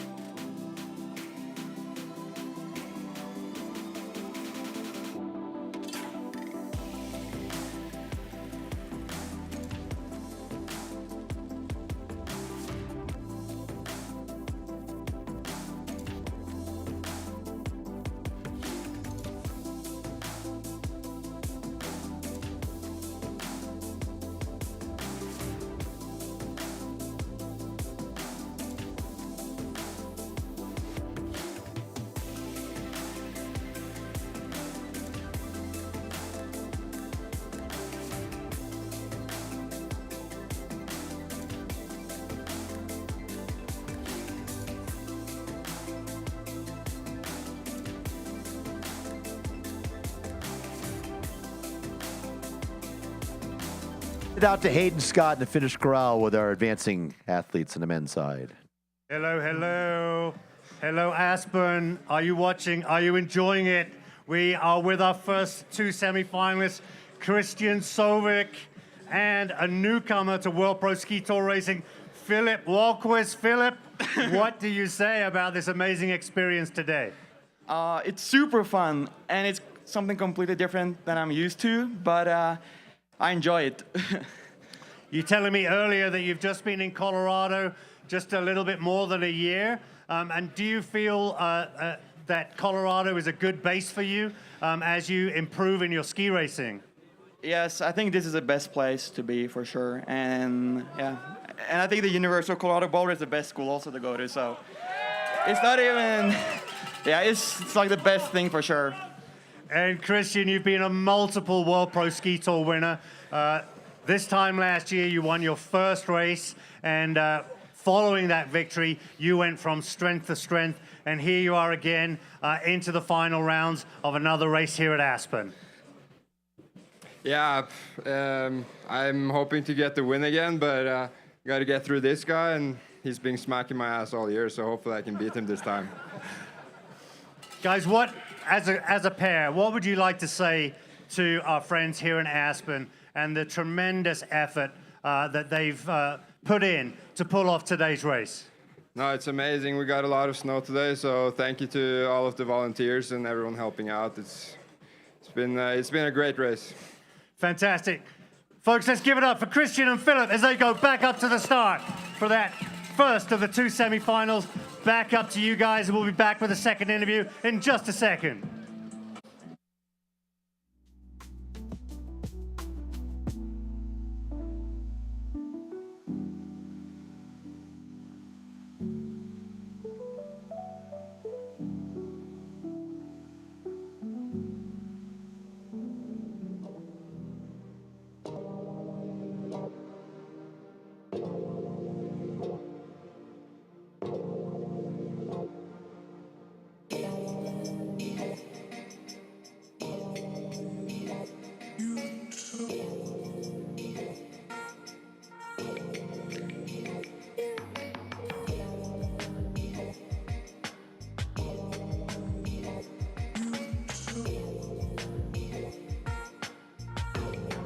All right, let's get back down to the finish corral with Hayden Scott. Hey, thanks, Clarky. I'm here with Cooper Cornelius, another newcomer to the semifinals. Local boy, born in Carbondale, now lives in Glenwood. Just thought that he'd get up this morning and totter down the road in his car and make it into the semifinal here in Aspen.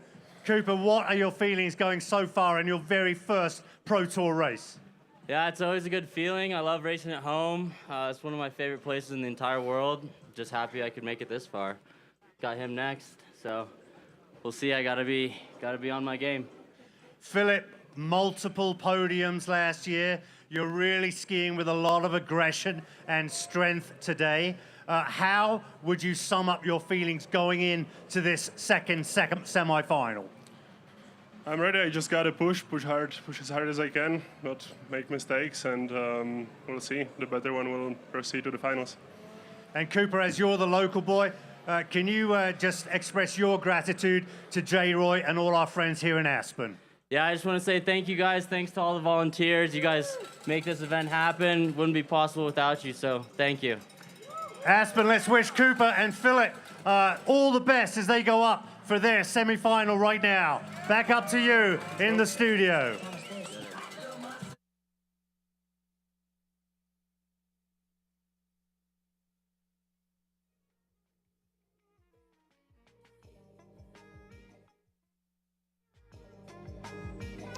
Welcome back to Bracketville. That's the guys we just heard from, Christian Sovic and Philip Walquist from Norway. And then Cooper Cornelius, our lone American in the mix with Fleet Voracek, tall and fast. All four of them will walk away with a chunk of change you see over on the right-hand side, 75, 35, 15, and 2,500. That's coming up in just a bit. But before we go to the guys, it's ladies first. Kevin, why don't you show us what the ladies bracket looks like? Over the women's side, as we wait for that bracket to change. As we take a close-up shot of that Gorsuch World Pro Ski Tour banner, Aaron Mozinski against Giulia Tintori, the Italian year defending Tour champion Mozinski. And then it's Sarah Rask against Tuva Norbe. Tuva, one of our Tour champions. So those are the final 4 women. They will make 2 runs in the semifinal round to determine who is going to move into the finals. And then the losers of those 2 runs will battle it out for 3rd and 4th in what we call the consolation round. So 2 more runs to go for all the athletes, men and women. I believe they've changed it to the small final, haven't they? Small final consolation round. Okay, nice to have you all here, whether you're watching live or on the World Wide Web. It's time for Aaron Milzinski to battle against the Italian Tintori. Milzinski, current defending World Tour champion. She's earned a lot of nickels. She's got a lot of experience. She's out and running. Here comes Tintori on the blue course. Out on track to go. A little bit of trouble getting a pole in for Tintori. And Mozinski takes advantage of that, touching down. Good pressure at the top of the turn, clean and smooth. Mozinski, as Tintori tries everything she can to keep it close, whether you're defending world champion, the Canadian. Tintori having all kinds of trouble there, now gets stood up out of the rut. As Mozinski makes it look easy, over the bottom jump she goes. Over her sponsor's jump, Sports Insurance banner, and across the line she goes with the win, Bob. 0.80. There's a max differential. Oh, Canada. Nice job, Milzinski. She's got a story. She's talented in all that she does. 4-time Olympian, showing you why she is a defending Tour champion. Up next, Sarah Rask and Tuva Norbe, another former Tour champion. So Norby will be on the blue course side. Rask will be on the red in their first of 2 runs in the semifinals. And Rask had success last year thanks to Milzinski blowing out on the first run. So Rask, defending champ from this first day, took 3rd in the second day. She's from Sweden. Yep, student of the year back in Sweden in 2020. Tuva Norby, younger sister to Kaya, part of the sportsinsurance.com team. She's on the red course and will wait for the start momentarily. So Kevin Kiley running the controllers up there. Simultaneous opening on their first run here in the semifinals. You know, Tuva, albeit younger sister of Kaya, she is living here in Aspen. She's coaching some of the U10s, giving back to the sport. So, wow, what an opportunity to get coached by her. That's fantastic. Great for her. Giving back. So my team's off racing. I'm just watching the our live feed on WhatsApp with my athletes touring around. So yeah, good to keep in touch. Ski nice? Coach myself. Yeah, nice to give back, isn't it? Some coaching. Some days I wonder. when it's 0 and the wind is blowing, you were clicking in at 8:30 going, I could have chose surfing. Yeah, exactly. Surf coach, binoculars and suntan lotion, but serious business for these athletes, staying warm, staying hydrated, focusing. This is the semifinal rounds. If you happen to be flying in today to Aspen and you're watching this at home, we're doing the same situation tomorrow. Same athletes, and we will give out equal prize money that you're seeing today. But there's a lot yet to happen here today. Sarah Rask. So waiting for the cadence now. I can see Randy Patson step up to the edge of the Mazda banner. Matt Rogers, so instrumental, all these guys, to building the hill out, taking it down, keeping things running smoothly. Big thanks. Yeah, the boys giving high fives up there. You want to know 3 things that Tuva Norby is interested in? I'd like to know. She respects Lindsey Vaughn. By the way, congrats to Lindsey, who took 5th place over in St. Anton. She loves knitting, and she can eat a jar of pickles in one sitting. That's Tuva Norby. Oh, look, the lights are changing. First run for these 2, Rask and Norby. This should be a good even match as they drop down the pit. Rask over to blue course side, Norby with the advantage into that Mazda jump, and it's Norby chasing as we come into the second jump. It's going to be Rask and Norby. Red course with the advantage, really gets some energy out of the ski as they head for the finish line over the Sports Insurance banner. Big advantage on the red course side. Going to be to finish across with a big red win. Bob, who do we got? I'll tell you what, Rask, 359er. Rask just really finding the rhythm. I like that midsection part of the course. She was getting those hands right out in front, right as she's coming around the crux of the turn, and that proved to be advantageous for her. That's it for the round of 4 for the first run. We'll now get going with the men, but here's a look back. So a little replay there as we watch these guys negotiate the ruts that have developed. So still some hard snow on the bottom of that rut. Got to get in it, ride it. So while we wait for Sovek and Wahlquist to take their first of 2 runs in the semifinals, and Cornelius and Forchek. Those are the 4 remaining men. You know, Sovek and Wahlquist next up. They're both from Norway. Sovek loves himself some Axel Lund Svindal, the legend of downhill racing. There's every so often there becomes a Norwegian superstar. Svindal was one of them, and he looks up to him. He also looks up to Tom Wallish. Wallish is the analyst for the X Games and one of the most creative park skiers out there. He has the biggest Instagram following. Before Instagram was even really a thing, he had like 120,000 viewers. He's like, this is the future, this Instagram stuff. And sure enough, he's done very well for himself. But that's Sovek, like some of those people he looks up to. And he won this event last year. He took 2nd place on the 2nd day. We went to Bear Valley for the 2nd stop of our tour last year. He took 1st and a 2nd there and did very commendable and respectable at Taos in late March, early April, and won the tour title with $35,000 in his checking account. So waiting for him now. Wahlquist and Sovek sending the women back up. Yep, and Wahlquist, the slalom NCAA champ last season, all 23 years young. Heck of a golfer, 5 handicap. Loves himself a little Ted Shred Liggity, and he's attending CU. Go Buffaloes. Majoring in business, emphasis in finance.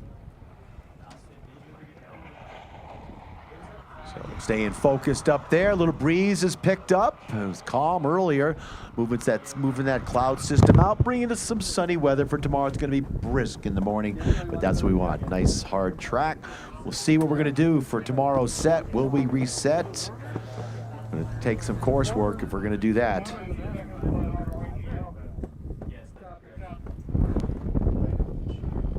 I want to thank our sponsors, Celsius, the energy drink that's taking the market by storm. All sorts of phenomenal flavors. Get one.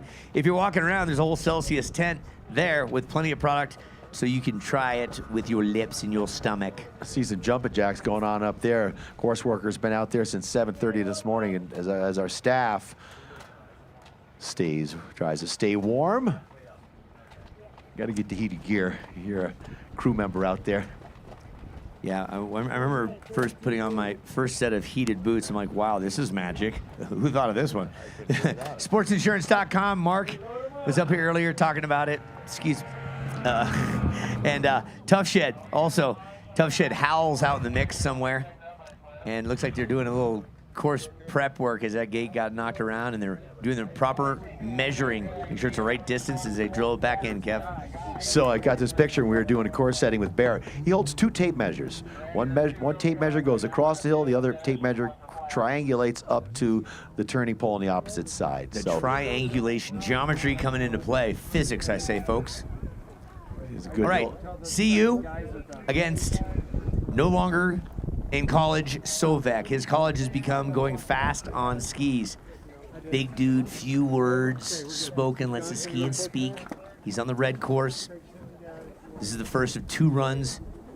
They'll do this, and then they'll head back up and swap. So working those pole tips into the icy layer that we put down. Once we had put those doors down, we put down like 10 gallons of water on each side because it was just this no moisture, super airy powder that we were trying to get these doors to stay in the snow. These guys pound away at them. So get a good place for the poles. Here we go. Sovek and Wahlquist down on track to go. Looks like Wahlquist got the jump on Sovek over on the blue course. Here they come into the first jump. Wahlquist touching down, dead even. Maybe a little bit of a stretch coming out of Wahlquist's side over Sovek, their first of 2 runs. But this is when the freight train pulls on the whistle. Here comes Sovek. Walquist doing a good job to keep it close at the bottom. Jump! It's anybody's race. Let's see. There goes Sovek, putting the power down, starting to pull away. At the finish line is going to be Sovek getting it done first. Man, does he find the energy on the backside of that turn, the bottom part of the course. He just knows exactly what to do. Norway versus Norway, and Sovek with a .207 advantage. So, time and time again, he stays calm. He stays focused. That was a little wild ride down second turn after the jump, but he put the pressure on. Walquist felt them coming. Those you're dealing with a world champion. So back they will go. We'll move on to Cornelius and forecheck now, E. Yeah, so it was Cornelius taking the opportune moment against Tassius, and he's up in his first semifinal. Philippe Voracek is Czechia against the lone American, Cooper Cornelius. So what's Cooper got for the big guy? Looks like he got the jump over Cornelius, but Cornelius not far behind. Got to keep that energy moving down the hill. His forecheck is so powerful. Once they come off the Celsius jump through the midsection of the course, he's a freight train. Is it going to be Voracek, or is it going to be Cornelius trying to keep it close? Cornelius is right there with him at the finish. It looks like Voracek still has the advantage. Cornelius trying to keep it close. It's going to be Voracek at the line first, and it is advantage for Blue course, .379. Voracek, 379 over Cornelius. An excellent effort by Glenwood Springs' own Cooper Cornelius, the rookie here at the Pro Tour. And he's got one more run to see if he can make up a difference of 379er from Voracek. Meantime, we'll go back to the top and get the women lined up for their second run of the semis to determine who is going to be in the championship rounds here and who's going to move on to the battle for third and fourth. One to go before we enter that final round. The ladies are getting carted up to the top. We'll take a small break right now and come back with the mayor of Aspen. He's in the house. He's done his hair. He's looking good. We'll be right back.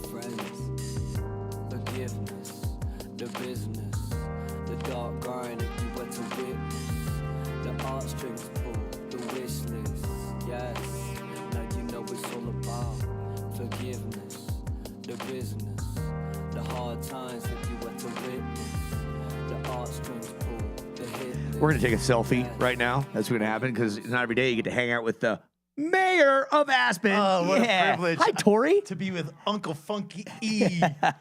That's it. Tell me, first of all, this place exists because, one, gold mining. Now it's snow mining, and the snow is good. How was your ski day out there? How's the snow? Okay, first of all, it's silver mining is our big claim to fame here in Aspen, Colorado. But not from here. I knew it was some sort of mining, yeah. But our second claim to fame is the incredible powder and snow that we have. And yes, today, maybe not the best conditions for racing, but great conditions out on the mountain, and everybody's having a great time. Yeah, that it is. I got one run in. It was great. The course is absolutely perfect because we scraped all the snow away and it was nice and firm. Yep. What's the news around Aspen? As a mayor, you get your fingers touched everywhere. What's the hot item going on in Aspen right now? Okay, the hot item is that the World Pro Ski Tour is in town this weekend, and there is men and women's professional skiing right here on Ajax. Front and center, like you have to be.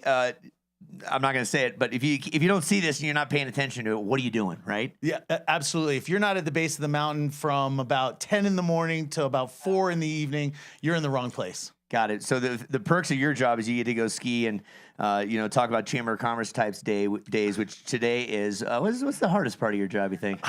I'm on the clock right now. This might be the hardest part of my job. Seriously, hanging out with you. Oh, come on now. When did you first move to Aspen? 30 years ago, 93, 94. You moved here when you were 6? Thank you for that. No, just after college, I came out to Aspen, Colorado. Yeah, beautiful, and you haven't left since. I have not. Now, and that's an interesting thing that you phrase it like that, because I've had friends that maybe moved away for some reason, and most of them moved back. So I just decided, hey, I'm going to learn my lesson from my friends, and I don't have to go that way. I was talking with a gentleman who he's in a coffee shop over that way, and he said it took a long time to figure out how to make it work in a ski town, and that's what it takes. What does time stand or represent for you? What does time stand for? Time as in general, life and the clock and the passage of? Yeah, I'll frame it like this. Time is an acronym for me for this I must earn. Like, you don't show up at Aspen to become the mayor, right? It took time for you to realize this place, how the wheels work, and then you decided to get into politics? Is that right? A little bit. Okay. When you care about a place like Aspen, Colorado, you get involved. Good for you. You're enjoying the job. How many terms now? A 3-termer, and I'm actually term limited, so my term ends in April, and but that's not an issue. I'm still here, and maybe I'm the mayor now. Maybe I'll be the nightmare then. Well said. We got a bunch of racing here. We have some solid individuals, Aaron Milzinski and Christian Sovek. They won the tour last year, and they just showed back up here. We got a lot of money at stake. Do you have your odds-on favorites, or are you just rooting for everybody? I'm going to go with Milzinski, just for hope for a new winner, right? I think the last time I saw you, as a matter of fact, was in Taos at the finals for the World Pro Ski Tour, and so just to see these guys back and doing it again is amazing. And true or false, right at the finish when we're done, you're signing autographs from 3:30 to 3:31. Is that correct? 3:30 to 3:31. I've got 60 seconds of autographs. Oh my gosh, we're getting ready for racing. Tori, that means you have to exit stage right. We're going to bring Clarky back in. High five. You bet. Thanks for your time. Love you, my brother. Yep, I'd say vote for Tori next time, but it's a 3-term minimum. So, yeah, he's buying pizza for everyone later on, too, if you can find him. New York pizza's the best. New York pizza. Thank you very much, Tori. The mayor's showing up here. And look at this, racing ready. It's Milzinski with a 0.8 advantage over Julia Tintori. And the winner of this is going to go to the finals. She's always so consistent, so balanced, so focused. Erin Milzinski got that huge advantage, 8/10, but you got to ski the ruts. She's been doing it clean and flawlessly. Out on track she goes. Erin Milzinski drops down the course. 5 turns of the first jump. Out ahead of the Italian Tintori. Milzinski in control, centered on the skis, moving well, always fluid, always dynamic. Making it look easy is Milzinski with that 8/10 advantage after the first run of the Italian. Cruises on into the sports insurance jump. Her sponsor over she goes. With 4 to go, Milzinski, Tintori trying to keep it close, but Milzinski's going to save some energy. She's got 2 runs to make in the finals as she moves in there. Milzinski, oh Canada. Nice. But Tintori, your day is not done. You're going to go back up for the consolation or small final. So both ladies, we may do an interview with you, but we're going to have both of you get back up to the top. Just a reminder. Did you know Milzinski was the first Canadian to win a slalom race since 1971? That was back in 2012. And there's yet to be a winner since then. We're ready for the next pairing. We know Milzinski's going in. Now it's either going to be Sarah Rask or Tuva Norby. The advantage in this one is going to Rask by 3.59. So Rask moves over to that blue course side with that advantage. The doors will open first, but never count out. Tuva Norby out on track they will go. Rask with the jump. Norby trying to keep it close as they head down to the first jump. This is Mazda jump. Over she goes with the advantage. Is Sarah Rask. Had that almost 4/10 of advantage in the first run. Tuva Norby trying everything she can. Rask is in control of this run. Norby's going to have to help for a mistake. Is Rask in control over the sports insurance jump with 4 to go. And anything can happen down here in the money gates. Norby trying to get it close, getting bounced around, trying to make it an even race, but not happening. It's going to be Rask moving on. You little rascal. Sarah moving on to the finals. She'll go against Milzinski, and that was a A repeat of last year where Mozinski blew out, opened the door for Rask, and that's how she ended up winning this event. That was then, and this is now. So Norby and Tintori, they'll be going to the small final, and our final is going to be Mozinski versus Rask. Good stuff. Now we're ready for the men as they are up top. We'll load them momentarily. So on that men's side, it's Christian Sovek over Philippe Walquist. Now, Sovek had the advantage, but not by much, 0.207. Then it's Voracek and Cooper Cornelius. So we're waiting for those guys to move behind the start doors. At this point, before we start the men, we're going to do an interview with the ladies right now. Hayden Scott, in a minute, will give us just an opportunity to talk to them.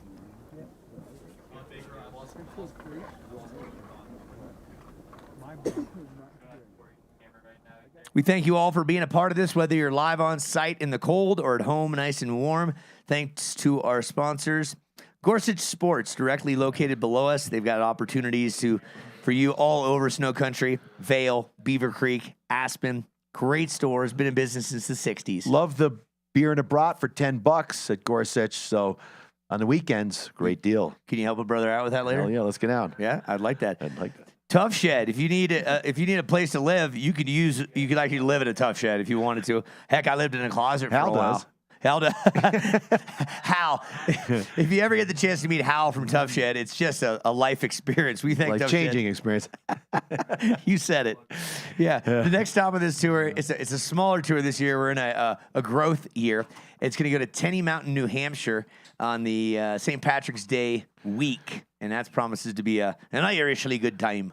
Yeah, when you have an Irishman owning a ski area, it's going to be green. It's going to be green. They're going to make green snow. Do you know that? Yeah, sure. You know, Chicago makes the river green, and we'll see what happens with the green snow.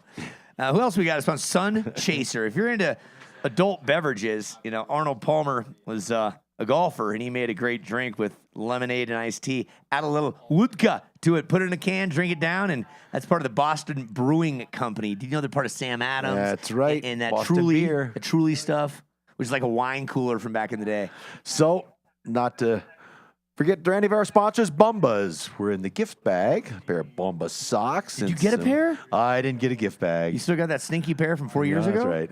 But I have some Funkaway too, so it's all good. Yeah, and let's not forget Mazda. Mazda's got a slew of vehicles. We just talked to Chris Hill. He says he got some new hybrids. There's a CX-50, CX-70, CX-90. Pick your size, your flavor, and your power, your engine. They're all great on-snow vehicles. Thanks, Mazda, for your support and love. So, and again, big shout out to Aspen Snowmass, Hill Space here, and Jay Roy and his crew. So Uncle Lee is getting out some really bad old jokes. I'm getting out dad jokes. These are brought to you by the mayor. He left this box of cards here, and I'm going to read 3 random jokes later after we listen to Hayden Scott with some interviews. Take it away. Well, Uncle Lee, I'm Hayden Scott, and you're not. And we're having a lot of fun down here up against the step and repeat with our 2 finalists, Sarah and Erin. Sarah, you won last year. Are you feeling it today? I'm feeling very good, very strong. Honestly, this morning I didn't think I would make it so far. We have a lot of fast girls this year, and I'm very excited to be here. Well, you're skiing beautifully. And Erin, you had a first and a second here last year, and you won Bear Valley. So, who is carrying the most momentum? I mean, as Sarah said, there's so many good skiers here, and it could be anyone's game, so we're both going to race our hardest, and I think it's full gas to the finish. You're such a diplomat, Erin. Why don't you just pull out and say exactly what your strategy is to beat Sarah in this $7,500 final? I just let the skiing speak for itself. And what do you have in reply to that, Sarah? I'm gonna let my skiing speak even harder. All right, Aspen, these 2 wonderful ladies, give them a nice round of applause as they go up for the big final here in Aspen. Like supermodels on skis, and they ski better than you and I, Kevin. That's for sure. I'd be left in the start gate. So back at the top, the men are getting ready for their second run to determine who's going to move into the finals, and it's Sovek with Sovek and Wahlquist. Yeah. 0.2 tenths of advantage for Sovek. So a couple Norwegians here coming from the land, the birthplace of skiing in the Telemark region, way up there. And then it's Voracek and Cooper Cornelius, the American. Yeah, he needs to do Keeping a little our hopes something special. alive. You guys work it out against Voracek, though. 3.79 advantage. So there's Sovek, moves behind the start doors, shaking his head, getting focused, getting the poles set.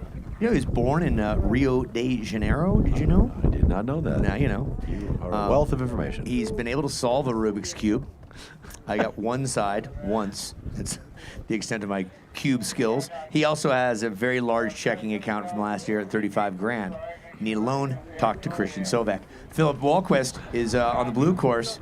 And again, Sovek's gate on the red is going to open up earlier by 0.2 of a second. So that'll be a close one. Let's see what Wahlquist has. They're going to start the cadence. So. See the Celsius sponsor shot right there. He just, the starters just slugged it. I hope you got to keep it going up there. Here it goes. Sovek out on course, comes up against the doors, trying to time it perfectly to get any advantage he can with only 0.2 over Wahlquist, who's proved to be a formidable Oh, look at Sovek all over the place. Unbelievable core strength to save that one. But here comes Wahlquist putting the pressure on Sovek, really sending it down the hill. Keeps getting twisted. Here comes Wahlquist over the bottom jump, and Sovek and Wahlquist neck and neck to the finish. Is it going to be Sovek or is it going to be Wahlquist? It looks like Sovek. Oh, come on. Wow, that was a run for the record. That was like Franz Klammer's downhill run all over the map. Sovek, how did he manage that? Point Sovek. 128 for Sovek, and that is worth watching again. Yeah, that's a replay. That's a replay, all of it. Sovek, yeah, you said it. The core strength. That leg was way outside. Just like did the hippie shake and got it right back into rhythm. Oh, see what happens is you get that inside ski, tried to ride up on the rut. Inside ski slaps the outside ski and knocks it away.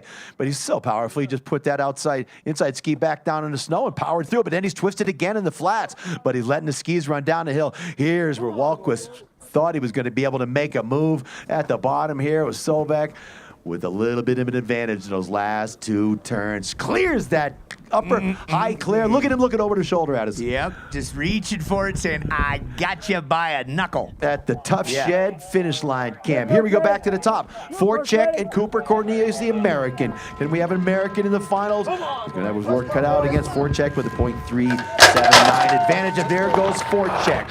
Just got to stay focused. You can't look at the other course. You got to look ahead. You got to put your foot in the rut and let it roll. Voracek right there out in front. He's so tall. He can ride that rut away from the gate and get the energy out of the ski. Here comes Cooper, seeing if he can make it real here at the bottom. It's the big guy out in front, strong and powerful, and it's going to be a finals for the top two. Sovek and Voracek, and Cornelius will battle in that third and fourth spot. On goes Voracek. Voracek, the Olympian, and the big, tall drop of water, .478. A healthy win there by Philippe Voracek. He will go against the Norwegian, Christian Sovek, for the small final. The American out of Glenwood Springs, Cooper Cornelius, will go against Philippe Wahlquist. And we'll hear from them in just a minute's time. Gates are empty. We got a little bit of a break right now while we will reshuffle the cards, get ready for the small final for the women, and then the small final for the men, then followed by the final throwdown showdown. We'll be back in just a minute.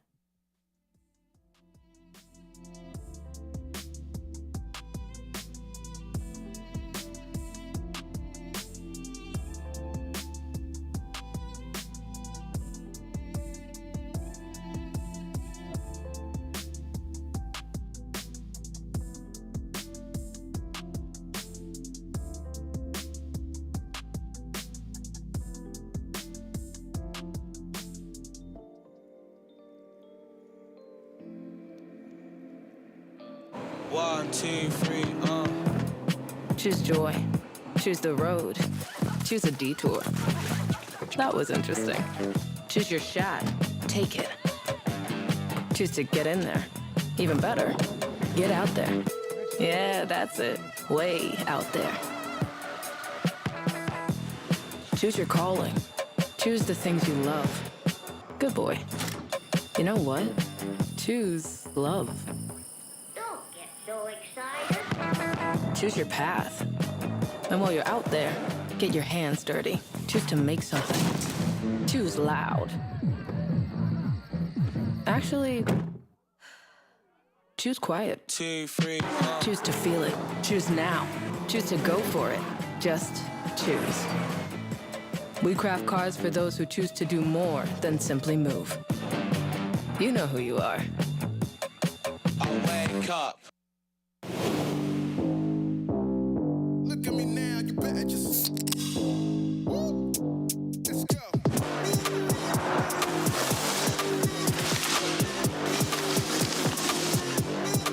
out the way. Don't let me tell you again, I'm coming to win and coming to lose it. Don't let me tell you again.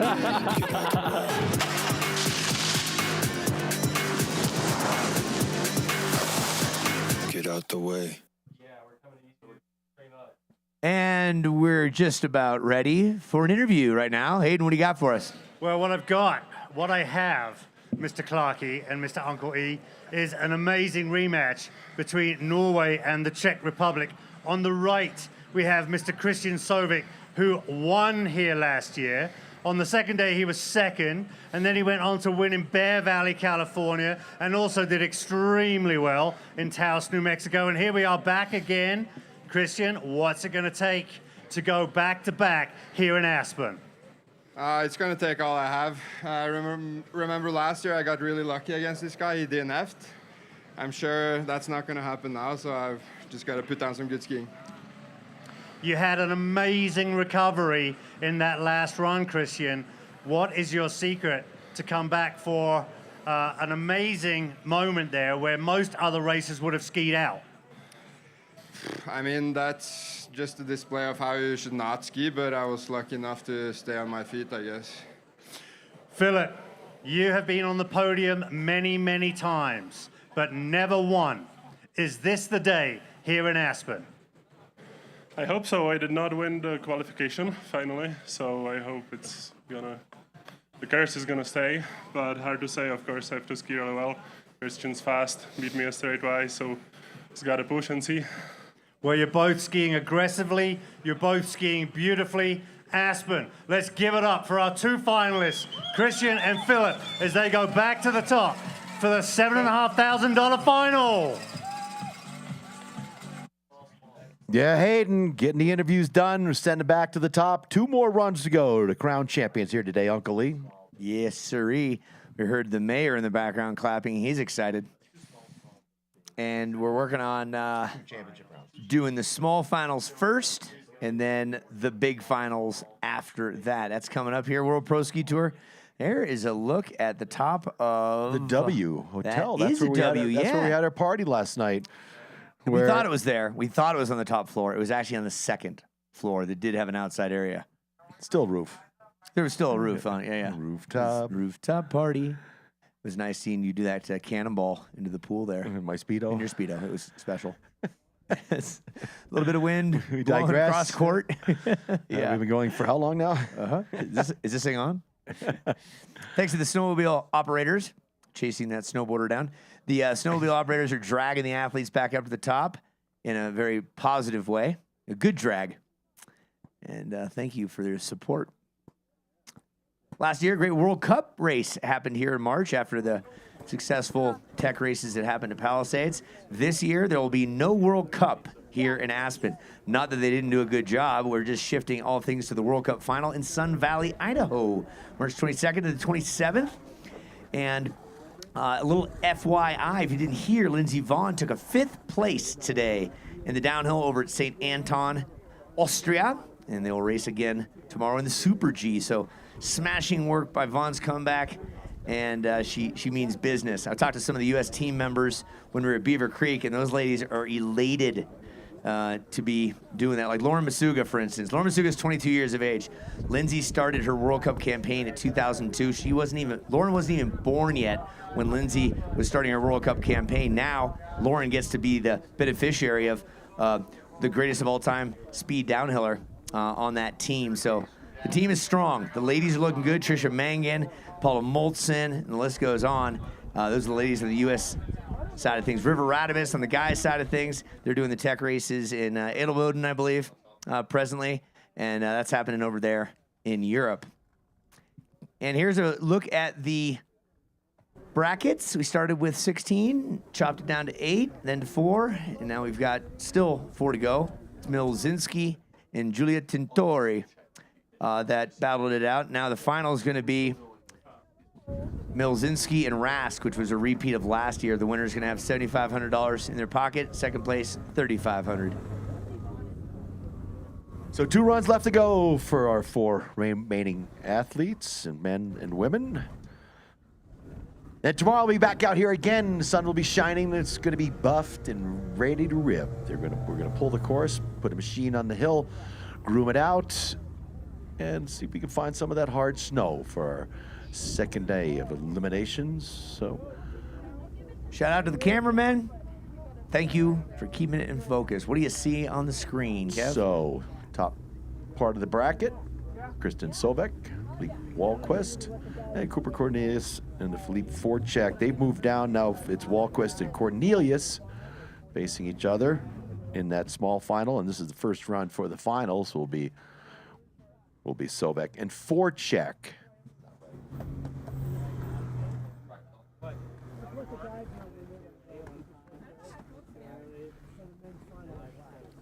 You're going to tell me about the red gondolas. I only ride red gondolas. Red rum. Red rum. Now, kids are interesting. This was pointed out to me years ago. Kids are like, Dad, hurry up. We got to hurry up. We got to get the red gondola. And it's a thing, red. What 2 colors stimulate hunger? What 2 colors stimulate hunger, Kevin? That's right, red and yellow. The arches. Yeah. Every food that has had success, especially fast food, and in marketing, has red and yellow, a variation of both those colors in it. It's same thing with Wendy's. Burger King it's got a variation of it. Wendy's used to be a sponsor of the Pro Tour back in the 90s. Yep. Yeah. Dave Thomas came to the Keystone event. Oh. And then they had his daughter was Wendy. Wendy, okay. So they had somebody dressed up like Wendy in pigtails and skiing around.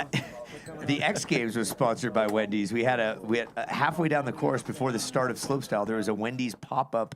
They were making burgers right there. Come on. Yeah, Tom Wallish actually put a Wendy's wig on and would do crazy tricks off the slopestyle course. Very entertaining. So many great sponsors over the years. Yep. You never know who's going to step up and support the World Pro Ski Tour. If you're out there watching or listening, you think this would be your thing. If you love ski racing, you love the competitive spirit and the athletes, get on board with us. All right. Time for a question for you, Kev. Oh, no. It's a dad joke. What did the Kentucky Derby horse say when it fell? Oh, I give up. I've fallen and I can't giddy up.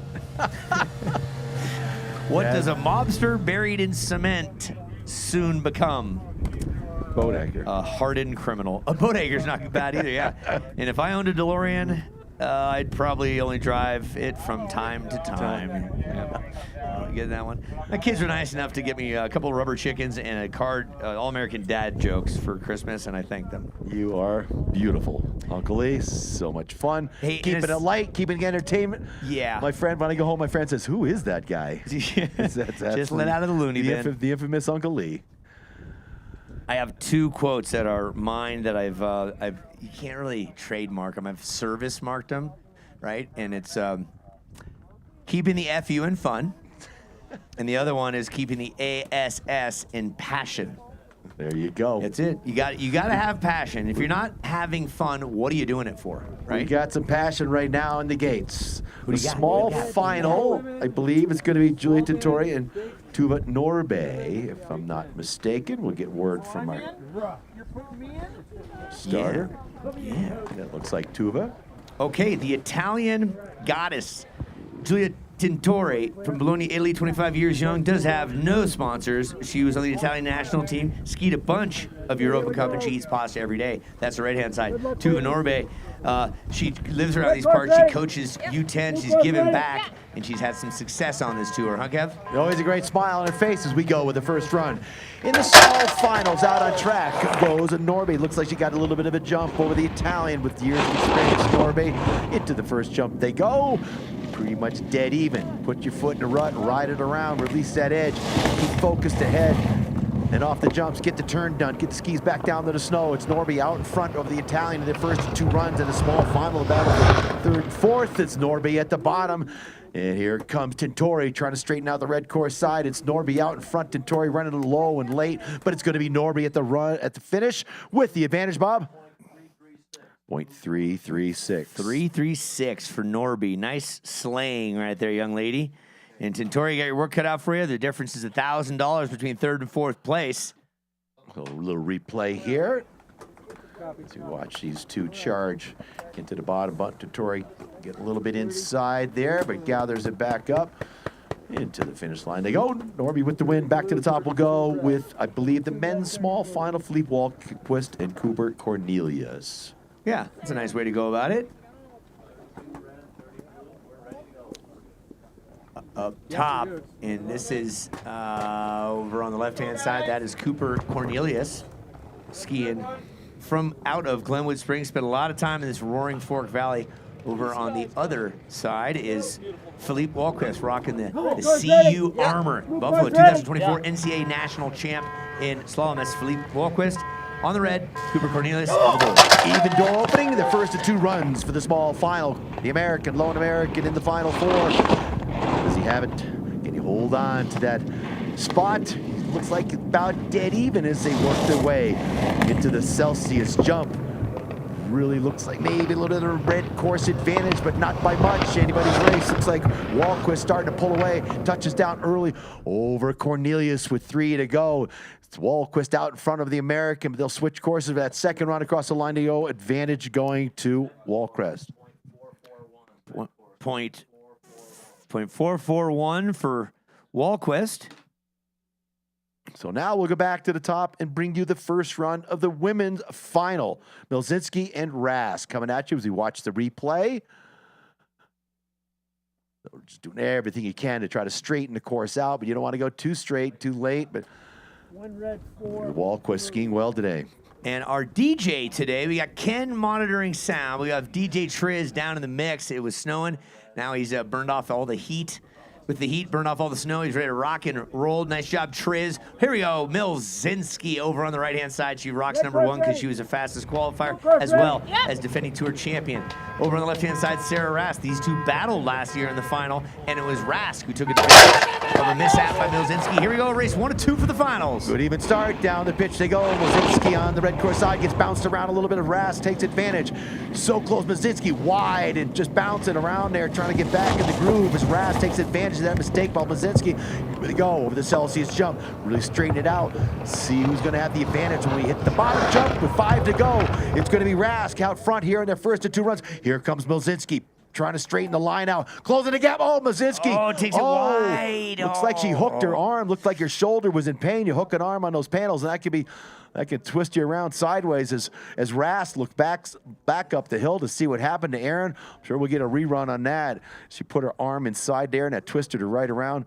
Let's see what's going on. And that is a deja vu from last year, where in the first run, it was a semis. These two were going against each other, and Milzinski had an uncharacteristic washout, and unfortunately, we've seen the same situation here. We'll get an eye on it right here. Right here, arm goes inside. Oh yeah, just that twisted her shoulder Oh. badly. She's grabbing that left shoulder. Oh, she's not happy with that. Pounding the pole to the ground as we go back to the top. So that's going to be the maximum differential for Rask. She'll have a 0.8 advantage going into the second and final run for the ladies' final. So up at the top there, it's Sovek and Forchek. #1 and #2 in the overall standings on the tour, and #1 and #2 in the qualifying rounds. So there's going to be a barn burner, anybody's race. Going to be as close as it can possibly get. John Jacobs out there from Reliable Racing.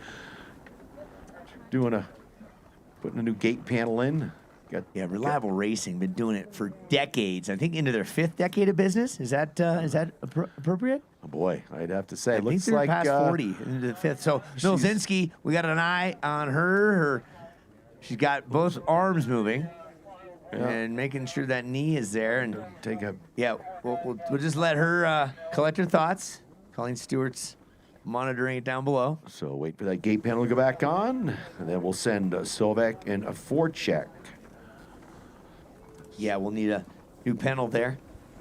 Again, Milzinski taking a gate to the shoulder arm. You'll see it one more time right here. Puts that arm through the panel. Hands down low, so there's a lot of resistance down low like that.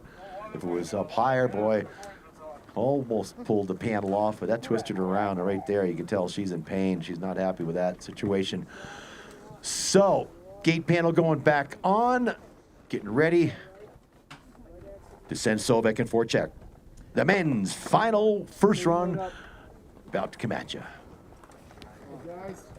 Okay.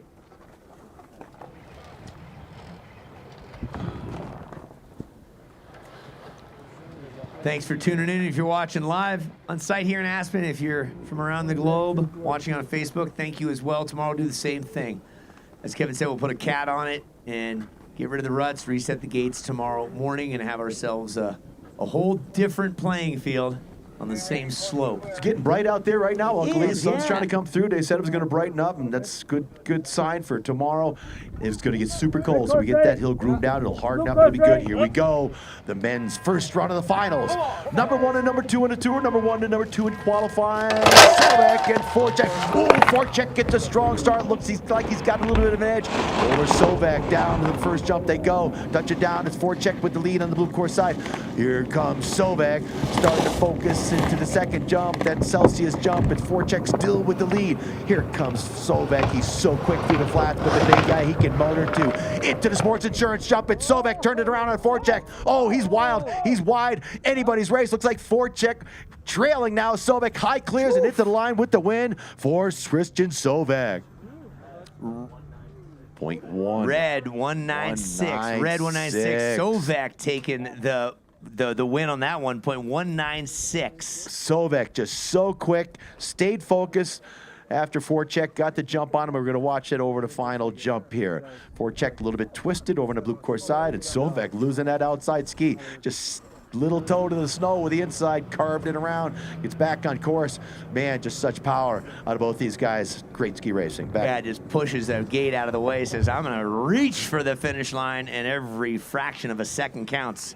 Woo! Sovek from Norway taking over Czechia's forecheck. So you're seeing how racing is shaping up. The ladies, all 4 of them, as well as the men, will go back up top. Let's take a small break, catch our breath, and get ready for the final 4 races of today here at the Aspen World Pro Ski Tour stop number 2025. 1, 2, 3, Choose joy. Choose the road. Choose a detour. That was interesting. Choose your shot. Take it. Choose to get in there. Even better, get out there. Yeah, that's it. Way out there. Choose your calling. Choose the things you love. Good boy. You know what? Choose love. Don't get so excited. Choose your path. And while you're out there, get your hands dirty. Choose to make something. Choose loud. Actually, choose quiet. 2, 3, Choose to feel it. Choose now. Choose to go for it. Just choose. We craft cars for those who choose to do more than simply move. You know who you are. I wake up. Look at me now, you better just. Woo. Let's go.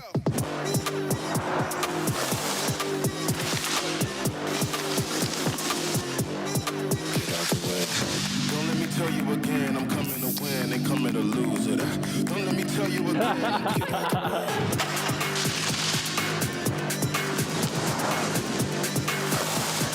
Get out the way.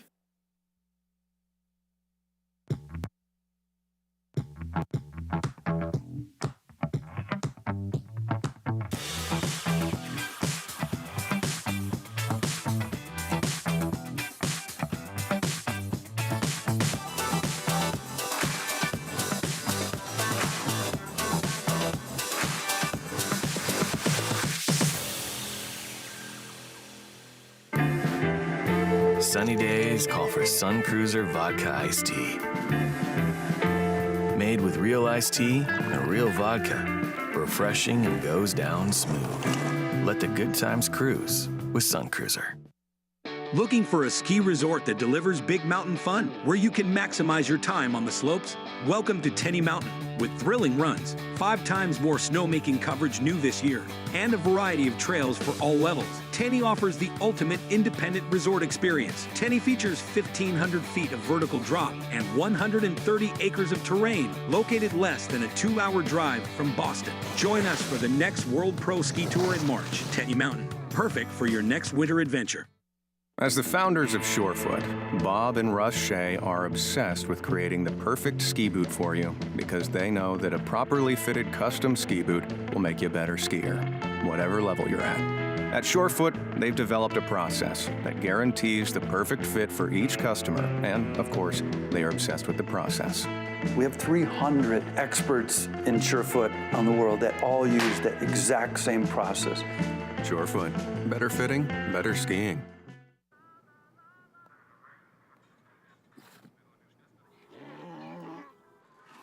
Hey, on the mountain we've got a saying.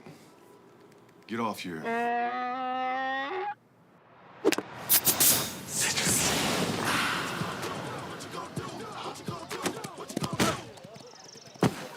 Touchdown! Woo! Mountain Dew!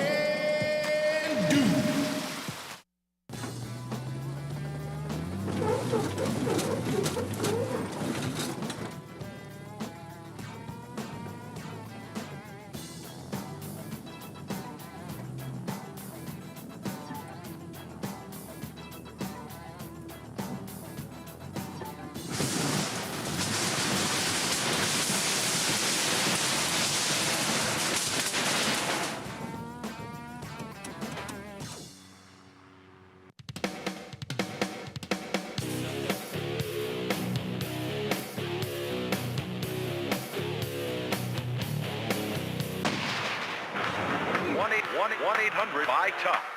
Call for the store nearest you. Tough, buy Tough.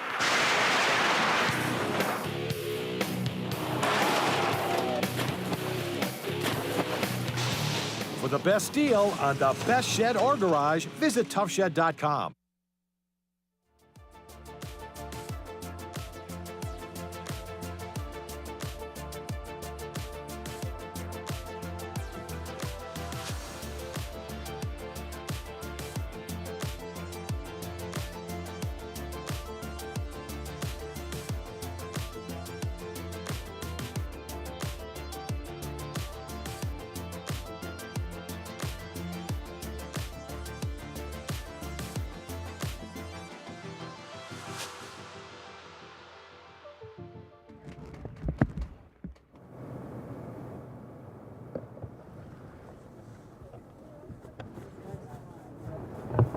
Did you know, Clarky, that without sponsors, an event is next to impossible to have happen? You're so right, Uncle Lee. Let's start thanking all those great sponsors, of course. Mazda, our Colorado Pro Open. How about Eve Productions? Hayden Scott took the realm from Eve, who passed away moons ago, right? He started a company, and Hayden, a dear friend of Eve's, took it over. And he's got his family involved with it now. We are truly a family. This is part of the World Pro Ski Tour, part of the World Cups that are in North America, and so much more. Thank you to Eve Productions, all the cameramen and the back-end production folks that are making this come together. You're in here with that whole crew right now, and our friends at Gorsuch. Jeff, always welcoming to the World Pro Ski Tour, our gate sponsor today. Stop down and get yourself beer and a brat at Gorsuch and some nice presents for your wife. I donated some money to Gorsuch. My son borrowed a pair of skis from Gorsuch, and he lost one, so he ended up having to buy the full set of skis. I bought the one that was still there. He bought the one that was missing. Yeah, so thank you, Gorsuch. And Aspen Snowmass, Jay Roy and his crew doing an outstanding job. Sun Cruiser. We just had Steve Kelly in here from Tenny Mountain. Looking forward to going there in March. Uncle Lee? That'll be exciting. Yeah, looking forward to that. We mentioned Funkaway before. Again, it's available on Amazon. It's Funk Away. Their mascot is a skunk, and the skunk's name is Stan, last initial K. Put it together, and you have Stank.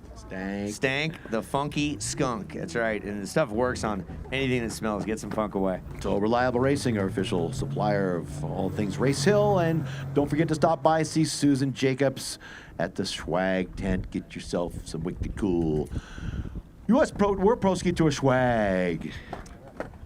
Do you know if Reliable, did the Jacobs save a bib for everyone that they produce, you think? Like as a memorial? So, you know what's really cool there is they have a museum. Oh, that's what I'm so getting John's at. dad collected ski equipment for the years. Different gate panels, different ski types. So really super cool little museum. If you're ever in the Lake George area, stop downtown in Glens Falls and say hey at Reliable Racing. Speaking of which, Ski Vintage World, Richard Allen, he used to have a brick and mortar shop here right across from the Red Onion, right? It's the guy you get your gear from, right? This is from Richard Allen right here. He's down in Carbondale, right? If you know where Carbondale is. If you're ever coming this way or you're from around here, make the trip. He's got a full warehouse. James, who's one of our camera operators, knows him very well. And it's ridiculous. This is the largest private collection of ski memorabilia in the world. And whether you want to contest that or not, find me a different one. I went and visited last year. It's 2 warehouses, hundreds of thousands of pieces of skis, glasses, posters, boots, you name it. Are they for sale? Yeah, everything's for Everything's sale. for sale. Everything's for sale. My girlfriend and I cruised by. We're like, we'll go for 15 minutes. 2 hours later, man. It's so worth checking out. Ski Vintage World. Look up Richard Allen on Facebook. It's unbelievable. It's unparalleled. I need an outfit from the 50s. I got a sweet pair of skis and poles. So I need the knickers and the leather boots. Yeah, he's got a photo booth. Like it's an old chairlift. You can go in there and try stuff on and take photos. We're trying to figure out how to get him involved with this and even the World Cup last year, but it didn't work out. So let's get going with some racing, folks. That's why we're here. So this is the women's small final second run. It's Tuva Norbe with the advantage over Giulia Tintori, the Italian. Norby now over on the red course side. So for $2,500 to third place, $1,500 for fourth place. Tuva Norby has just a wee bit more experience in the Pro Tour than Giulia Tintori. But the spicy Italian knows what she's doing. The gate's gonna drop first for red. Here we go. On the track goes Norby with that 3.36 advantage built into the start. Puts her foot in the rut, gets a good energy out of the ski. Into the first jump she goes as Norby touching down first over the Italian. Getting a little bit rough out there, so she's still strong at the top of the turn. Moving the upper body down the hill. Into the second jump, get your skis back to the ground. So smooth, touching down. Former tour champion Norby out in front with the first run advantage. Touching down over the sports insurance jump. And into the finish, it's Tuva Norby with the advantage with 1 to go. Into the third place spot goes Tuva Norby over Giulia Tintori. Norby from Norway, 22 years young, and she probably has a couple of students that she's taught from around these parts looking on. And Giulia Tintori walking away in fourth place. And $1,500, Richard, studying biology at Westminster. Keep up the good work, Giulia. We'll see you in Tuva tomorrow. Now it's time for the men's small final. They're loading in up top. It's Cooper Cornelius and Philippe Walquist, and I believe they're swapping sides. Oh, that's Cornelius. We see now. Here comes Walquist. A couple of Philippes here. Yeah. In our finals. So Walquist has that advantage over the American. Cornelius, those doors are open at .441 over the American. It's the battle of the universities down on the other side of the mountain range. You got Denver University, Cooper Cornelius, 4 years on the U.S. team, 2 NORAM wins. Philippe Walquist going to CU in 2024 North. No! Champ in slalom. What happened there? Right, didn't keep that pole in the ground when he pushed off. His left arm went behind him. No way to start to try to play catch-up to Walquist, who's been so strong all day. He's out in front. He's getting it done now into the Celsius jump. They go for one last time, but this pair, the small finals, looks like Walquist owning this one. Really be in the third place spot. 4 gates to go. Negotiating the bottom part of the course. We've seen some mistakes happen down here, but he's solid. He's in control. It's going to be Walquist over Cornelius. Into the finish they go. Walquist taking third place, $2,500 richer, and Cornelius slides into fourth with $1,500 in his pocket. We'll see both of them tomorrow and on the podium coming up after this. Great racing, and look at this. We are ready for the ladies' final. So Milzinski caught a hook to gate with their arm on the red course on the first go-around. That's going to put her 0.8 of a second behind Sarah Rask from Sweden, who has the advantage. Rask is over.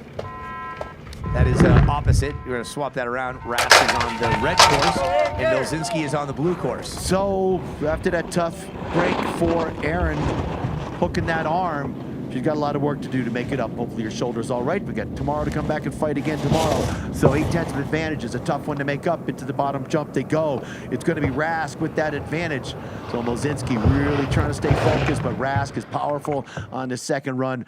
She's got it in hand right now with 4 gates to go. Sarah Rask is going to get to the finish line first, and to the top step of the podium she will go, followed by Erin Milzinski. And Rask repeats the first win last year, the first win this year. Nice job, Sarah Rask, representing Sweden.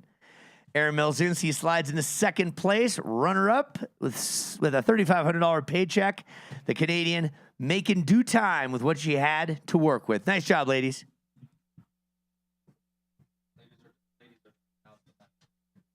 And we're getting geared up for the dudes, the men, the guys. Final run.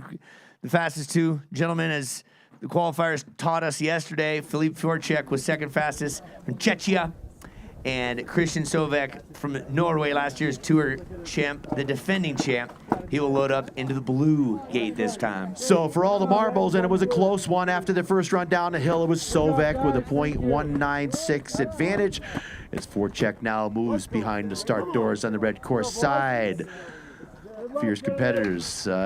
Forchek third in the overall standings. I was calling him second in the overall standings. Michael Ankeny was probably listening on, said, Clarky, I was second. That's not right. But he's not here now. So the battle for the top. That's, by the way, that's Filip Forchek, not Walker's Filip Forchek is in the finals here. One of those Philippes. Yeah, one of the Philippes. There's a 50-50 chance there. Skier of the Year, the Colorado Snow Sports Hall of Fame back in 2022. He's an Olympian. He's been the world champion. Filip Forchek on the right-hand side. Christian Sovek from Norway, defending tour champion. A lot of money in his pocket from last year. And they're off and running. Oh, Forchek getting a powerful start, not letting Sovek get away into the first jump they go. Sovek does have the advantage. Touch it down. Forchek a little bit twisted. Sovek starting to pull away. Forchek seems to be bouncing through the ruts a little bit. He's getting low, a little late. Oh, Forchek looks like he's out of gas up there. He's just sending it off that second jump though. Man, I just been motored by the tour champion, Christian Sovek. Into the bottom 2 gates we go. Back to the top step of the podium goes Christian Sovek. Stick with us. We'll be out there to do the awards. Great racing here today. Thank you, everybody, for hanging out with us. Sovek, just like Rask, taking the top title of race number 1 of the season. So a deja vu scenario, Groundhog's Day. Great racing by Sovek and Forchek. Kevin Clark is going to roll on down as we get ready for awards, and we'll fire those up in about 10 minutes' time. Stick with us here. We'll have it live for you on Facebook, as well as if you're here in Aspen.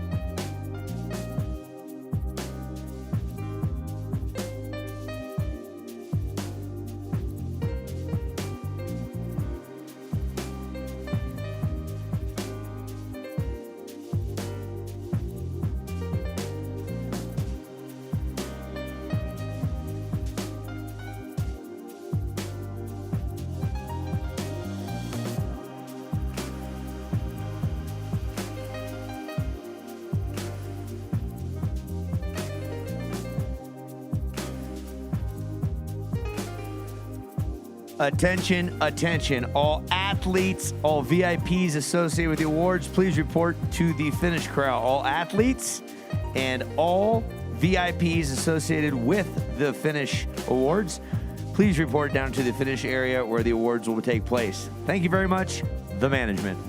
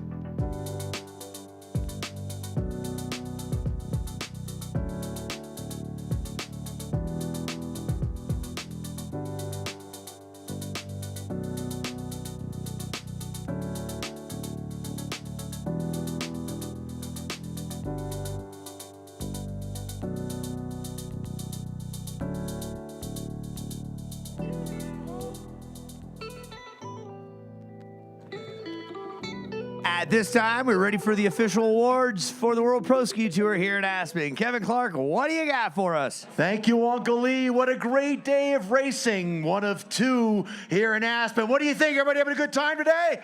Yeah, that's what we want to hear. So without further ado, I'm going to bring up our new CEO, Chris Neary from the World Pro Ski Tour.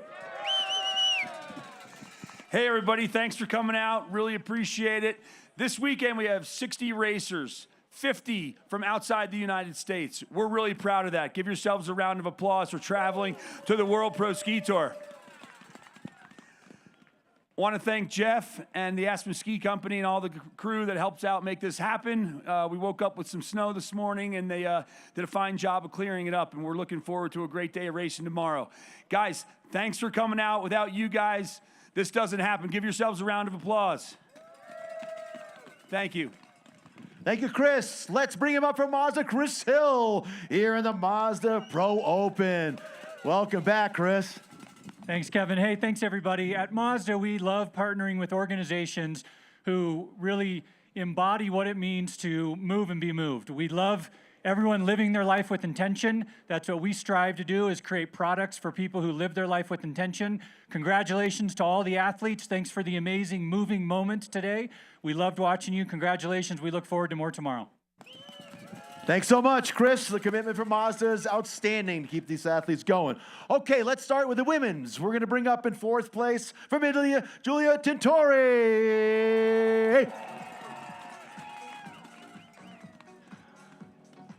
So how's your first experience with the World Pro Ski Tour? I loved it. Yeah, look at his smile there. Of course she loved it. Let's move on to Tuva Norbe in third place today.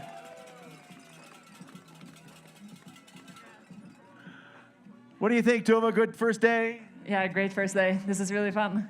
Outstanding. All right, let's bring up your defending tour champion in number 2 spot today from Canada, Aaron Mozinski. So, Aaron, we sat in the booth and watched you hook that arm, and then you held your shoulder. You okay? Oh, yeah, my shoulder was fine. Just some bumps and bruises. We're good. It's just like getting a big pull at a big water ski jump, huh?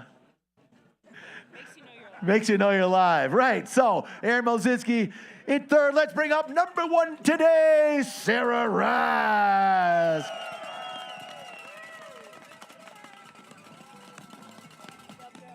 So no stranger to the podium, Sarah. Great day of ski racing. What do you have to say for the folks here today? I love Aspen. World Pro Ski Tour is the best, and it's just an amazing place and a great day. You got it for tomorrow, too? Oh, yeah. Oh, yeah. Bring it tomorrow. We're going to bring up some champagne now. All right. So we're not going to spray the camera guy, and we're not going to spray each other so your suits are dry for tomorrow. So I better move out of the way, too.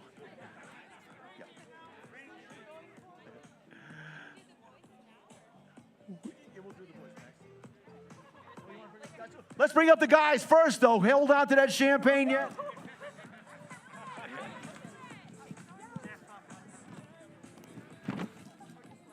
All right, the only American to make it to the top step of the podium, Cooper Cornelius. Come on up, Cooper. Good job, my friend. Welcome to the World Pro Ski Tour. Thank you. I'll have to come back. Yeah, I bet you'll be back. Good job. Cooper, move on over next to the ladies. Let's bring him up in number 2 spot. Philippe Walquist from CU. What do you think? Pro Tour is pretty fun, huh? It's super fun. All right. We're going to get you some champagne and some money here. And in second place today, Philippe Forchek, the big man.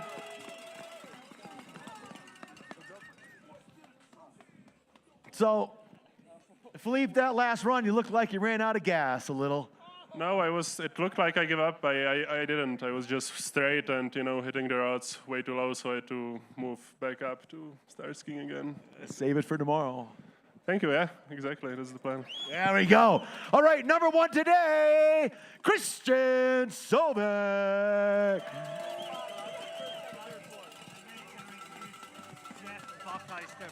From Aspen Ski. So let's bring up from the Aspen Ski Company, Jeff Buckheister. Used to be friends with your dad from years of being at Winter Park. Jeff, good to see you again. Thank you. Thank you. Go right in the middle there. Jeff, take the mic. Oh, you want me to have the mic? Yes, sure. All right. Welcome to Aspen. I don't want to stand in front of Sarah. I'm like the least. I'm going to go on the side. Hey, every day I show up to work, I think about being able to deliver the best skiing experience in the world in the best ski town in the world.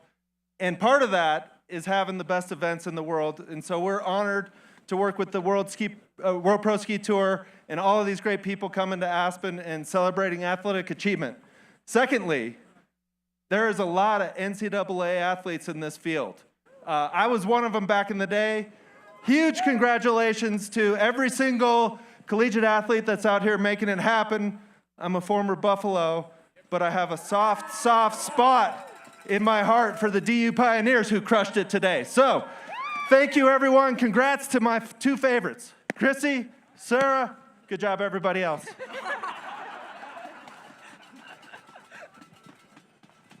All right, time for the champagne, and don't forget to join us out here tomorrow at 10 o'clock for a whole new race. That